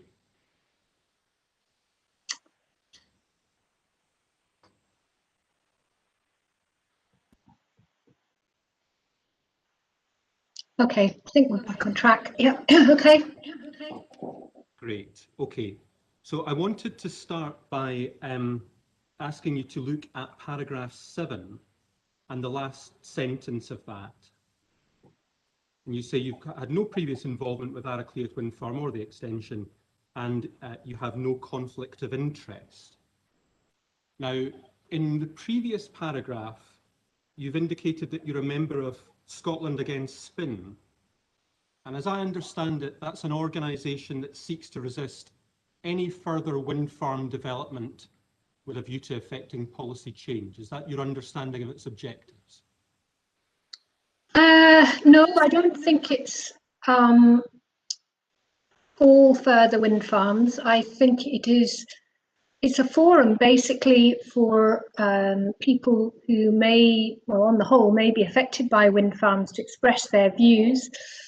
It has representation at the DPA. It's not a banned organisation. No, I don't accept your statement. No one's suggesting it's a banned organisation, but if one looks at their website, there is a statement that describes their objectives as including seeking to resist any further wind farm development with a view to effecting policy change. To cut to the chase, is that a statement that you agree with? I think certainly changing policy is something that I would agree with.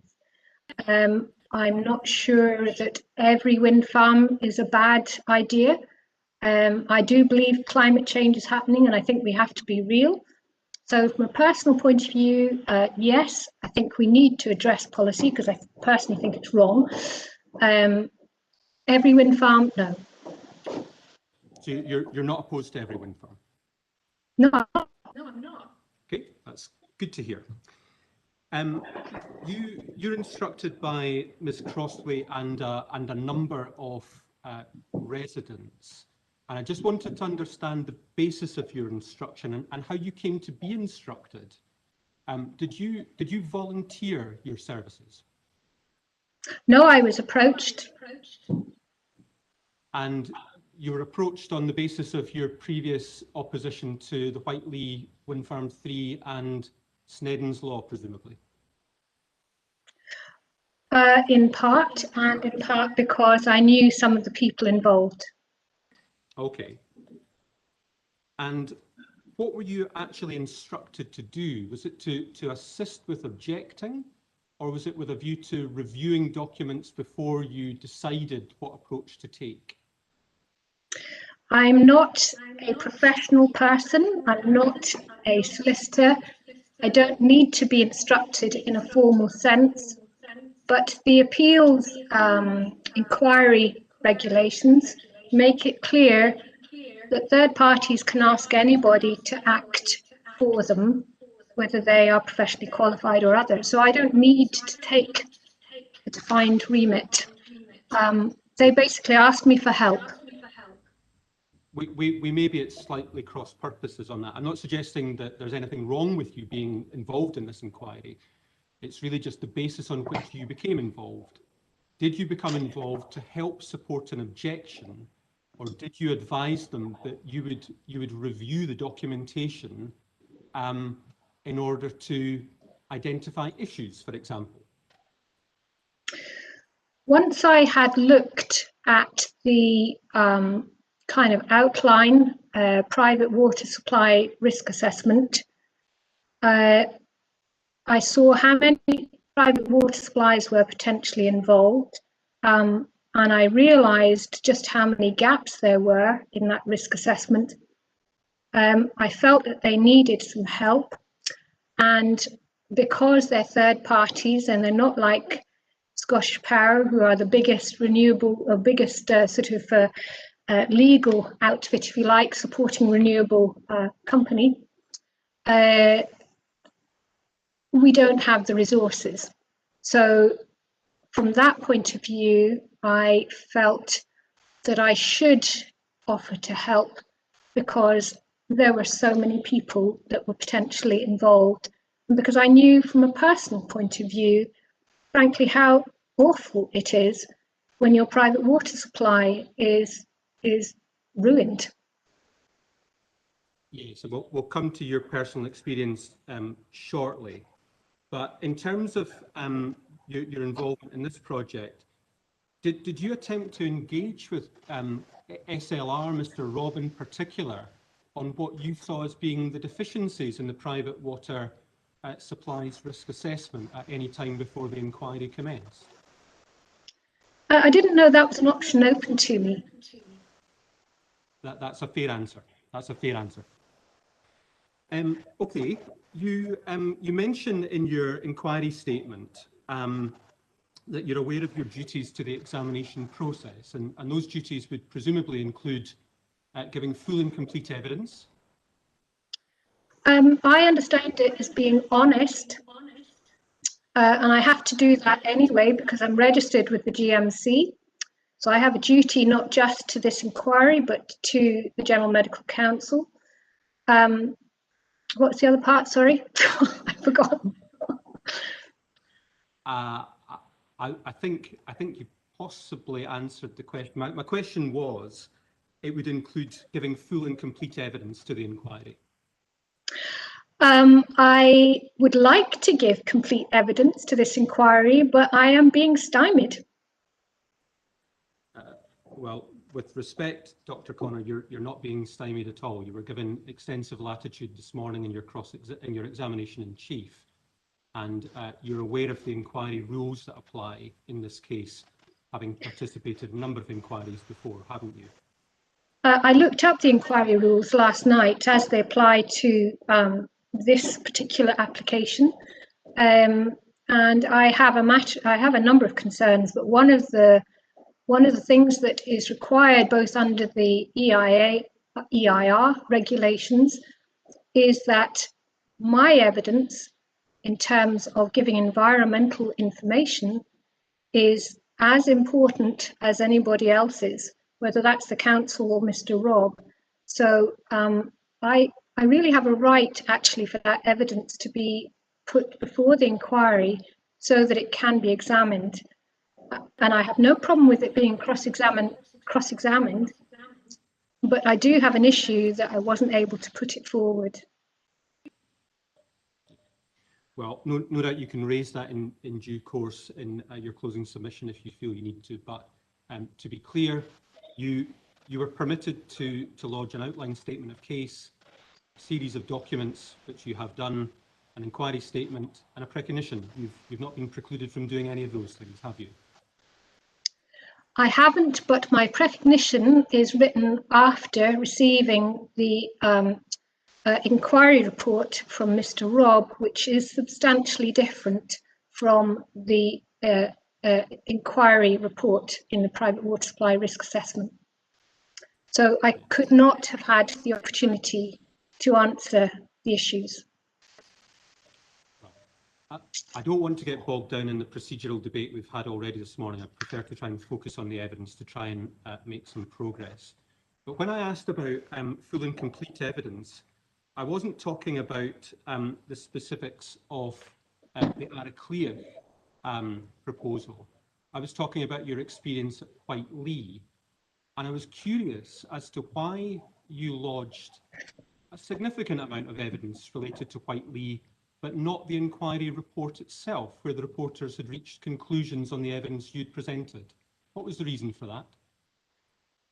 I'm slightly confused. Are we talking about this inquiry report or the Whiteley inquiry report? It's the Whiteley inquiry report that I'm asking you about at the moment. We've agreed that your duties to the inquiry include giving full and complete evidence. And I'm asking you why you chose not to lodge the reporter's conclusions in the Whiteley wind farm inquiry. Did you think they were irrelevant? No, I'm sorry, I don't understand. You wanted me to, or you thought I should lodge the Whiteley, are you talking about the decision notice? Yeah, well, the inquiry report, which I have lodged, it's document CD 9.24, and it's maybe as well that we just go to that, because there are a couple of points that I want to take you to. Well, I didn't feel, anyway, we'll go to it. You can ask the questions that you wish. Well, I think you were about to give an answer, so I'll maybe just let you do that. You didn't feel that you should lodge it because? I'm very happy to go over it. It's a very long document. The reporter's conclusion. There are only a couple of paragraphs I will want to take you to, but at the moment I'm simply asking you the specific question: why did you not think it was relevant to the reporters in this case to lodge that report, given that you'd lodged a series of documents that you'd put in evidence to that inquiry? Because there were issues that were left out from that decision notice. For example, the fact that Scottish Power had offered a borehole to one of the third parties, which he presented at the inquiry, despite the fact that Scottish Power had said there was no risk to that particular individual's water supply. He was told if he kept his mouth shut, they would give him a borehole. There were things like that that were missing from the decision notice.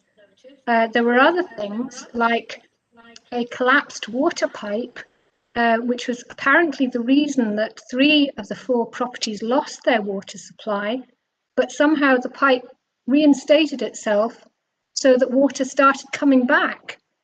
So there were things that were difficult to explain. I understand the reasoning that the reporter had in a decision. I'm quite sure that you'll come to it, and we can talk about that. Well, with respect, the answer that you've given is that there were elements of the decision that you disagreed with, and so you chose not to lodge the inquiry report because of that. That's what you've just said. Well, in general,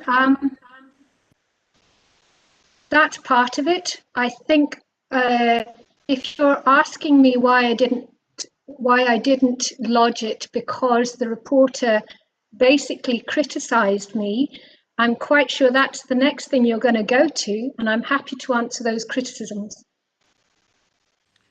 Well, let's have a look at it.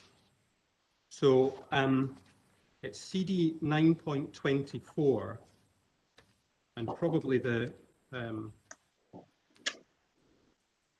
best place to start is page 13, and this is part of the summary, and there the reporters address one of the issues. Now, sorry, excuse me, are we talking about electronic page 13? I beg your pardon, we may not be. I've only got a paper copy in front of me. So it's page 13 at the foot of the document. Electronic 14, I'm being told. Okay, I've got it. Now, to put it in context, your inquiry report, your inquiry statement, I beg your pardon, says that you had extensive exposure to the planning requirements and legislation related to wind farms. You participated in Whiteley Wind Farm Extension 3 public inquiry, which focused largely upon potential impacts of that application upon private water supplies, 4 of which had already been lost during the construction period of the original Whiteley Wind Farm. Now, the reporters ultimately found that that was unlikely, didn't they? They did not agree with your evidence on that. I think my understanding of what the reporter wrote in that decision is that she did not disagree with the evidence, but she disagreed with my conclusions, and she felt that I had jumped to conclusions and that I was not qualified to make the conclusions that I had. What she didn't do was disagree with the evidence. It's very difficult to disagree with the evidence. Excuse me, don't interrupt. It's very difficult to disagree with the evidence that 4 people have lost their water supply. Well, with respect, she did disagree with your conclusions and the evidence that you presented. If you look at 5.136 in relation to the collapse of private water supplies, and this I think will be page 116 of the electronic version.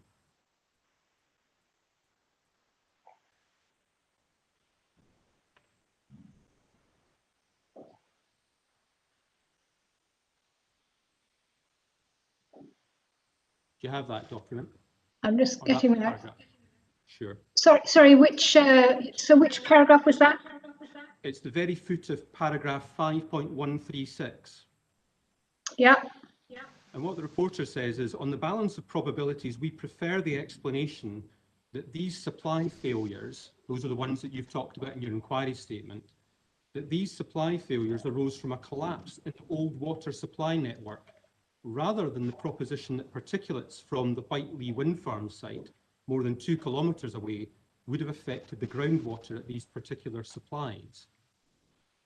That was their conclusion about the reason for the reason that those water supplies was lost, wasn't it? I'm very glad you brought that up. 2 things in that bit you've just read: that it was more than 2 kilometres away, that it was a groundwater supply we talked about this morning, and as I said before, there was a collapse in the old water supply network. Now, that was never brought up in the inquiry. That came up for some peculiar reason in her decision notice.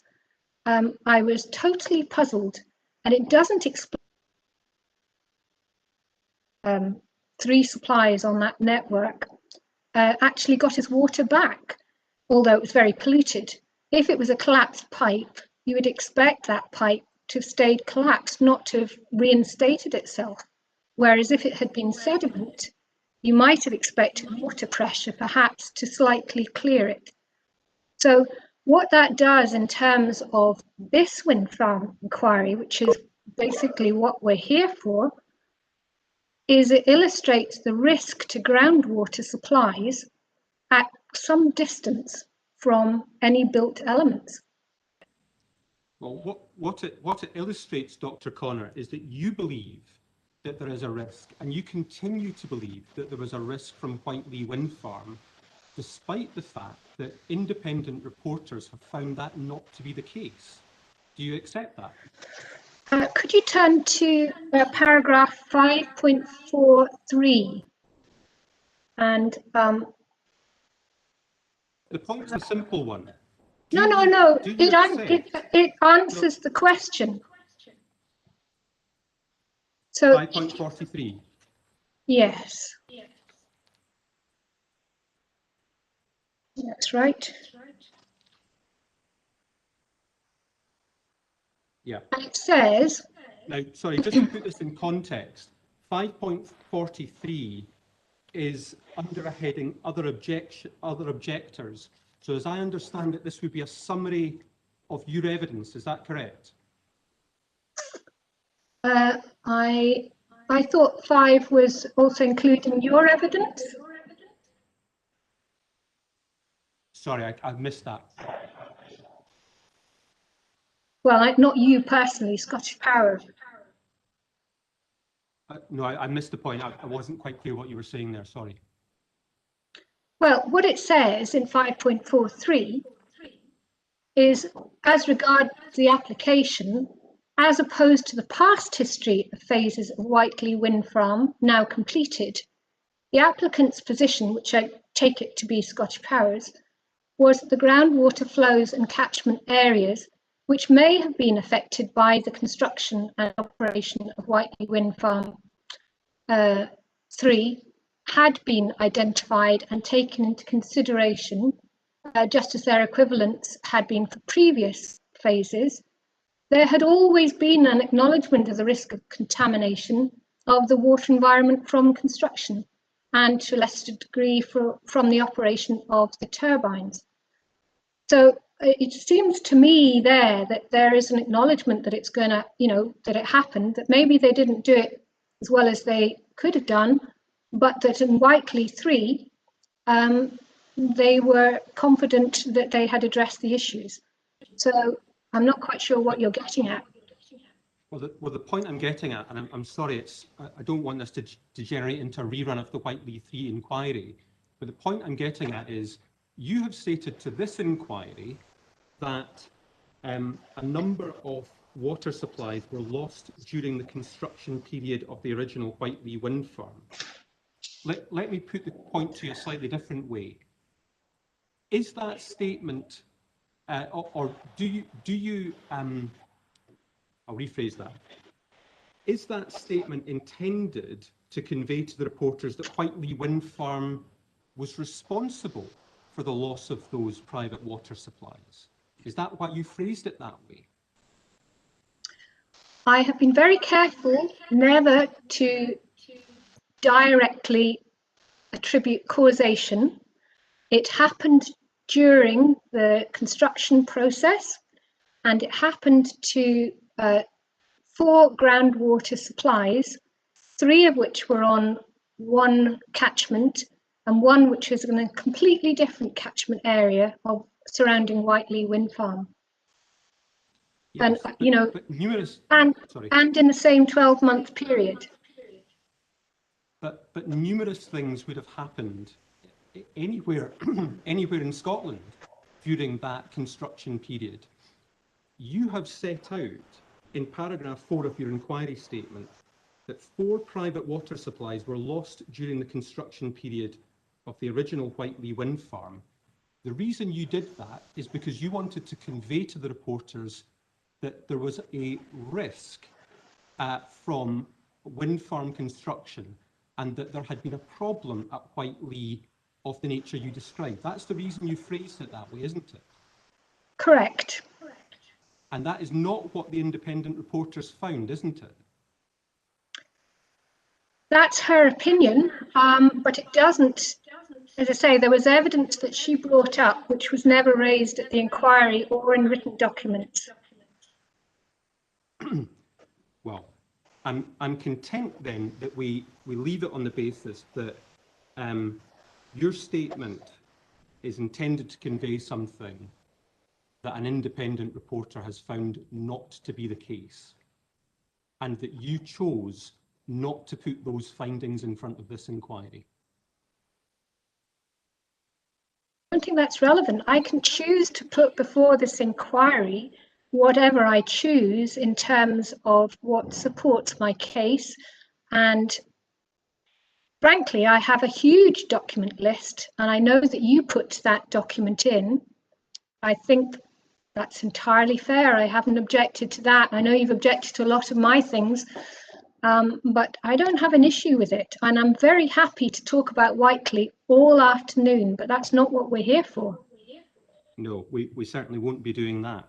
But do you accept, going back to the duties that you have to the inquiry, you have a duty not to mislead the inquiry? I certainly don't want to mislead the inquiry. Do you accept that the statement in paragraph 4 is potentially misleading? No. Well, I thought you'd agreed that you wrote it in the way you did to convey the impression that the private water supplies were lost because of the wind farm. No, read it again. It happened during the construction period. Two separate water catchment areas completely. I'm not quite sure what the issue is. There is a risk to the water supplies. Okay. Can I maybe step in? Move on. Can I maybe step in here and suggest we move on? I think we've got understand where both parties are coming to from on that point. That's fine. Very briefly on Whiteley, I think I started with page 13 of the inquiry report. But just to put it in context, the reporters didn't agree with your suggestion that there was a pollution pathway receptor link between the work on previous phases of Whiteley and private water supplies, did they?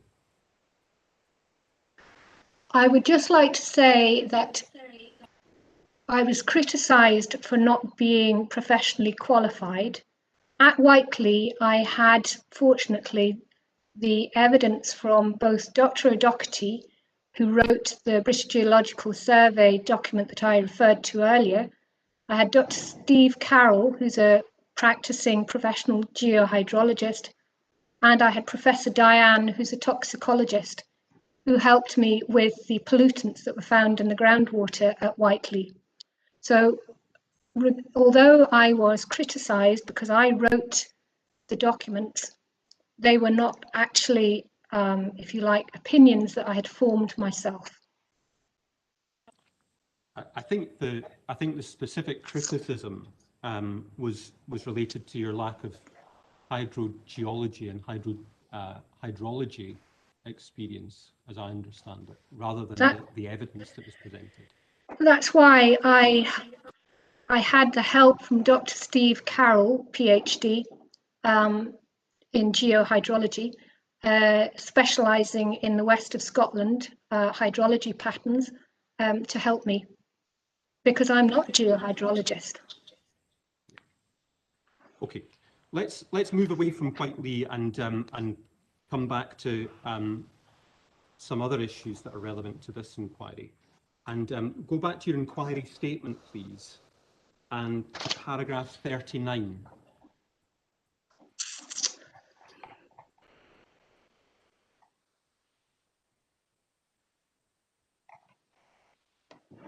Yep. Now, you say in paragraph 39, in compliance with the Water Framework Directive requirements, SEPA has assigned the current status of groundwater at the development site as good and the site's surface water catchments of the water of Tig and the Duisk as good. And presumably you focus on SEPA's designation because they are the regulator for both groundwater and surface water under the Water, Environment and Water Services Act. They are the regulator for that, yeah. They are the regulator. And just to be clear, I don't think you've lodged the Water, Environment and Water Services Act, but that is the legislation that implements the Water Framework Directive, isn't it? That's correct. Yeah. Groundwater and surface water are important because they may be the sources from which people draw their private water supplies. Is that a question? That's a question, yes. Apologies. Yes. Yes. And so SEPA does have quite an important role in the process when it comes to impact on private water supplies. SEPA is the protector of the resource from which a number of private water supplies will be drawn, if I can put it that way. I agree with that. SEPA's regulatory function is for environmental water.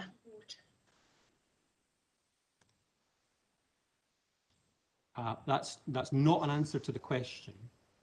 Do you accept that they have an important role when it comes to the protection of groundwater and surface water from which private water supplies can be drawn? They have an important function in regulating groundwater and surface water. That's correct. Yeah. And SEPA has not objected to this application, has it? To start off with, and then it changed its opinion.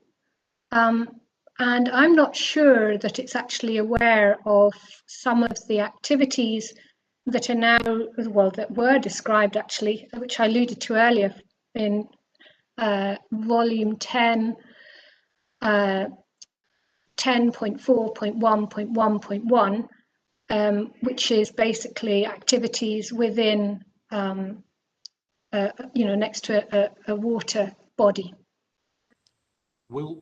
Will SEPA have a further role in the process of construction if this wind farm's consented? Well, you'd have to ask them. Well, I'm asking you, Dr. Connor, because you've professed yourself to be somewhat of an expert on the Water Framework Directive and how it's implemented in Scotland. Are you aware of SEPA's regulatory functions under the Controlled Activities Regulations? SEPA isn't mentioned in the Water Framework Directive, but SEPA does have a role. It has to, by law, report the status of groundwater, and it is required to ensure that groundwater, the status of groundwater and surface water does not deteriorate further. It also has a role in having to improve those categories of water bodies and surface waters where the quality started off as poor. And I think that had to be done by 2015. So it may have had the first iteration anyway. But my question is this. Do you accept that one of the ways that SEPA ensures that water quality does not deteriorate is through its role under the Controlled Activities Regulations? You're familiar with the Controlled Activities Regulations? I don't have them before me. I haven't lodged them. I don't know them in detail. I'm quite sure that your associates sitting around the table with you have them open, but I wouldn't be able to answer specific questions. They don't, but that doesn't matter. In terms of the generality, can we take it, or can we approach it in this way?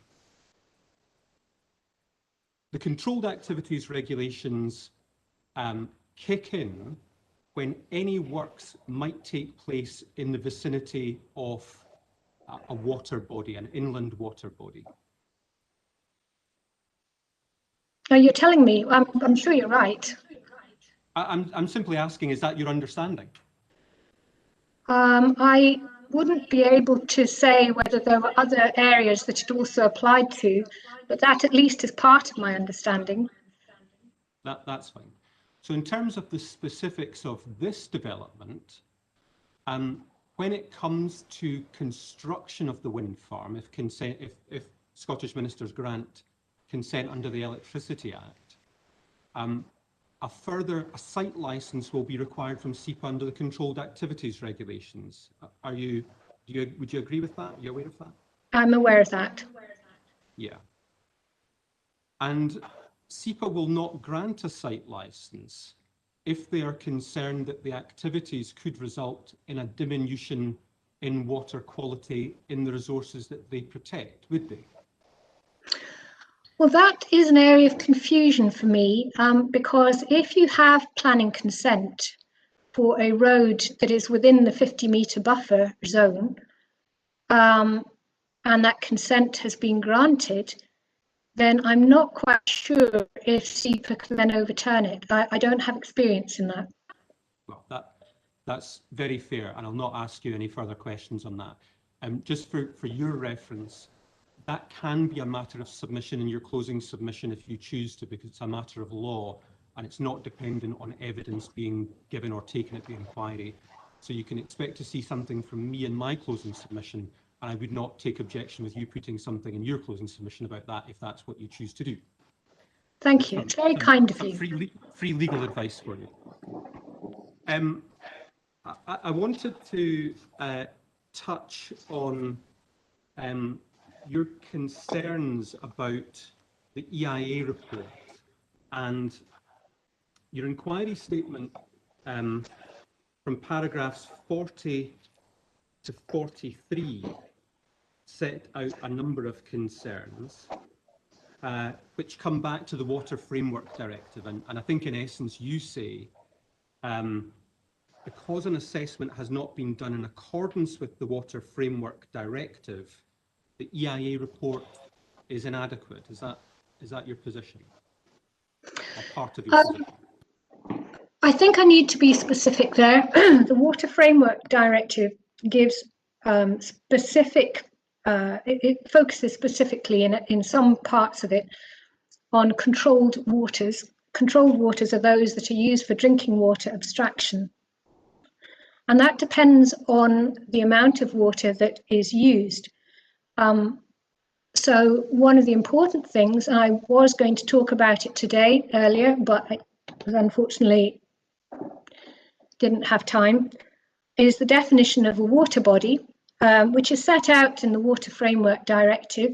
I haven't got my references in front of me, but it's very specific as to what a water body is. Now, on the one hand, in the inquiry report, water bodies are talked about in terms of following the surface water catchments for the area, and therefore not felt to impact water bodies for some reason. And then another part of the, and I can't remember offhand because it's again on my notes, which I don't have in front of me, it also talks about any pollution that's getting into the groundwater as being diluted because the water body goes beyond the development site. Now, the second is correct. In terms of, if you look at the BGS maps in the Scottish Aquifers guideline or booklet, which is, I think, CD 5.3, in your documents, it describes the groundwater body for that area, which is quite large. And what in effect that means is that that is a very large water body with certainly more than 50 cubic meters, 10 cubic meters a day being abstracted, and more than 50 people dependent on it. So that is a controlled water.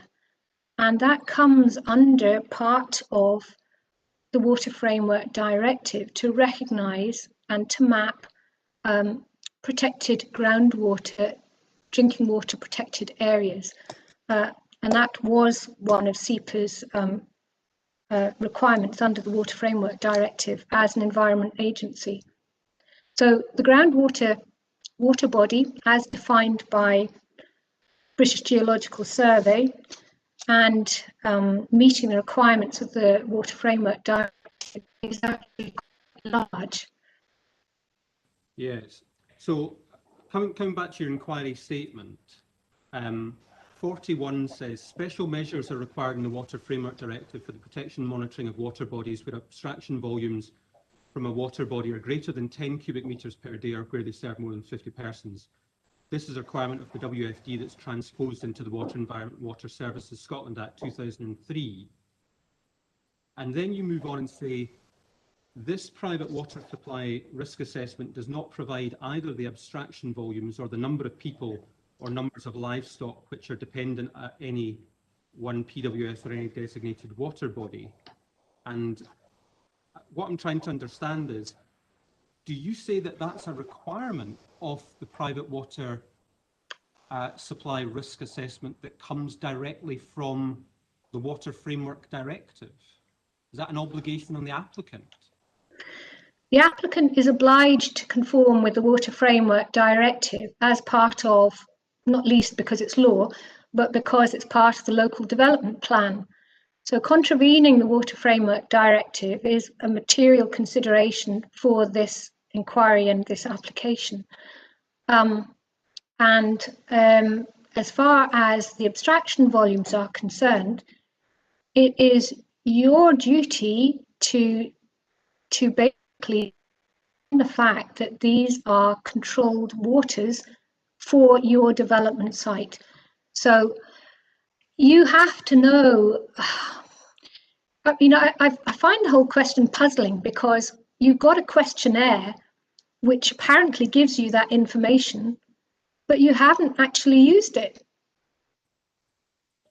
I've not done anything. You need to ask Mr. Robb about that. Well, when it comes to the applicant has a question. So when it comes to the regulatory framework, I thought what we'd agreed was various tiers: Water Framework Directive, implemented in law by Water Environment Water Services Act. Regulatory body under Water Environment Water Services Act is SEPA. So far, so good? Yep, so far, so good. Applicant produces private water risk assessment and environmental impact assessment report. SEPA, responsible for ensuring compliance with Water Framework Directive, does not object. Still with me? I'm with you, but it does not mean that SEPA is the only body. A private individual can take out action as well, should they feel that it has been, should the conditions of the Water Framework Directive have been ignored. Do you know what I'm trying to say? What I'm trying to say is it's not just one body that is able to bring an action, if you like, because a law has been broken. Yes, and that's understood. I don't think anyone's suggesting that an individual can't take action where a law's been broken. But the point is, your evidence relies on the fact that the applicant's done something that's contrary to the Water Framework Directive. And what I'm No, they haven't done it. That's the point. Sorry, let me finish my question. But you have suggested that the assessment is inadequate and unlawful in essence because it doesn't comply with the Water Framework Directive.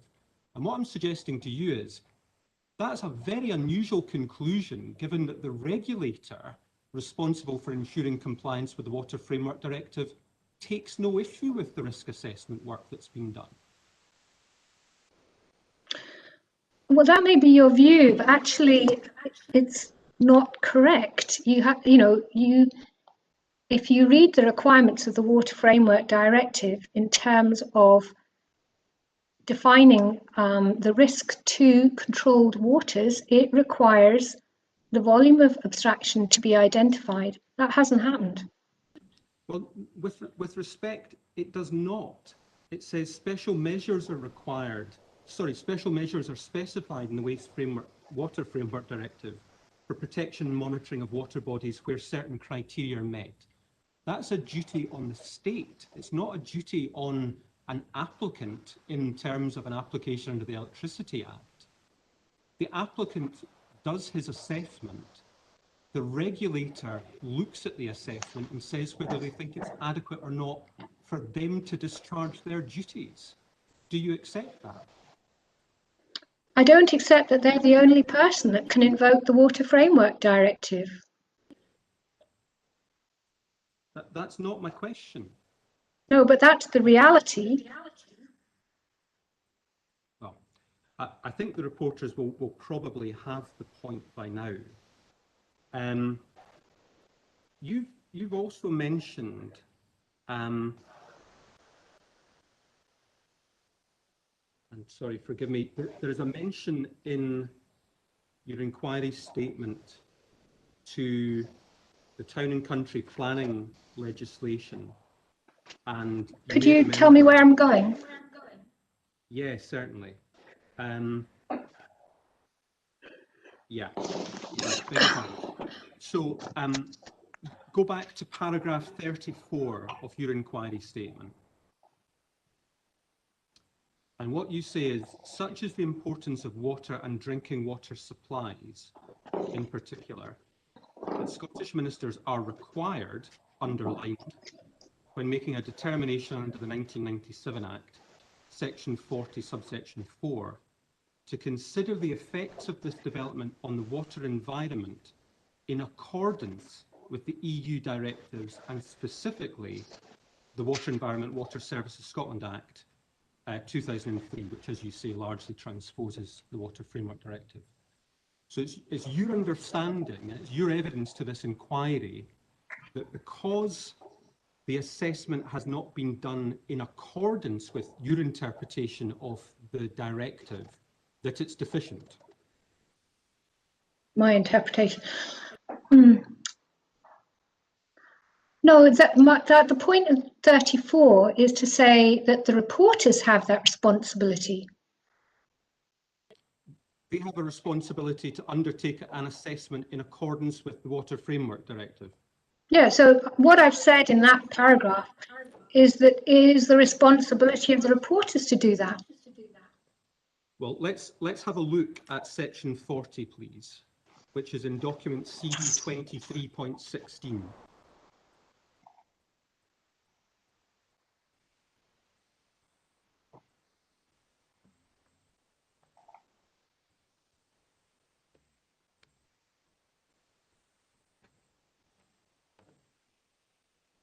And I'm afraid, again, I've got a paper copy. My paper copy, it's page 77. Sorry, could you give me which, where are we? Which document? Yeah. It's CD 23.16, which is the Town and Country Planning Scotland Act 1997. Now, which CD are we in?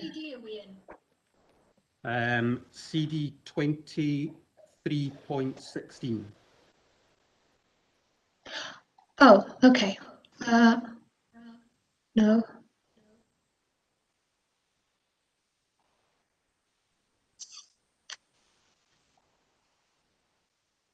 Okay, got it. Got it, okay. So it's section 40, which is on page 77 of the paper copy.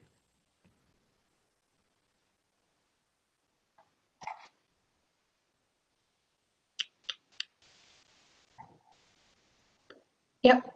And what you've said in your inquiry statement is that section 44, 40 brackets 4, requires Scottish ministers to consider the effects of this development on the water environment in accordance with EU directives, specifically Water Framework Directive.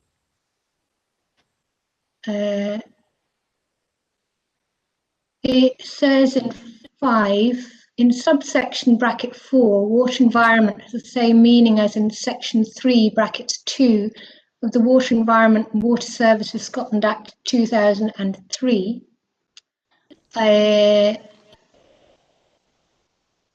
And I would have to go back to, I'm sorry, I can't, I'm not, it takes me a long time to read through this legislation, so I would have to go back and read it all again.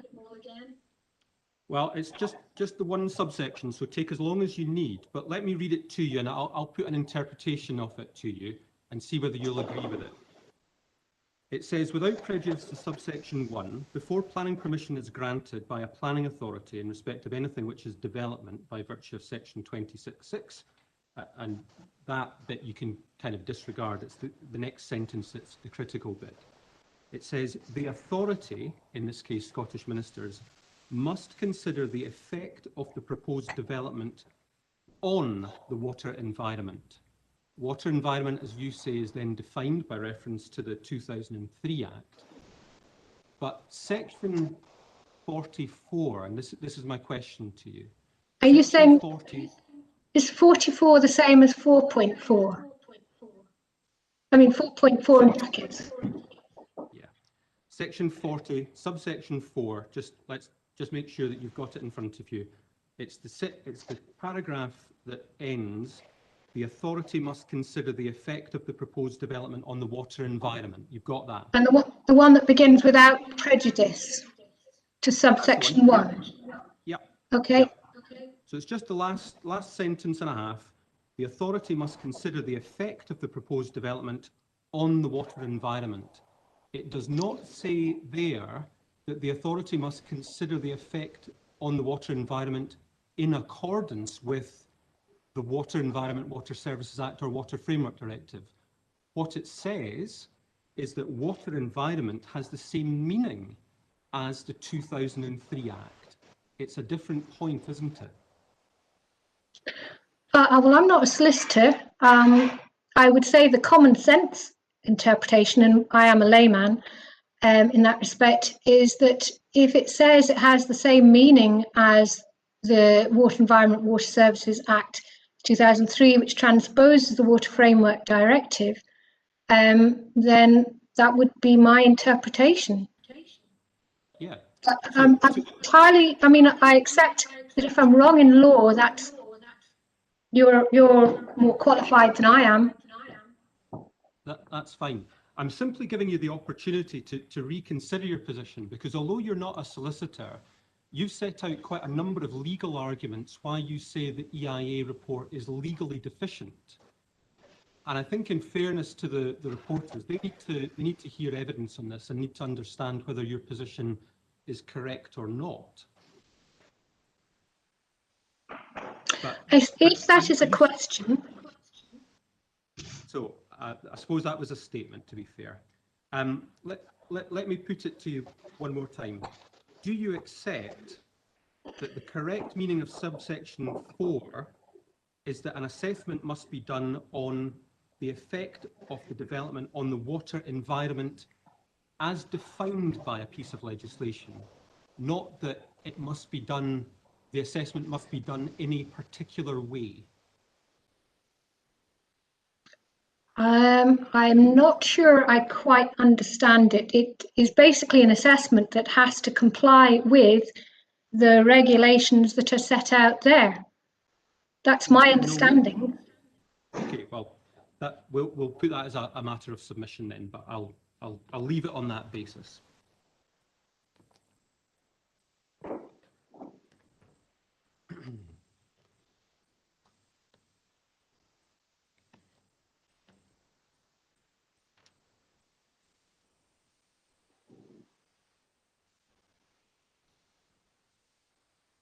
Now, I think I'm just checking my notes because I think we've actually covered quite a bit of ground on SEPA already, which we can leave. I wanted, though, to touch on the 2017 regulations, the water intended for human consumption private supplies regs. And it's maybe as well that we get a copy of those available.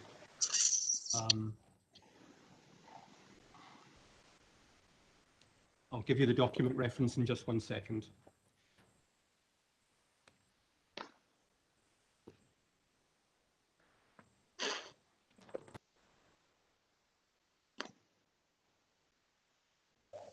I think it's CD 14.9. Or were you about to give me the, thank you, Mr. Little. CD 14.9. CD 14.9, yeah. Yep.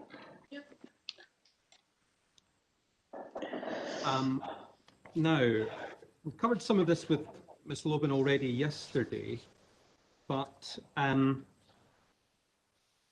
you touched on it again this morning in your evidence, and Regulation 10 in particular, this question of risk assessment and the standard of risk assessment. And you'll remember that Mr. Liddell put it to you that he'd heard evidence that the duty to perform the risk assessment was on the enforcing authority, and you said, as I understand it, you said no because of what paragraph 4 of Regulation 10 says. Is that right? That's right. So paragraph 1 says the enforcing authority, but the other paragraphs don't. Yeah. So it's not like a heading that then applies to all the sub-paragraphs? Well, with respect, it is. So well, it doesn't. Have a No, it doesn't. Okay. It doesn't say, excuse me, can I finish? It doesn't say, like it does in other bits of the regulations, an enforcing authority, and then paragraph 1, 2, 3, 4, etc. It says paragraph 1, and then the other paragraphs don't say an enforcing authority. Okay. So let's start with 10.1. An enforcing authority must carry out a risk assessment in relation to water, etc., etc. So there's a duty on the enforcing authority. Paragraph 2. Each initial risk assessment must be completed before 1st January 2022. That paragraph relates to the risk assessments undertaken by the local authority, doesn't it? It doesn't say that, but that's what you'd assume. Well, is that what you assume? I'm just saying that's what it says in the legislation, and a common sense interpretation. No, you're asking me, and I'm telling you. A common sense interpretation would be that if the first part said, no, it doesn't say an initial risk assessment. I don't know. I mean, maybe it's badly written legislation. I'm not an expert in writing legislation, but it's not very clear, is it? Well, we may disagree on that point. Paragraph 3, without prejudice to the generality of paragraph 1, the assessment must seek to establish a number of things. Which assessment? Well, paragraph 3 refers to paragraph 1. Paragraph 1 says the enforcing authority. So that is, I would take it to be the enforcing authority in that case. Yes. It doesn't say that in paragraph 2. It doesn't say that in paragraph 4. Sorry, I'll put the same question to you again in relation to paragraph 4 then. Paragraph 4 begins, the assessment. Which assessment? Well, if we're talking about assessment, under the environmental impact regulations, the relevant assessment is one that has to be carried out by the developer. It doesn't say. No, we'll come to the EIA regulations in a moment, but we're talking about these regulations at this point in time. It doesn't say which assessment. Well, which do you think it is? What's it referring to using common sense? I think it's the assessment that should be done by the developer, because the EIA regulations require the current legislation, the national legislation, to be taken into consideration, and this is part of national legislation. So it doesn't specify. Dr. Connor, the duties in Regulation 10 are duties on the enforcing authority. The enforcing authority is to carry out a risk assessment, and Regulation 10.4 when it refers to the assessment, it is referring to the assessment that the local authority must undertake. That is the only sensible explanation for that piece of drafting, is it not? Well, I presume you must have case law to back you up. Can I intervene at this point? I'm very comfortable in my own assessment, my understanding of what Section 10 means, and without giving evidence, I'm not sure we need to go any further on this. That's helpful, sir. I will move on. Now, just a couple of questions about your recognition, please.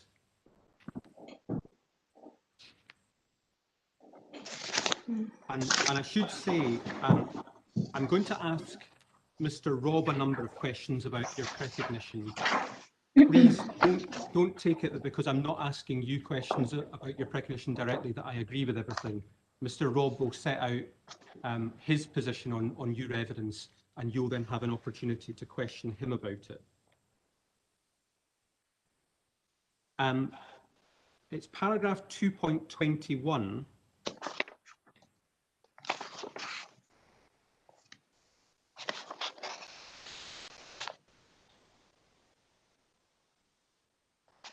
And you say in that this is related to SEPA's buffer distance guidance, which we've had a bit of discussion about. You say it is notable that a reporter also questioned the relevance of SEPA guidance when she refused an appeal on the basis of risk to private water supplies for the adjacent Arecleoch wind farm in March 2019. Now, we've not looked at the Arecleoch decision, and I just wanted to do that very quickly. It's CD 16.6, please.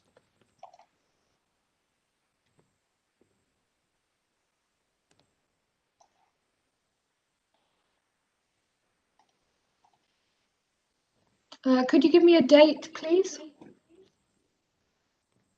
CD 16.6? I'm there, but it's got date. It says evidence submitted, you know, various dates. I'll try and find it. It's the way it's been put onto the hub rather than the 11th December, I'm told. Thank you. Yeah, that's it. Okay.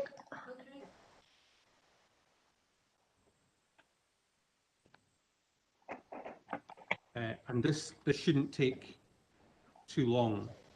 But if you go to paragraph 59 of that document on page 13,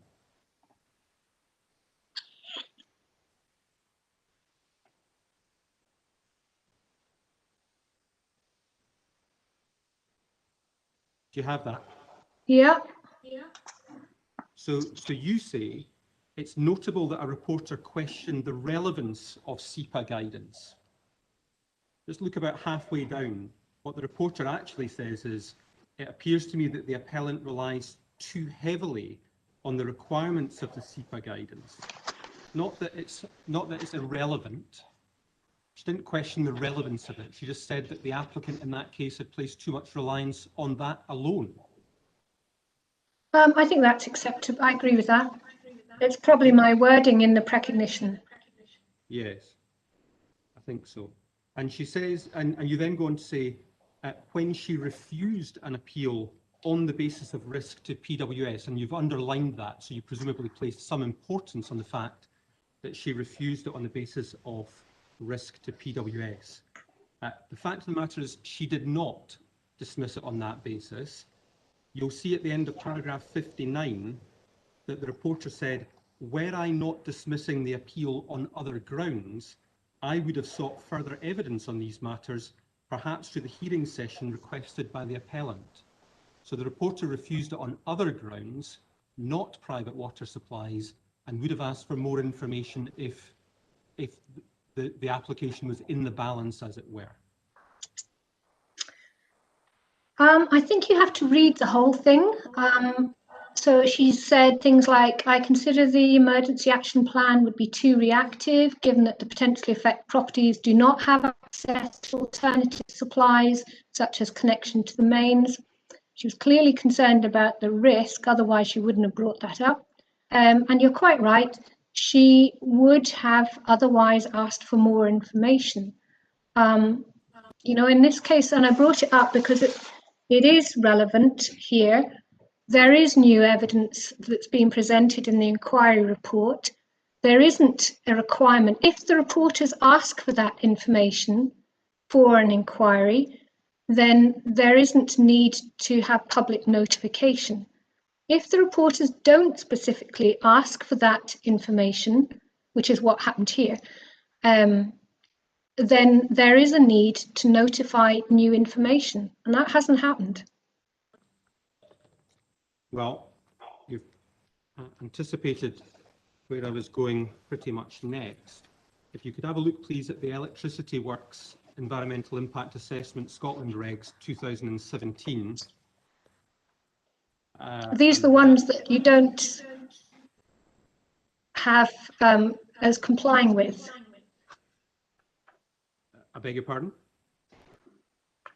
Well, there's no indication from the environmental report that the environmental report complies with it.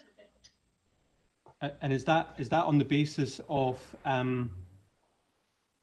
what you say is the failure to identify who completed the various chapters? No, that's your list of legislation. That I think it's in TA 4.1 from memory, but I may have that wrong, of all the legislation that is used. Sorry, can you give me the reference again? Yeah, we may be talking at cross purposes here, but the regulations, it is CD 23.25.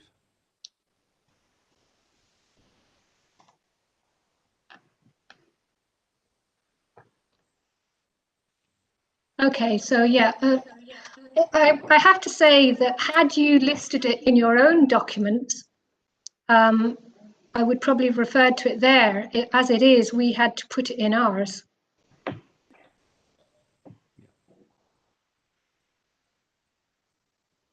Okay, and you claim that the application or the environmental impact assessment report does not comply with the EIA regulations, partly because the chapter 10 on hydrology, etc., does not identify an author. Is that your position?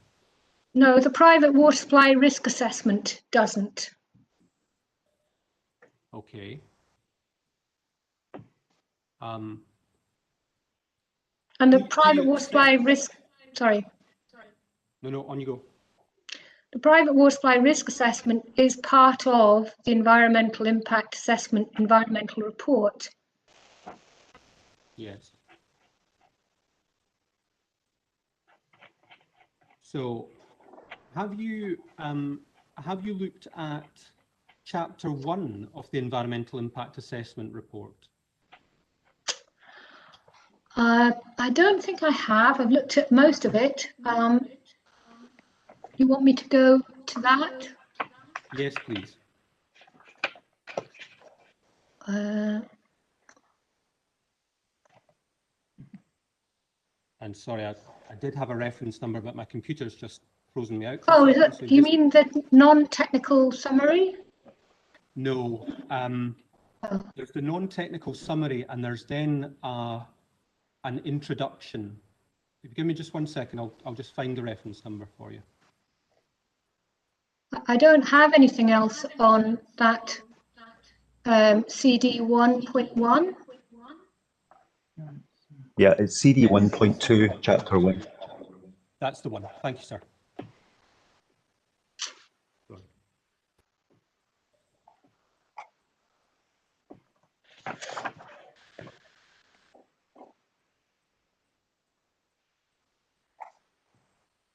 Do you have that, Dr. Connor? I do, yeah. Yeah. So you'll see a brief introduction to the project in section 1.1. You'll see key terms defined in 1.2, bit about the applicant 1.4, 1.5 on the next page that I'm most interested in, EIA project team and competency. Now, you've not seen this before, have you? I haven't. No. If you look in the second, well, in fact, I'll just take it for completeness. You'll see in paragraph 25 that SPR confirmed that the specialist organisations, including SLR, that have carried out the EIA and produced the EIA report, have the skills and relevant competency, expertise and qualifications to undertake EIA for the proposed development. Table 1.1 demonstrates the relevant competency for each technical discipline covered in this EIA report. And then in the second column, you will see that under soils, geology and water environment, Mr. Robb and Mr. Duncan, with 27 and 37 years experience respectively, are the competent specialists responsible for completing the environmental impact assessment work. Having seen that for the first time, do you want to withdraw your allegation that the EIA report does not comply with the regulations in that respect? Not at all. If you look at the wording there, it says soils, geology and the water environment. It doesn't say private water supplies at all. Dr. And that's Connor, no, we've talked about what the difference between environmental water and SEPA's role and private water supplies, which are under the authority, or if you like, regulated by the local authority. The water environment is not private water supplies. is it seriously your evidence to this inquiry that the topic of private water supplies is not encompassed in the phrase water environment? It is. That's fine. I'm happy to leave it on that basis, and I'll be making submissions about your credibility as a result of that. Now, you also raised the point about the scoping opinion and Regulation 5. Can you tell me where we are, please? Yes, we're in the EIA regulations. Okay. That's 2325. It is, yes.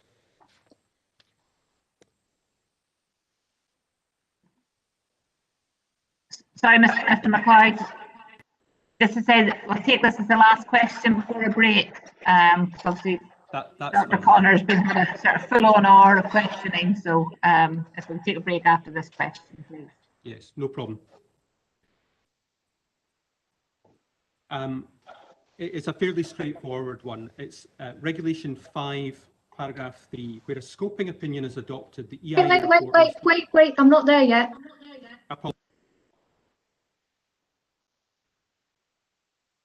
Okay. Yeah, okay.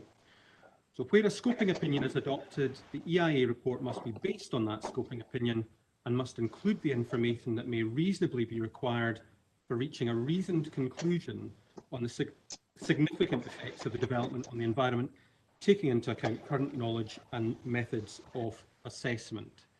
And your position is that it does not comply, that the EIA report does not comply with the scoping opinion. Is that correct? No, it doesn't. But the language of the regulations say that the EIA report must be based on the scoping opinion. Splitting hairs. You mean it doesn't need legislation, which is what you've encouraged us to do. Okay. Let's look at the current knowledge and methods of assessment.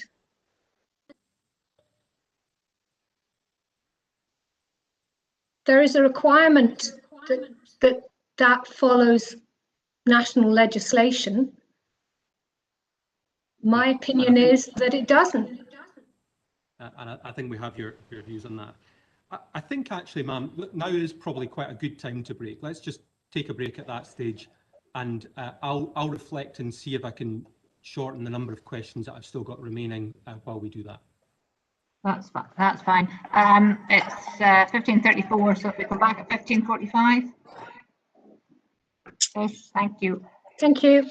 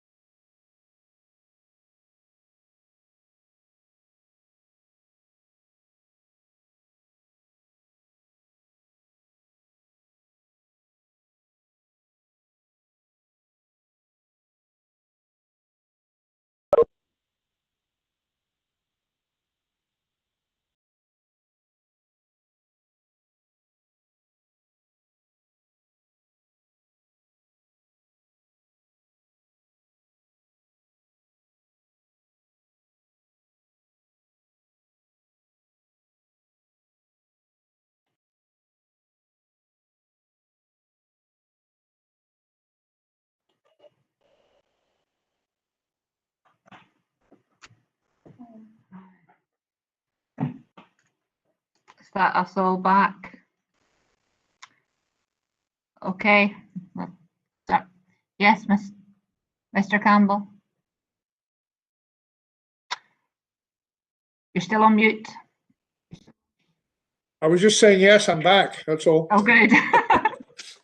Always like a wave. Okay, back over to you, Mr. McLeod. Thanks very much, ma'am. I've had an opportunity to reflect over the break, and I think I'm actually content to leave the questions as they stand at the moment. So I don't have any further questions for Dr. Connor. Okay. That then leaves us moving on to our questions, Dr. Connor. Again, we don't have too many. You've answered a lot, obviously, in your very detailed examination in chief, but I've got a few just to help us fully understand your position. Could we start, if you could have your inquiry report in front of you.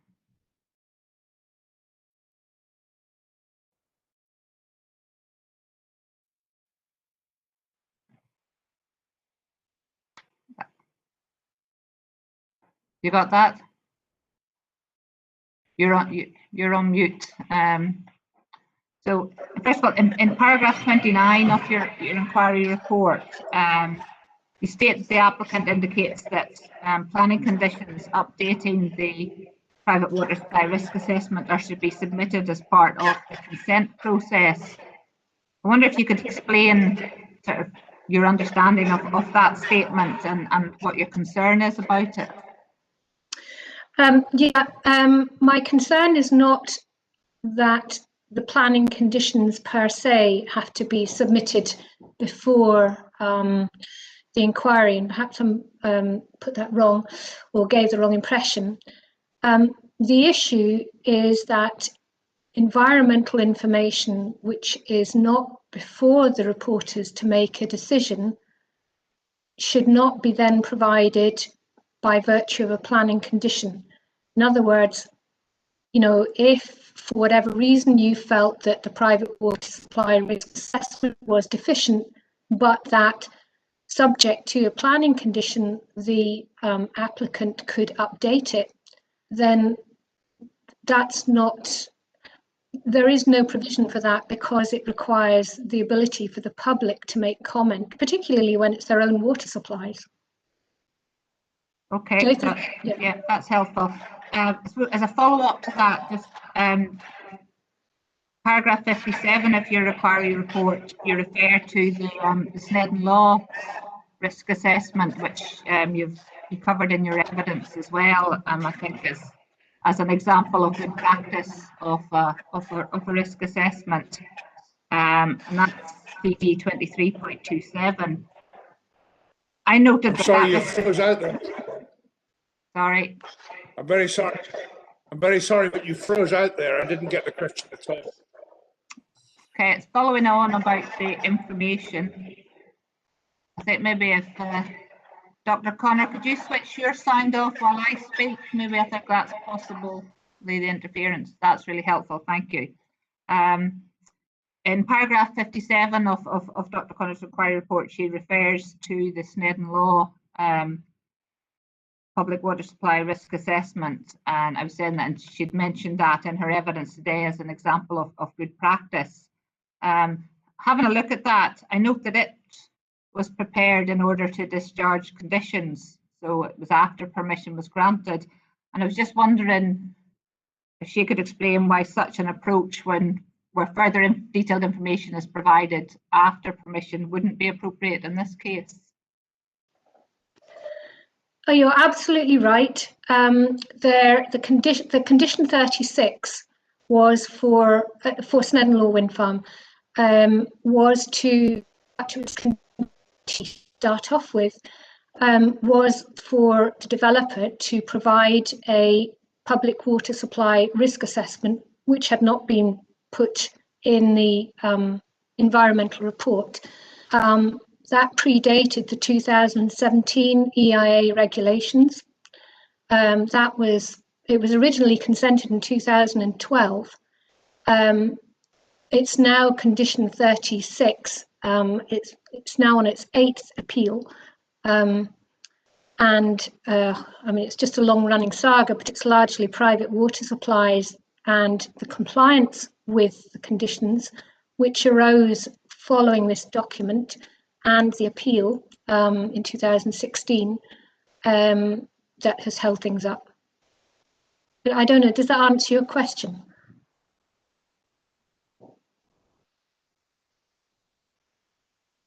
Sorry, I can't hear.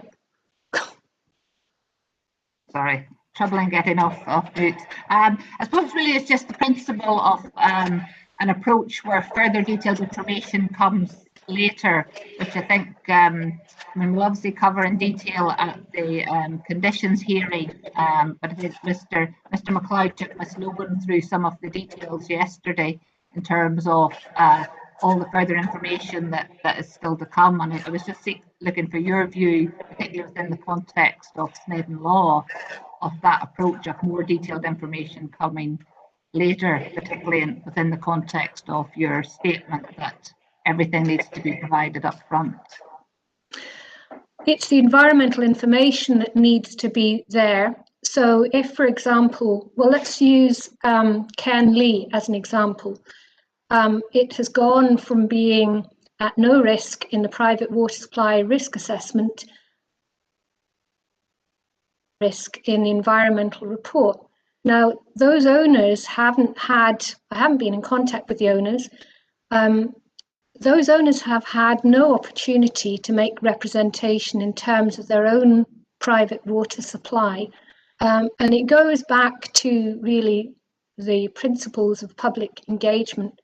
And as I say, that was one of the big change in the EIA, the EWS EIA regulations, is that basically it enshrines the EU EIA regulations, which place much more emphasis on public participation. And it's one thing to say to the developer, you must do this or the other in terms of protecting the water supply. It's quite another to not identify properly supplies that may be at risk. Okay, that's helpful. That explains your statement on that. Just on another sort of point of clarification, paragraph 39 of your inquiry statement.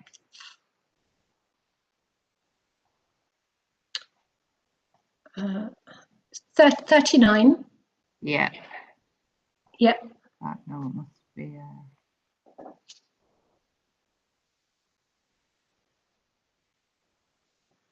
Sorry, that's the wrong reference. Sorry, 38 it is, sorry. Where you say that the development area is in a statutory designated groundwater drinking water protected area. I'm just looking at the response from Scottish Water, which is CD 2.21 if you want to have a look at it, but I can tell you that they say that there are no Scottish Water drinking water catchment area protected areas. So it was just to try and help us explain why there's a difference of opinion on these matters. It's not a difference of opinion. Scottish Water, as you probably know, there are more than 30 turbines in Scottish Water's public catchment area for Whiteley. The two reservoirs there are now mothballed. The Scottish Water have changed their position and they don't allow turbines to be placed in public water catchment areas. As far as the drinking water protected areas are concerned, they're talking about their interests, but the drinking water protected areas, which effectively are the controlled waters that are set out in the Water Framework Directive, are basically, as it says, it doesn't matter whether they're public or private. it's more than 10 cubic meters a day or more than 50 people. So I think in the chapter on hydrology, it recognises, and it does say that this is a drinking water protected area somewhere. So they have acknowledged that. But as I say, it's not that Scottish Water are wrong or that there's a difference of opinion. It's basically their protection of public assets. Okay, thank you for that. And I can go back and check the hydrology chapter to get that reference. Okay, I think I've just got one more question for you. We'll go to paragraph 75 of your inquiry report.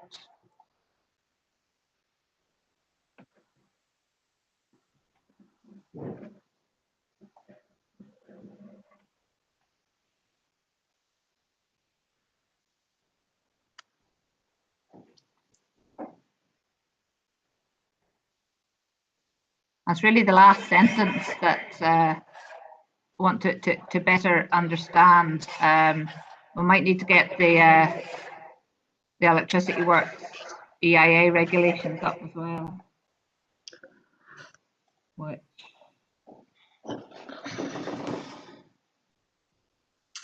I'll try and get them up as well.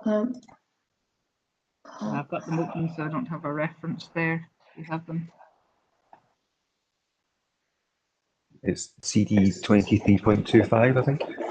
Thank you. Yeah, CD 23.25. Yeah, excuse me. I'm struggling to bring up. I've got this on a steam-driven laptop, and I can't bring them both up at once. So okay, well, if you can tell me again which bit you're interested in the regulations. Yeah, well, it's really from the bit you say reference the regulations to allow assessment of potential impacts on human health. A scheme of monitoring must be provided within an EIA. And then you've got into italics, taking into account the level of risk, the use, quantity of abstraction for each public water supply from the proposed development. I was just trying to understand where that text in italics came from. Does that come from the regulations, or is that from somewhere else? That comes from the regulations, and I'll try and find it in my notes. Things got a little bit out of hand this morning, so I had to kind of skip bits. But I do have it referenced. I think it's, well, let me just find it first. Sorry, just a moment. No problem, take your time.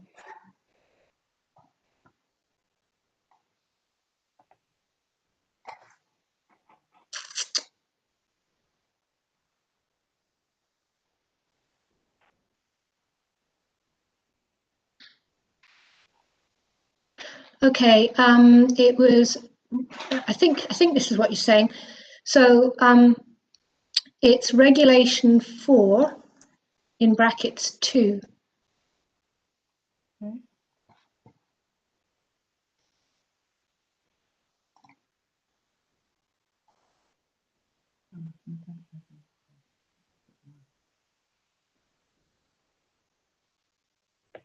I'm not sure I see anything to do with, sorry, I don't see anything to do with monitoring in 2. Oh, okay, so, all right. It's specifically the reference that you're talking about, what the scheme of monitoring needs to take into account, and I was just trying to understand where the context for. Okay, I'll just try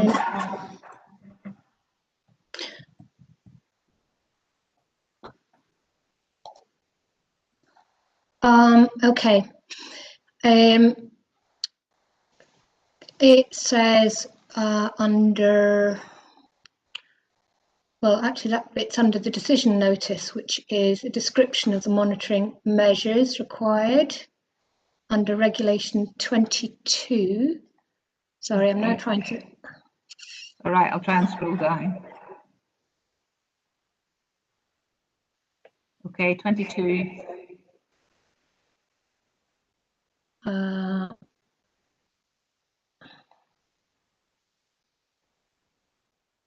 Okay. Yeah, so 22 is a section on monitoring measures, the whole bit. Yeah. And that's basically where the detail comes.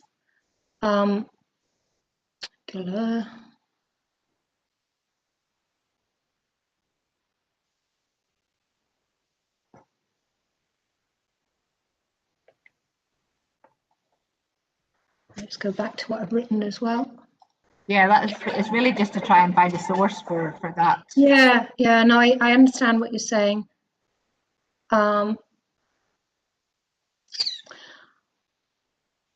Okay, I would have to. I have to say that I would have to maybe address that later, because it's obviously important to understand that it requires that.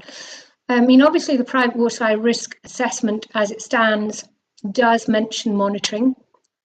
It doesn't give any detail of monitoring. And the monitoring that it describes, which for private water supply in the private water assessment, is basically a cup on the end of a stick, and that doesn't comply with any regulations for testing private water supplies. So I know what you're saying. I will have to. I can't answer it here now. Okay, that's fine. You can maybe cover it in your closing submission, because it'd be useful just to have that reference, so we can understand if that's where that requirement has come from, or whether it's something that you've brought together from sort of various sources. Okay, I will. Okay. Just make a wee note. David, is there anything else you want to ask?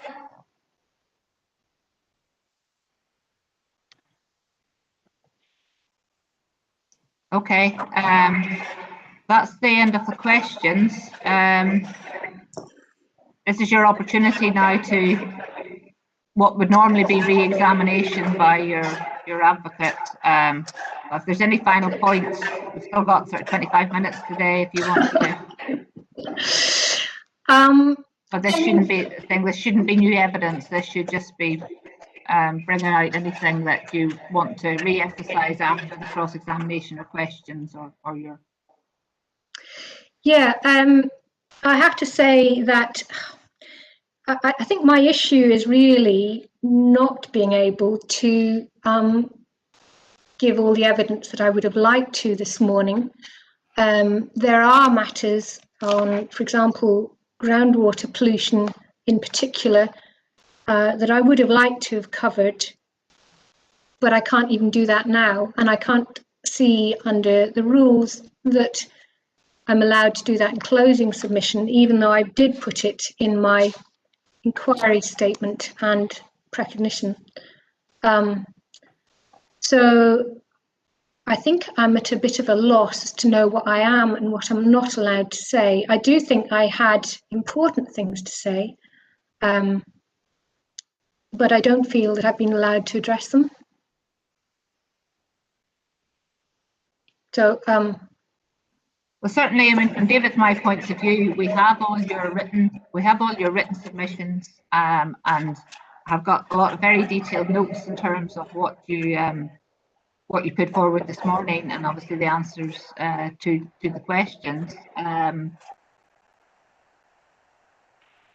only thing that I would perhaps like to emphasise, it's not new, so I'm maybe allowed to cover it, is that I do think that the 2017 private water supply and the EIA regulations are a big step forward in setting out what is needed in environmental impact assessment. I think there is a clear distinction in the legislation covering environmental water and private water supplies. I think it's really important that a private water supply risk assessment is credible and it is authored. And these were aspects that have been brought out previously for Snedden Law Wind Farm. They are important. It is really essential that whatever is written in a risk assessment can be, if you like, traced back to the author. Private water supplies or water supplies in general is not, and I'm not trying to demean noise or anything else. It is an absolute requirement for life. It does impact on people. You've read the Arecleoch evidence. I'm not allowed to bring in new evidence, but I can tell you from my family, having a contaminated water supply was an extremely unpleasant experience. If that does happen to people around this site, they don't have an alternative, and that's been pointed out. It is a real problem. The mitigation measures that I highlighted, as in general referred to by the applicant, have not been shown to work 100%. And I think I'm not trying to knock the mitigation measures, but as far as water and drinking water is concerned, whatever is proposed needs to be 100%. You cannot say, well, it's probably going to work most of the time, but if we have a bad rainfall, it's going to be overwhelmed. I suppose that goes over what I said this morning. And this afternoon, I basically had questioning on legislation, which for me means going through it and looking at it in a common sense fashion, because I'm not a solicitor. And I know that Mr. MacLeod tried to make me say that the drinking water quality regulators guidelines are not applicable here. But I would just like to point out that we've repeatedly had in various documents that the risk assessment was conducted to industry standards, but without any documentation as to what those standards were. The Snedden Law Wind Farm risk assessment was done before the 2017 regulations, and yet that document complied with the ethos of the current legislation and drinking water quality guideline requirements. So I don't have a problem if the content is there. The SLR was very good. It had most of the requirements. The issue is that nobody seemed to get the questionnaire, and those responses that were obtained, the information didn't populate the risk assessment. So there's a bit of a disconnect. And I think that's probably all I want to say, because I don't have anybody leading me as to areas of particular confusion, if you like. And I hope I've made things clear, and I welcome the opportunity just to be able to summarise things a bit. Thank you. Thank you very much, Conor. Yes. Thank you, Alison. Yeah, I mean, I was just going to say, Dr. Conor, I think we both appreciate the difficulty at this part of the proceedings for you, because, for example, yesterday, Ms. Lobin, and tomorrow, Mr. Robb will have someone taking notes during the cross-examination, getting ready to ask you questions, to pick up on some of the evidence, and you've not had a chance to do that because you're doing a dual. So we understand the difficulty at this point. So I suppose what I was going to say is that this is your opportunity to recap on what's going on. But so too is your closing submission. So although I would make the usual statement about not bringing any new matters there, for example, you were asked a lot about legislation today, and if your closing submissions will give you a chance to firm up or clarify your position on some of those questions. So I would want you to think this is your last chance to summarise on things like that, because I do understand that it's hard to do. At the end of the day, we've got an advocate to help you. Could I just clarify one thing? And that is, in my closing submission, if I have brought things up in my previous documents, and I don't mean by that naming every single one of the 35 private water supplies, but in generality, like saying the groundwater supplies or the surface water supplies, whatever, am I allowed to do that? Because, you know, I understand I can't bring in private water supplies that were not listed in the environmental report, but am I allowed to bring up information that has been lodged by the applicant in their own environmental report? I suppose I would say that you can summarise or the evidence, or tell us what you take from the evidence that was before us. Now, yes, some of that might have been written evidence that we didn't talk about in detail today. That's fine. I'm sure if Mr. McLeod sees things which he thinks we should take into account of, or we're unfair, then he can tell us about that in his own closing submissions, or the applicant can. If it's not Mr. McLeod that's doing it. So it's hard. I can't give a hard and fast rule, but the basic point I would say is it's about summarising what's went on and what you've taken from that, or what you want to stress to us as the important lessons from the evidence. Okay, thank you.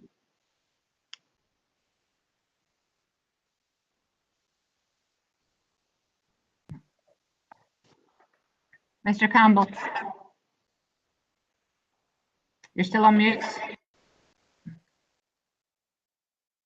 Apologies, ma'am. Can I just take from Mr. Little's last statement that you're open to the suggestion that persons making a closing submission can take what they think is important from all of the evidence that's before the inquiry, not simply the oral evidence which we've heard over the last 2 days? Well, Alison and I had discussed this previously, and normally one wouldn't necessarily have closing submissions in relation to hearing statements, but some people are doing hearings and inquiries. Some are doing one or the other. We didn't want a process, or we felt it was best not to have a process of closing submissions that exclude some participants and include some others. So we're going to keep the closing submissions process inclusive for everyone. And I think clearly we would like it to focus for the most part on what we've heard, but I just don't want to be too strict about it. If Dr. Connor or anyone else for that matter, but if there are items in the written submissions that people feel was very important that our attention is drawn to, then that's fine, and we can take a view on a case by case basis if there's dispute about it. But I think that's as far as our thinking has taken us so far. Thank you very much. That's most helpful.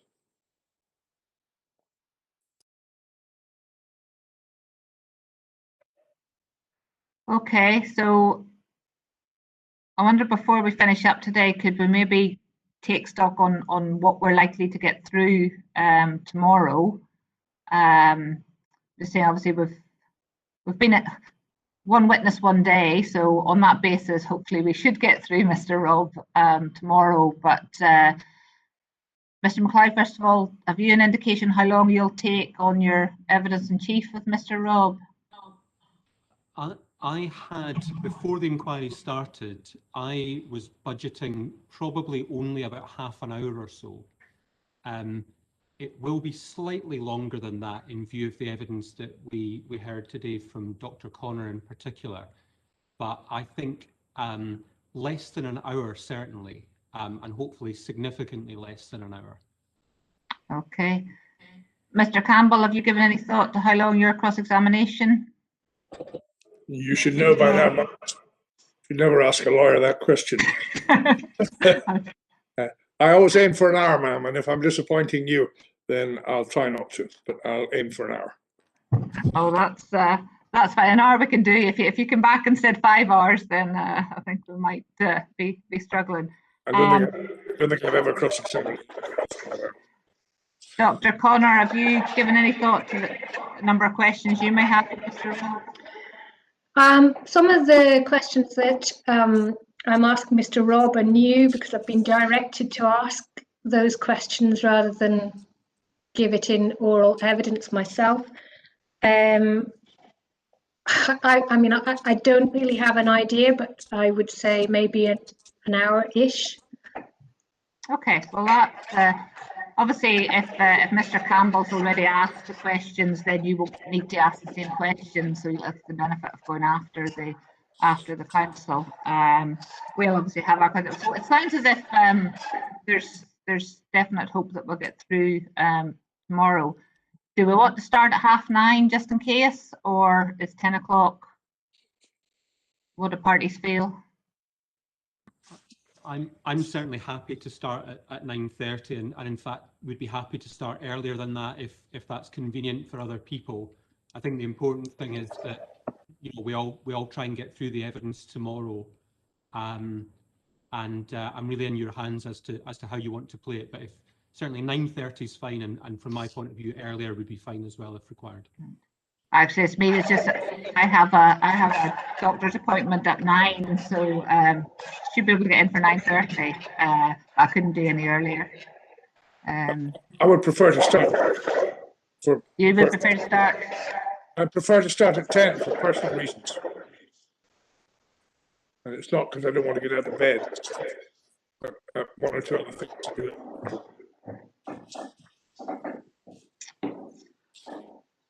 I have 9:45.